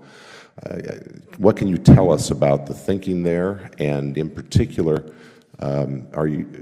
what level of confidence do you have that the E-2 has the capacity to do the Indo-PACOM operations that we need to be able to do? It's a long distance. I would file the E-7 under the tough choices file for us, for sure. Our assessment is that it was gold-plated, it was late, and it was over cost. And if we look at the future fight, extending the E-2D is our view, alongside, we believe that space-based ISR is the capability of the future. Not a prospective, hopeful future, but the technologies are there to begin to deliver even more robustly than an aerial platform. So our budget does reflect those tough choices. Can the E-2 do what we need it to do over the Pacific? Well, we know that the E-7 being late to cost may not make it in time, and that's part of the consideration that we're looking at. Understood. Mr. Chairman, I yield back. Thank you, Secretary. Gentleman yields back, Chair, and I recognize the gentlelady from Maryland, Ms. Elfreth. Thank you, Mr. Chair, and thank you to our witnesses today. I want to echo first my colleagues and their concerns surrounding a number of issues, including the deployment of Marines to Los Angeles, the importance of supporting our ally in Ukraine, the alarming security breach that was Signalgate, and the unjust termination of members of our military from diverse backgrounds who simply want to serve our nation. But before I get to my questions, Mr. Secretary, I want to just follow up on my colleague from New Hampshire. Setting aside district courts, do you believe you have the authority to defy a Supreme Court ruling, yes or no? We're not here to defy a Supreme Court ruling. Okay, I'll take that as a win. I'm going to move on to cybercom in my state. Mr. Secretary, earlier this year, General Hawk was relieved of his command of cybercom and NSA following a tweet that accused him of being disloyal to the president. And the oath that you took, the oath that I took, does not demand loyalty to any president, but to this Constitution. I too brought my copy from college with me. And yet, as of this date, General Hawk, his successor has not yet been named, and you've stated many times that lethality of the military is critical, so it's difficult to understand how this administration would allow any billet to remain unfilled, especially those who lead our combatant commands. I join my colleague, Congressman Bacon, in my grave concern that both the firing and the delay in hiring of a leader of cybercom only gives assurance and comfort to our adversaries. So I'm sure you would agree that any combatant command cannot be at its most lethal if a commander remains absent. When will the president announce the new commander of cybercom? I would note there's a very highly capable deputy there, so it's Absolutely, not I agree. adrift at all. We recognize that, and we are in the process of ensuring that slot is filled. In the next month, 2 months, 3 months? It will not be that long. Okay, I appreciate that. General Kane, during your confirmation process, you stated that the dual hat arrangement provides the ability to look across both organizations and has empowered both U.S. Cybercom and the NSA to fulfill their missions better than each could do alone. Can you confirm for this committee that you hold that view to this day, and in one sentence or less speak to the importance of that dual hat arrangement? Yeah, that reflects the current policy of the administration. The Secretary, of course, as does the President, reserves the right to rethink that. Both organizations are critical, and whether they're a single or dual hat relationship, if directed, we'll take a look at the risk associated with each one of them and come back to our civilian leaders with those risks and let them make a decision on it. But you are in the room, are you not, advising the President as what is best for our national security? I am in the room, yeah. And can you commit to, Yeah. I agree, can you commit to continuing your advocacy for that dual hat relationship? After some analysis, at the time, I wasn't even in the military. I was still coming back in. Okay. So if directed to take a look at it, we'll carefully, ma'am, measure the goods and others of each of those. But you have my commitment that I'll continue as I have, giving my candid, forthright military advice on the eaches and others of all those to Secretary I of the appreciate NSC that. and the President. Thank you, sir. I want to move on to sexual assault in the military, and it remains a stain on this DoD and this entire nation. It erodes cohesion. It brings a lifetime of pain and recovery for victims, including my constituents. It's important to members of this committee that funding for SAPR in particular increases, and that any flatline of that funding would be viewed as a decrease. In preparation for and during your confirmation, Mr. Secretary, you made commitments that you would support a robust sexual assault program and response program that, quote, seeks to drive sexual assaults in the military down to zero. I commend you for that commitment. I agree with it. And yet, has been brought up many times, we have no budget by which to measure your commitment and your promises. So can you commit to today that when we do at last receive your final FY26 budget, we will see an increase to SAPR funding and a plan from you as to how to drive sexual assaults down to zero? As I said in my confirmation, I applaud Congress for the efforts that have been ongoing to address that issue, which we do need to drive to zero. That funding has not been reduced. We've looked at a lot of places for efficiencies. That has not been one, and I think you've seen the same news I have that thankfully sexual assaults are coming down, and we continue to want to do that. But we have to remain ever vigilant, which is why I hope it's not level funded. I hope we can continue to drive that down, so I look forward to that final budget whenever we do receive it. Lastly, and I'll take this for the record, moving on to a similar topic, which is rape kits for DoD civilians overseas. In April, DHA issued a memo denying DoD non-beneficiary civilians who are victims of sexual assault and rape access to sexual assault evidence collection kits. If I could get for the record your explanation for this decision. These civilians support the DoD. It's incredibly important that we find and bring justice to those victims, and I look forward to working with you on it. And I'll yield back my time, Mr. Chair. Gentlelady's time's expired, Chair, and I recognize the gentleman from Colorado, Mr. Crank. Thank you, Mr. Chairman, Mr. Secretary, and General, thank you for being here. And I want to first kind of apologize for the sort of personal attacks. My mom and dad taught me to be different. You won't get that from me, Mr. Secretary. Secretary Hegseth and General Kane, we've heard multiple times this year that we can't do Golden Dome because it'll just cause China and Russia to build better missiles to get around our defenses. For that logic to make sense, it'd mean that China and Russia aren't already advancing missile technology and have stood pat on the missile technology they had 20 or 30 years ago. I founded the Golden Dome Caucus here in the House. Is that an accurate statement, that they have stood pat on missile technology, or are they advancing our enemies on missile technology? I think it's fair to say, like us, they're attempting to advance in every way possible. Secretary Hegseth, El Paso County is the fastest growing county in Colorado. It's projected to see significant population growth over the next 3 decades, and we're proud that the region's become such a desirable place for families, but that growth has to be balanced with protecting critical operations of our 5 military installations, and that's why initiatives like Security Open Space and Agriculture Resiliency, or SOAR, initiatives are so important. Through a combination of private funding, USDA's Regional Conservation Partnership Program, and the Department of Defense's Readiness and Environmental Protection Integration Program, or REPI, this initiative supports targeted land acquisitions near military bases.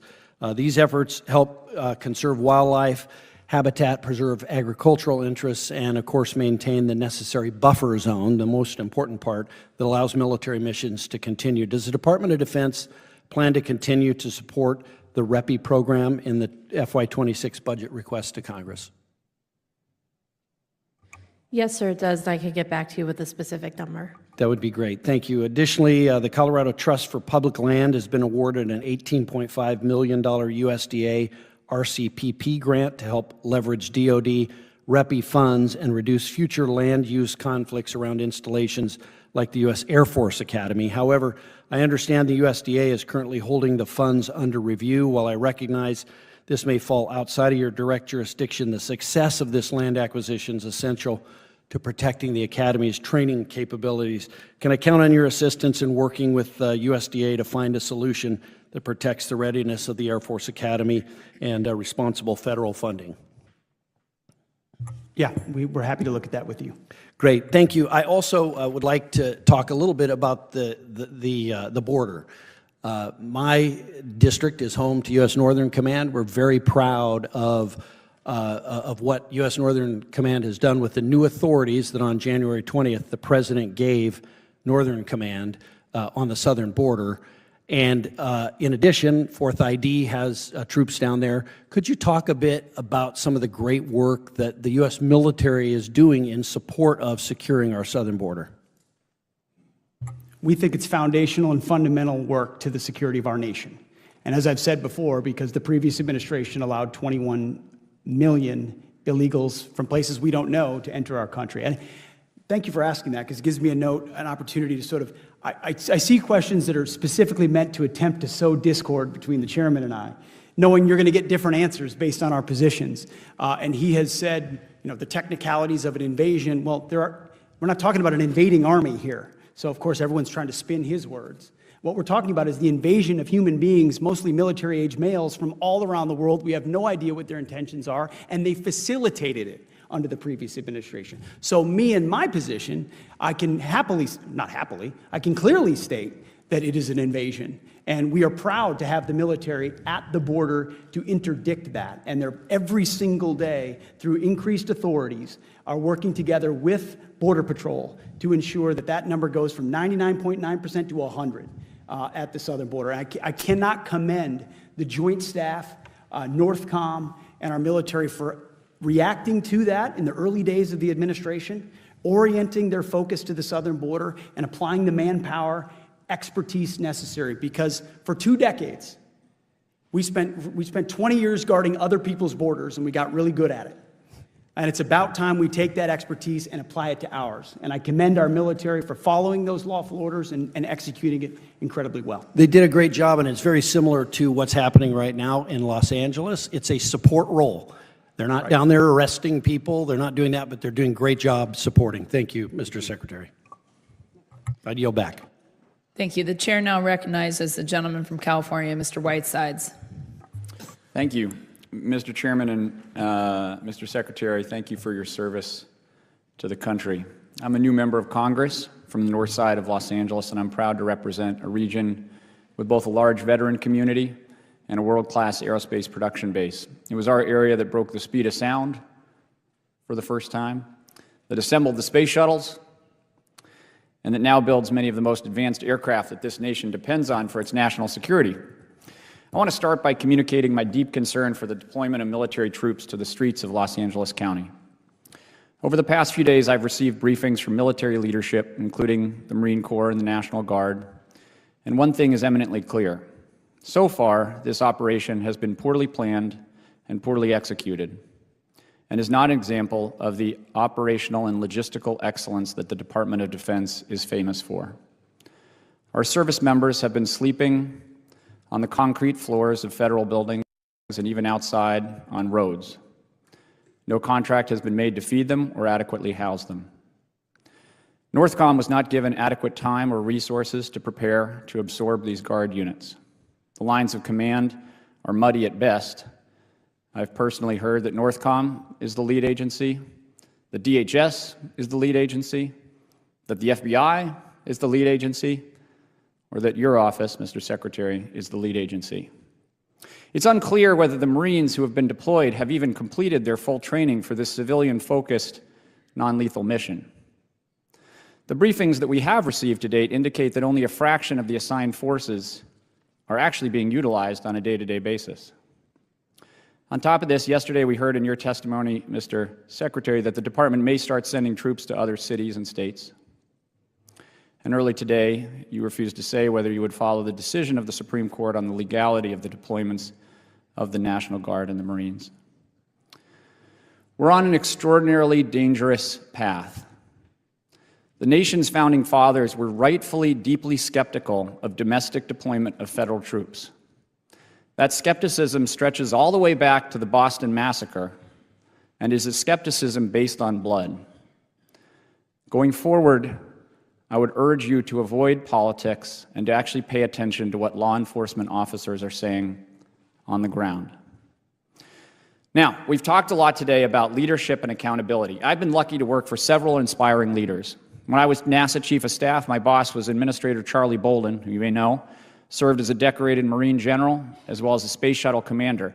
This was a Marine who flew more than 100 combat missions in North and South Vietnam, Laos, and Cambodia. He commanded the mission which deployed the Hubble Space Telescope, which at the time was the largest object ever deployed by the shuttle. He's a serious man and an American hero. I haven't been a member of the Armed Services Committee for very long, just over 5 months, but in that time I've had the privilege to meet and talk with the senior-most members of our military. I've met men and women who've served for decades in our armed services, who've served for years in combat zones. What have I learned from these American heroes? Leaders don't just speak, they listen. They are strong, but they show humility.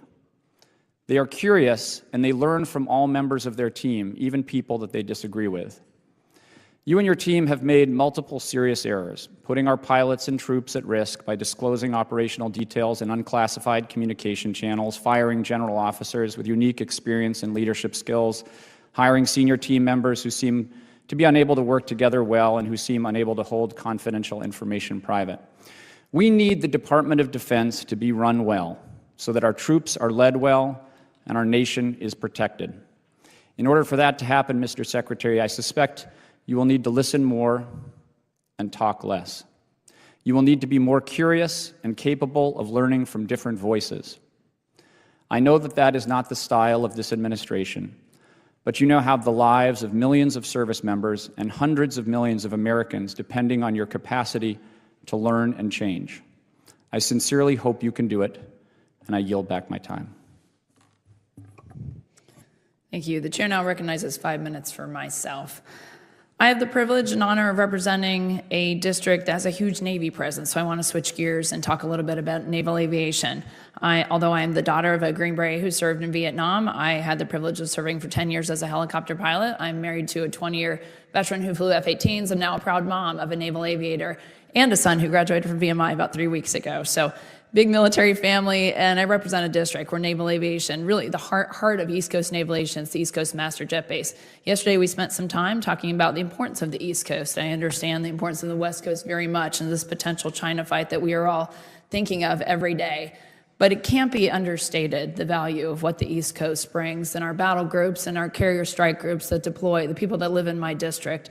So it's a little bit disheartening when I read about and think about the future of naval aviation when I hear from the Department of Defense that about $500 million that was appropriated for the next generation strike fighter in the form of FAXX is to be reallocated to the Air Force. And then when I read memos from this committee is unaware of any changes to the Navy's requirements justifying the procurement of FAXX and continues to support efforts to award the FAXX development and design contract to the Navy. So we're trying to piece together, and I asked the same question yesterday, and I echo the comments of my colleague from Virginia, Congressman Whitman, but that piece is very important. Right now, I house very aging F-18 squadrons. There's no prioritizing, no commitment from the Navy to give me even F-35 squadrons. I have 4 F-35 squadrons that the Marine Corps has on the East Coast. But you all know better than anybody that putting all your eggs in one basket is one of the worst strategies. I've got the West Coast, Naval Air Station Lemoore, West Coast Master Jet Base. Looks great. We've been out there to visit just to compare. They're slated to have, I believe, 8 F-35 squadrons, and there's even an F-35 Center for Development that they want, or Center for Excellence that they want to put there, with no mention of the East Coast Master Jet Base. So I just want to hear from you all. I'll start with you, Secretary Hegseth, but could you explain a little bit about your comments, why that is, and what your plans are to be supportive of our East Coast Master Jet Base that is equally, if not more important? I think it's a fair point. I do think it's equally important. On the FAXX, we are reviewing it, no doubt, it's fair to say. The budget does provide for a completion of the design. As I've stated, the F-47, the EDGAD program is the priority in this budget to get that moving. So we are invested in 6th Gen, and we do recognize the Navy's unique power projection capabilities. The F-35 factors into that also, and so we're looking at its development in the future, and we'll take into consideration those options and certainly make sure as we're planning it's considered. That base needs it, and General Kane, I'd love to hear your thoughts too. To quote you said, we need a capability that is mobile. There's nothing more mobile than a United States aircraft carrier. And when I turn on the television, we want to talk about dropping bombs on Houthis in Yemen. Who do they show? They always show my husband taking off F-18s, and I get very jealous. I know there's a helicopter over there in Starboard D just waiting for something to happen, but that's who they show. It's naval aviation. Ready to fish somebody out of the water. Ma'am, thanks for the question. Thanks for your service. Thanks for your husband's service, and congratulations to your son. That's a big deal. You know, obviously the Navy's working all those issues, East Coast, West Coast power, but, you know, as a global integrator, having 5th gen on the West Coast that can go in those carrier air groups and get out there and provide deterrence and/or capabilities is key. You know, echo the Secretary's comments. I'll get with the Navy and take a look at their force array in terms of 5th gen and moving forward. And of course, the FAXX timing is a policy decision, so defer to my leadership. Thank you. Well, I know that you all are aware of our work we did from this last Congress with the quality of life initiatives and for the infrastructure needs at our bases. But that base is hurting. And again, that is our East Coast master jet base. And we all know money follows a new toy sometimes. So please think of that and please prioritize and at least give us a commitment that is coming our way. And in closing, I just want to talk about, I'm the co-chair of Women, Peace, and Security Caucus, which we have here. We've had here, this was a 2017 Trump bill that was signed into law, co-sponsored then by Senator Marco Rubio, strongly championed by Ivanka Trump. It's designed to improve military readiness, strengthen our allies, promote lasting stability through the inclusion of women in peace and security efforts. Just please be mindful of that. It's a cheap $3 million in fiscal year 24, but having been in a lot of meetings with a lot of our allied partners, it's a cheap form of just maintaining those relationships and really giving a role to the roles that women want to play. I mean, it's an important role for us. I will say this. I will say that we are watching. Women are watching. And as a person who was commissioned in 1993, which was the first year that women could fly in combat, it was an important piece in my decision to serve. So I just would love to hear your thoughts about the future of women, peace, and security.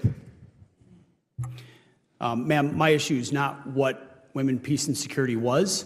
It's what it became under the Biden administration. So our review showed that what it became, which is far more ideologically focused, was not what it should be. And so our decision there was driven by removing that aspect. I don't disagree and happy to be a part of the solution to fix that. And my time has expired, and the chair now recognizes Senator from California.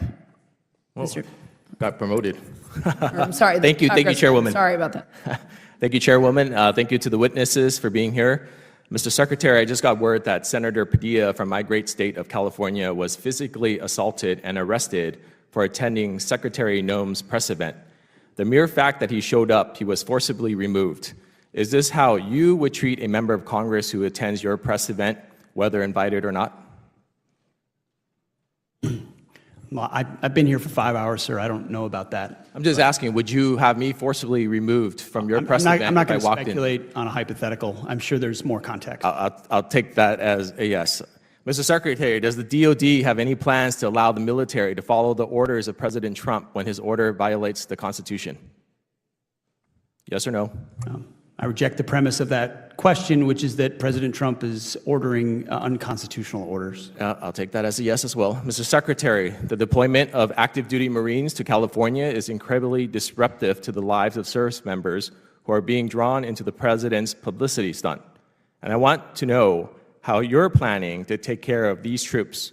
So will you commit to sending my office and this committee a detailed plan on how you plan to house and feed the 700 Marines and potentially thousands of Marines? What's disruptive is when concrete blocks are thrown at the heads of ICE officers. And so we're proud that National Guardsmen and Marines have responded in real time to help defend those federal law enforcement officers. So do you have a plan? Do you have a plan to house Not only do we have a plan, but it's been a focus of mine. I've held a riot shield before in a riot. I recognize what it means to respond in real time without enough time. Mr. Secretary, will you get me that plan, everything they can please? as fast as they can, and we have a plan for that. Mr. Secretary, I reclaim my plan. Chairwoman, LA Mayor Bass stated that the area placed under the recent curfew is around 1 square mile. Is that the same area where service members will be deployed?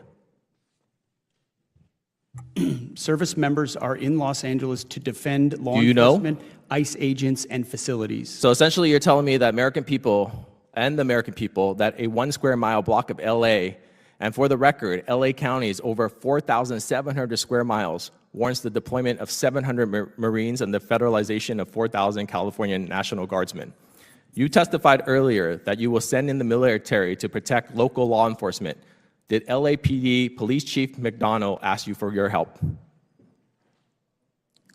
I read reports on a regular basis. Did he ask for your help? From ICE agents who I'll take couldn't that as a be no. more grateful. Did for the LA fact that there are Sheriff Luna soldiers that are ask for helping you them to do send in their the job? military, Mr. Secretary? Did LA Sheriff Luna ask you to send in the military? Yes or no? I don't work for the LA Sheriff, sir. Well, you said you sent them in to support the military, but they didn't even ask for your, to support law enforcement, but they didn't even ask for your help. Have you been to Los Angeles in the last 7 days? My team is, from the top down, focused on making sure Los Angeles I'll also is, take that as a no. How did you ready to arrive go. at the decision not to coordinate with local law enforcement and the governor's office on the initial deployment? It would be great if the governor attempted to actually coordinate instead of grandstand. All right, so I believe you're secretly deploying troops to an area without coordinating with local officials is somehow not disruptive and to the logistical and operational conditions on the ground. You agree with that? I would need you to repeat the question, sir. Does the department plan on coordinating with Governor Newsom's office on local law enforcement going forward, Mr. Secretary? We've coordinated with local law enforcement quite well, but the governor's been an obstruction to that, of course. All right, Secretary Hegseth, this political stunt, and by your own admission, is expected to cost the American taxpayer at least $134 million and will disrupt the lives of hundreds and potentially thousands of active duty Marines and 4,000 National Guardsmen. That's $134 million and thousands of personnel diverted away from critical missions in the Indo-Pacific, where China is rapidly expanding from Europe, where NATO needs U.S. support amid growing Russian aggression, and from CENTCOM, where tensions are escalating so critically that your own General Kurilla had to cancel all his testimony in Congress today. Your redirection of combat-ready troops from real-world national security threats to manage a domestic protest is gross mismanagement and a slap in the face of service members whose lives are disrupted throughout this event. As a veteran myself, it's a disgrace, and you should be ashamed. I yield back.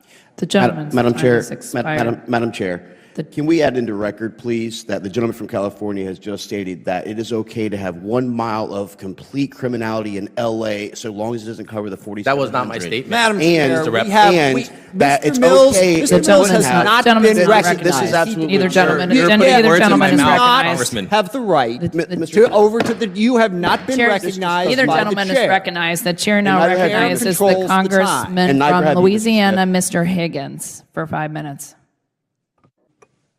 Well, thank you, Madam Chair. Let's bring it down a notch, shall we? It's always fascinating to observe folks talking about things they've never experienced with a great deal of authority up in this bizarre body, reading scripted, hateful, planned rhetoric and directing them at you gentlemen, who do indeed know what it is to stand a post. Let me address first to General Kane. I have to say, good sir, that researching your service career, my goodness gracious, 35 years of distinguished, exceptional service. I can't imagine that there's a better American man to be the chairman of our Joint Chiefs of Staff. Thank you, good sir.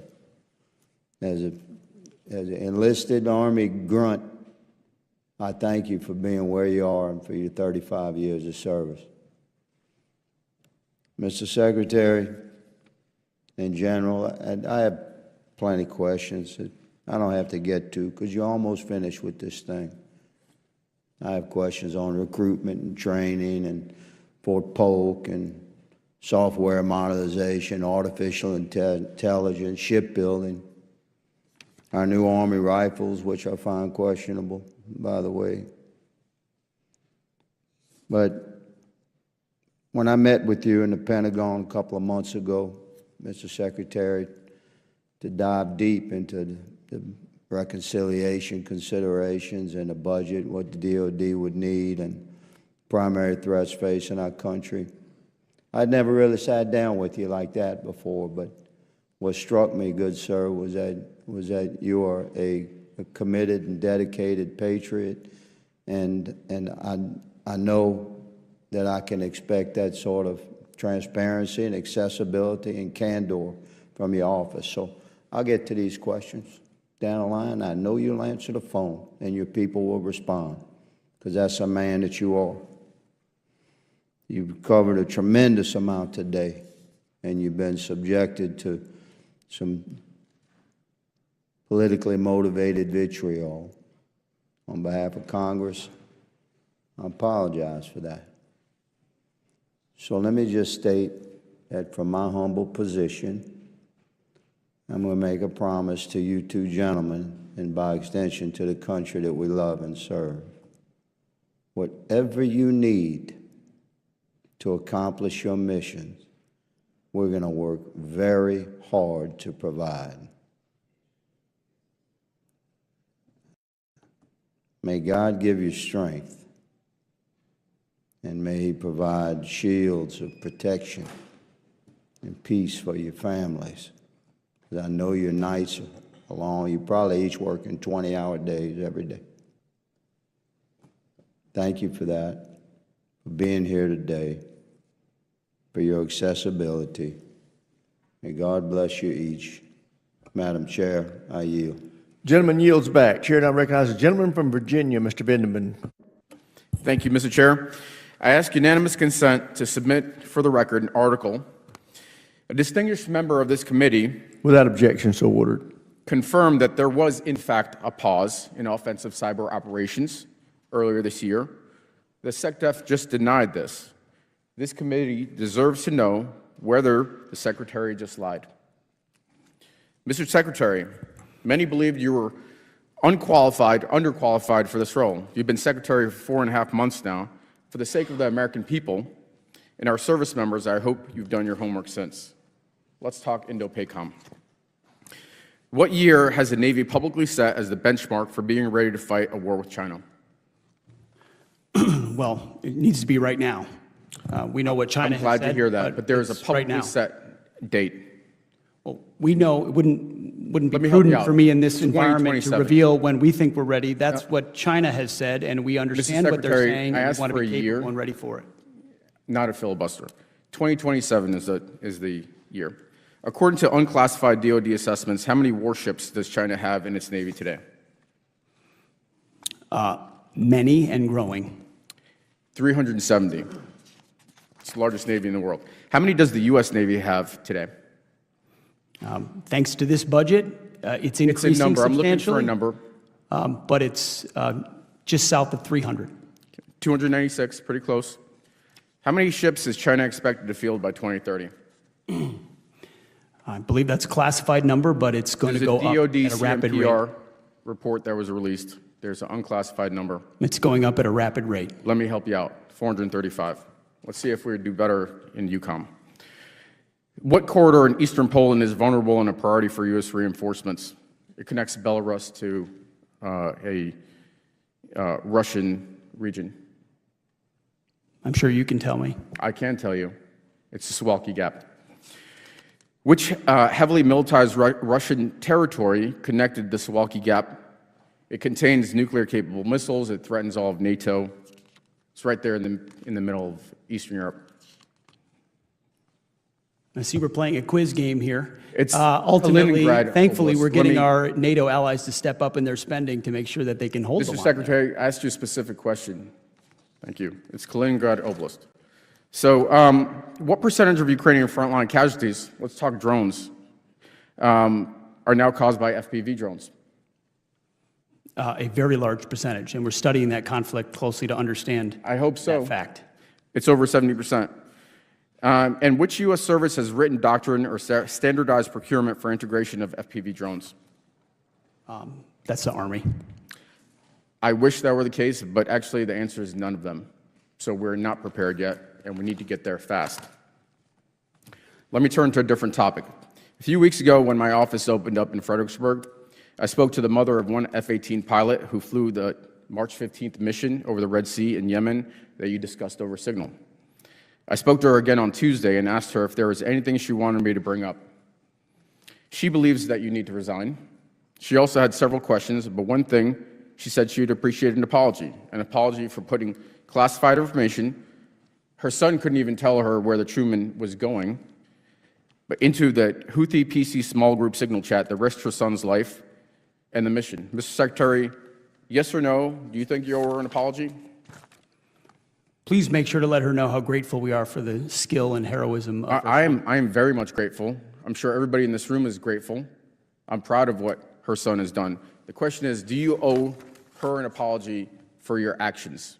Are you going to be accountable? It was an incredibly successful mission. Her son did great work. They did a magnificent job. Thankfully, the Houthi campaign was successful. Secretary, I agree with you. Magnificent job. The performance of those pilots and Navy personnel, magnificent. We're talking about what you did and accountability. Are you going to apologize to the mother or not?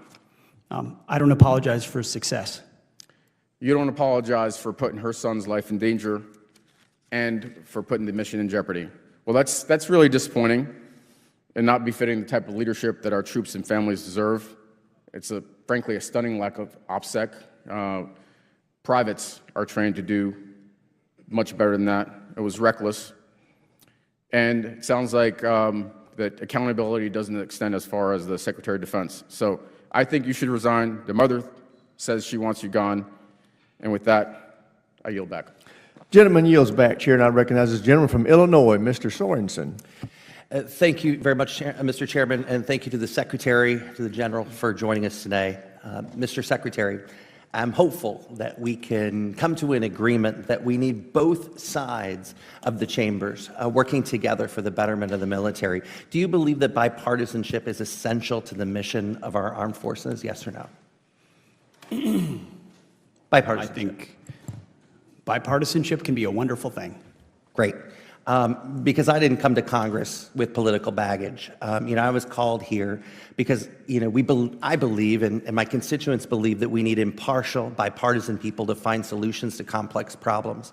But today, this nation is being pushed and pulled in so many different directions. I had a constituent this weekend that said, Eric, I don't even know what to believe anymore. Facts don't matter.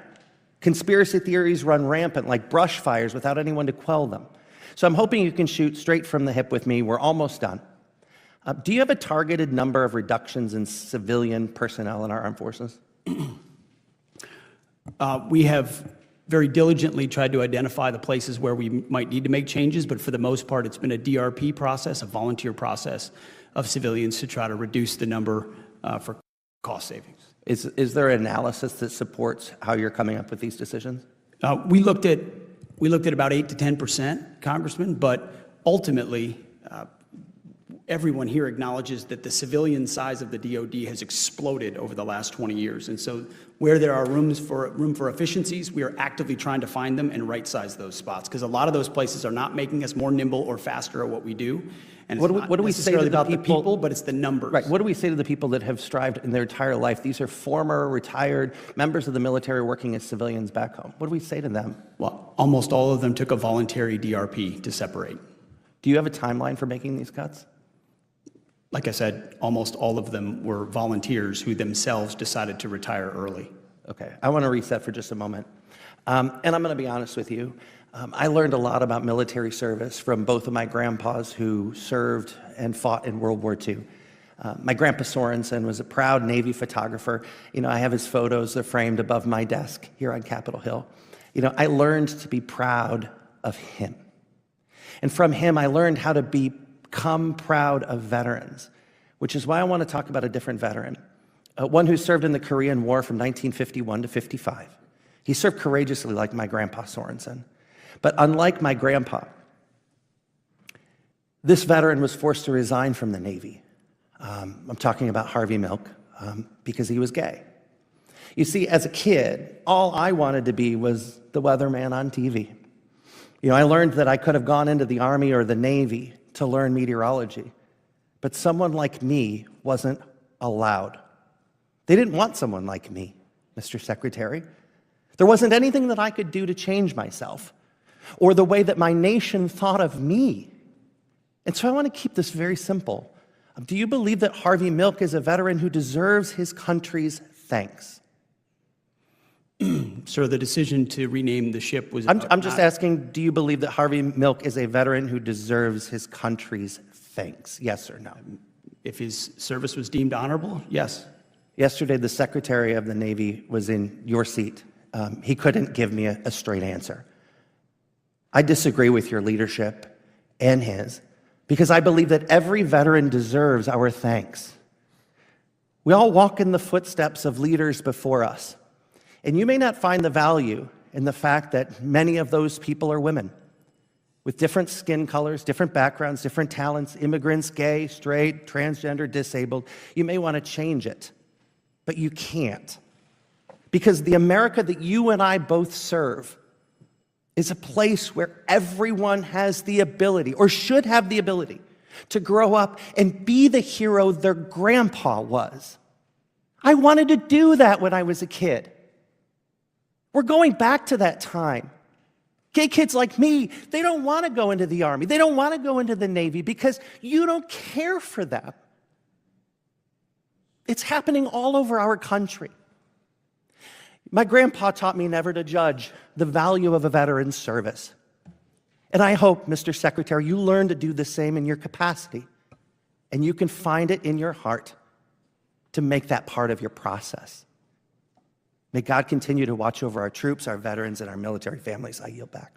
Gentleman yields back. Chair now recognizes the gentleman from Missouri, Mr. Bell. Mr. Secretary, unlike my colleague down the dais, I don't feel sorry for you. I visited with soldiers in war zones whose life is on the line, so a few tough questions. I think you'll be okay. And so my first question is, are you authorized to disclose intelligence that would put our troops in harm's way to our enemies? Well, I reject the premise of the Just saying, question. just as a hypothetical, are you authorized to do that? I have not and do not. Exactly, and I assume that. So when you told our ranking member that everything that you say is authorized, that wasn't completely accurate, correct? What I said is that every way that I communicate is No, you actually said everything that you said is authorized. I wrote it down. Now, with that said, and the reason I bring that up is because it's about accountability. And we're talking about this war ethos. The primary component of that is accountability. And I'm going to indulge me in a quick analogy.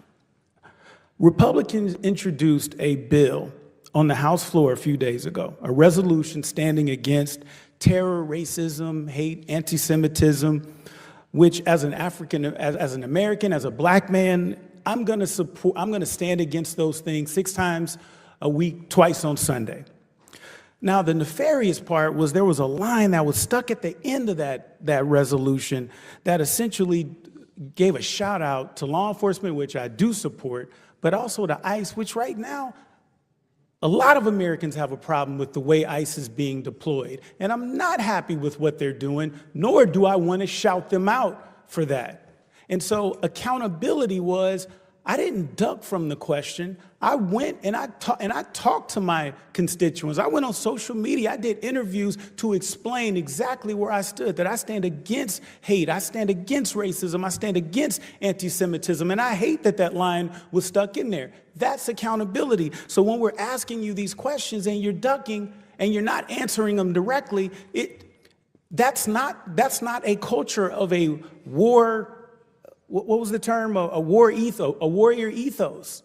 I'm looking at members of our who serve, and they're taking their lead from you. That starts with you. And if we have troops who are in war zones and they're watching while they're risking their lives, and you can't just answer some tough questions, what kind of culture is that setting? So, as a prosecutor, When I think about what's happening in California and around the country with ICE, it's not only dangerous and unconstitutional, but it raises serious public safety concerns because we have people with masks that are going around saying that they're ICE, and we've had reports of that, saying that they're ICE and committing crimes. And that's a big problem. But it gets me back to the point of the accountability piece. So, for example, do you believe quality military housing is important? Yes or no? And just keep your mic on for time because I don't only have a minute left. Our budget commits to robust military housing and barracks up. Do you believe military children deserve a strong education? Our budget funds strong education, and we hope more educational choices for military. Love it. Is it a priority to provide real, reliable care to our veterans? Of course. So, Mr. Secretary, we have a problem here because your answers don't match your budget priorities. You said your mission is to restore this warrior ethos and that threats we face are serious, but so must our investments. So when we think of, for example, a $45 million parade, I can think of 45 million things we could do more effectively with $45 million than a parade, such as the things that I mentioned: military housing, military children's education, providing reliable care for our veterans. All of these things would be higher on the priority than a parade. And so the parade, and when we talk about showing strength, we're not talking about theater. We're not talking about showmanship. We're talking about things that actually make our military more lethal and keeps us safer. And so what I'm saying is that in my limited time left is accountability does matter, and this body cares about what our military is doing because we care about national security, and we all take it very seriously. Gentleman's time has expired. All time for member questions has expired. The chair now recognizes the ranking member for any closing comments. Yeah, I just want to thank the chairman for his excellent leadership of the committee. Obviously, highly contentious time. The only comment I would make: a number of members of the other side expressed outrage that we were critical of Secretary Hegseth. I don't know how many of those members sat here when Joe Biden was president, but the savage attacks on Biden and Secretary Austin and Chairman Milley, I mean, the hypocrisy of that was just breathtaking for me to behold. And let me just say, I think I agree with what Mr. Bell just said. Tough job. Not as tough as a lot of other jobs, but part of it is you are accountable to this body, and you are accountable to answer questions, even if sometimes they are obnoxious. That's part of the gig. And I do hope going forward that the Department of Defense will have greater contact with this committee. I have not spoken to you one-on-one in the entire time you've been Secretary of Defense, only interacted with you twice. I've been through a ton of Secretaries of Defense that served for presidents, including President Trump. Always had a very good relationship and a very good conversation. Your department is cutting us off in a way that is not helpful to any of the bipartisan hopes that have been expressed by the other side of the aisle. I hope that will change. I hope there will be interactions. I will say, General Kane, you've been very generous and reached out. I've had good communication, and I do appreciate that, because that is responsibility of the job. I haven't met too many people at the Pentagon that like coming over here. In fact, I can't think of one, but it is part of the job in a constitutional republic. We are the people's voice. We are charged with conducting oversight. So I hope that interaction will continue. Criticism is part of the gig. Again, I thank the chairman for conducting an excellent hearing. Thank you, my friend. And I would say, Ms. McDowell, you crushed it today.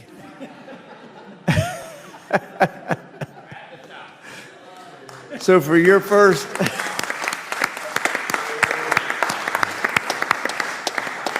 And to our other two witnesses, thank you for your first appearance before the House Armed Services Committee. Thank you for your service to our country. And with that, we are adjourned.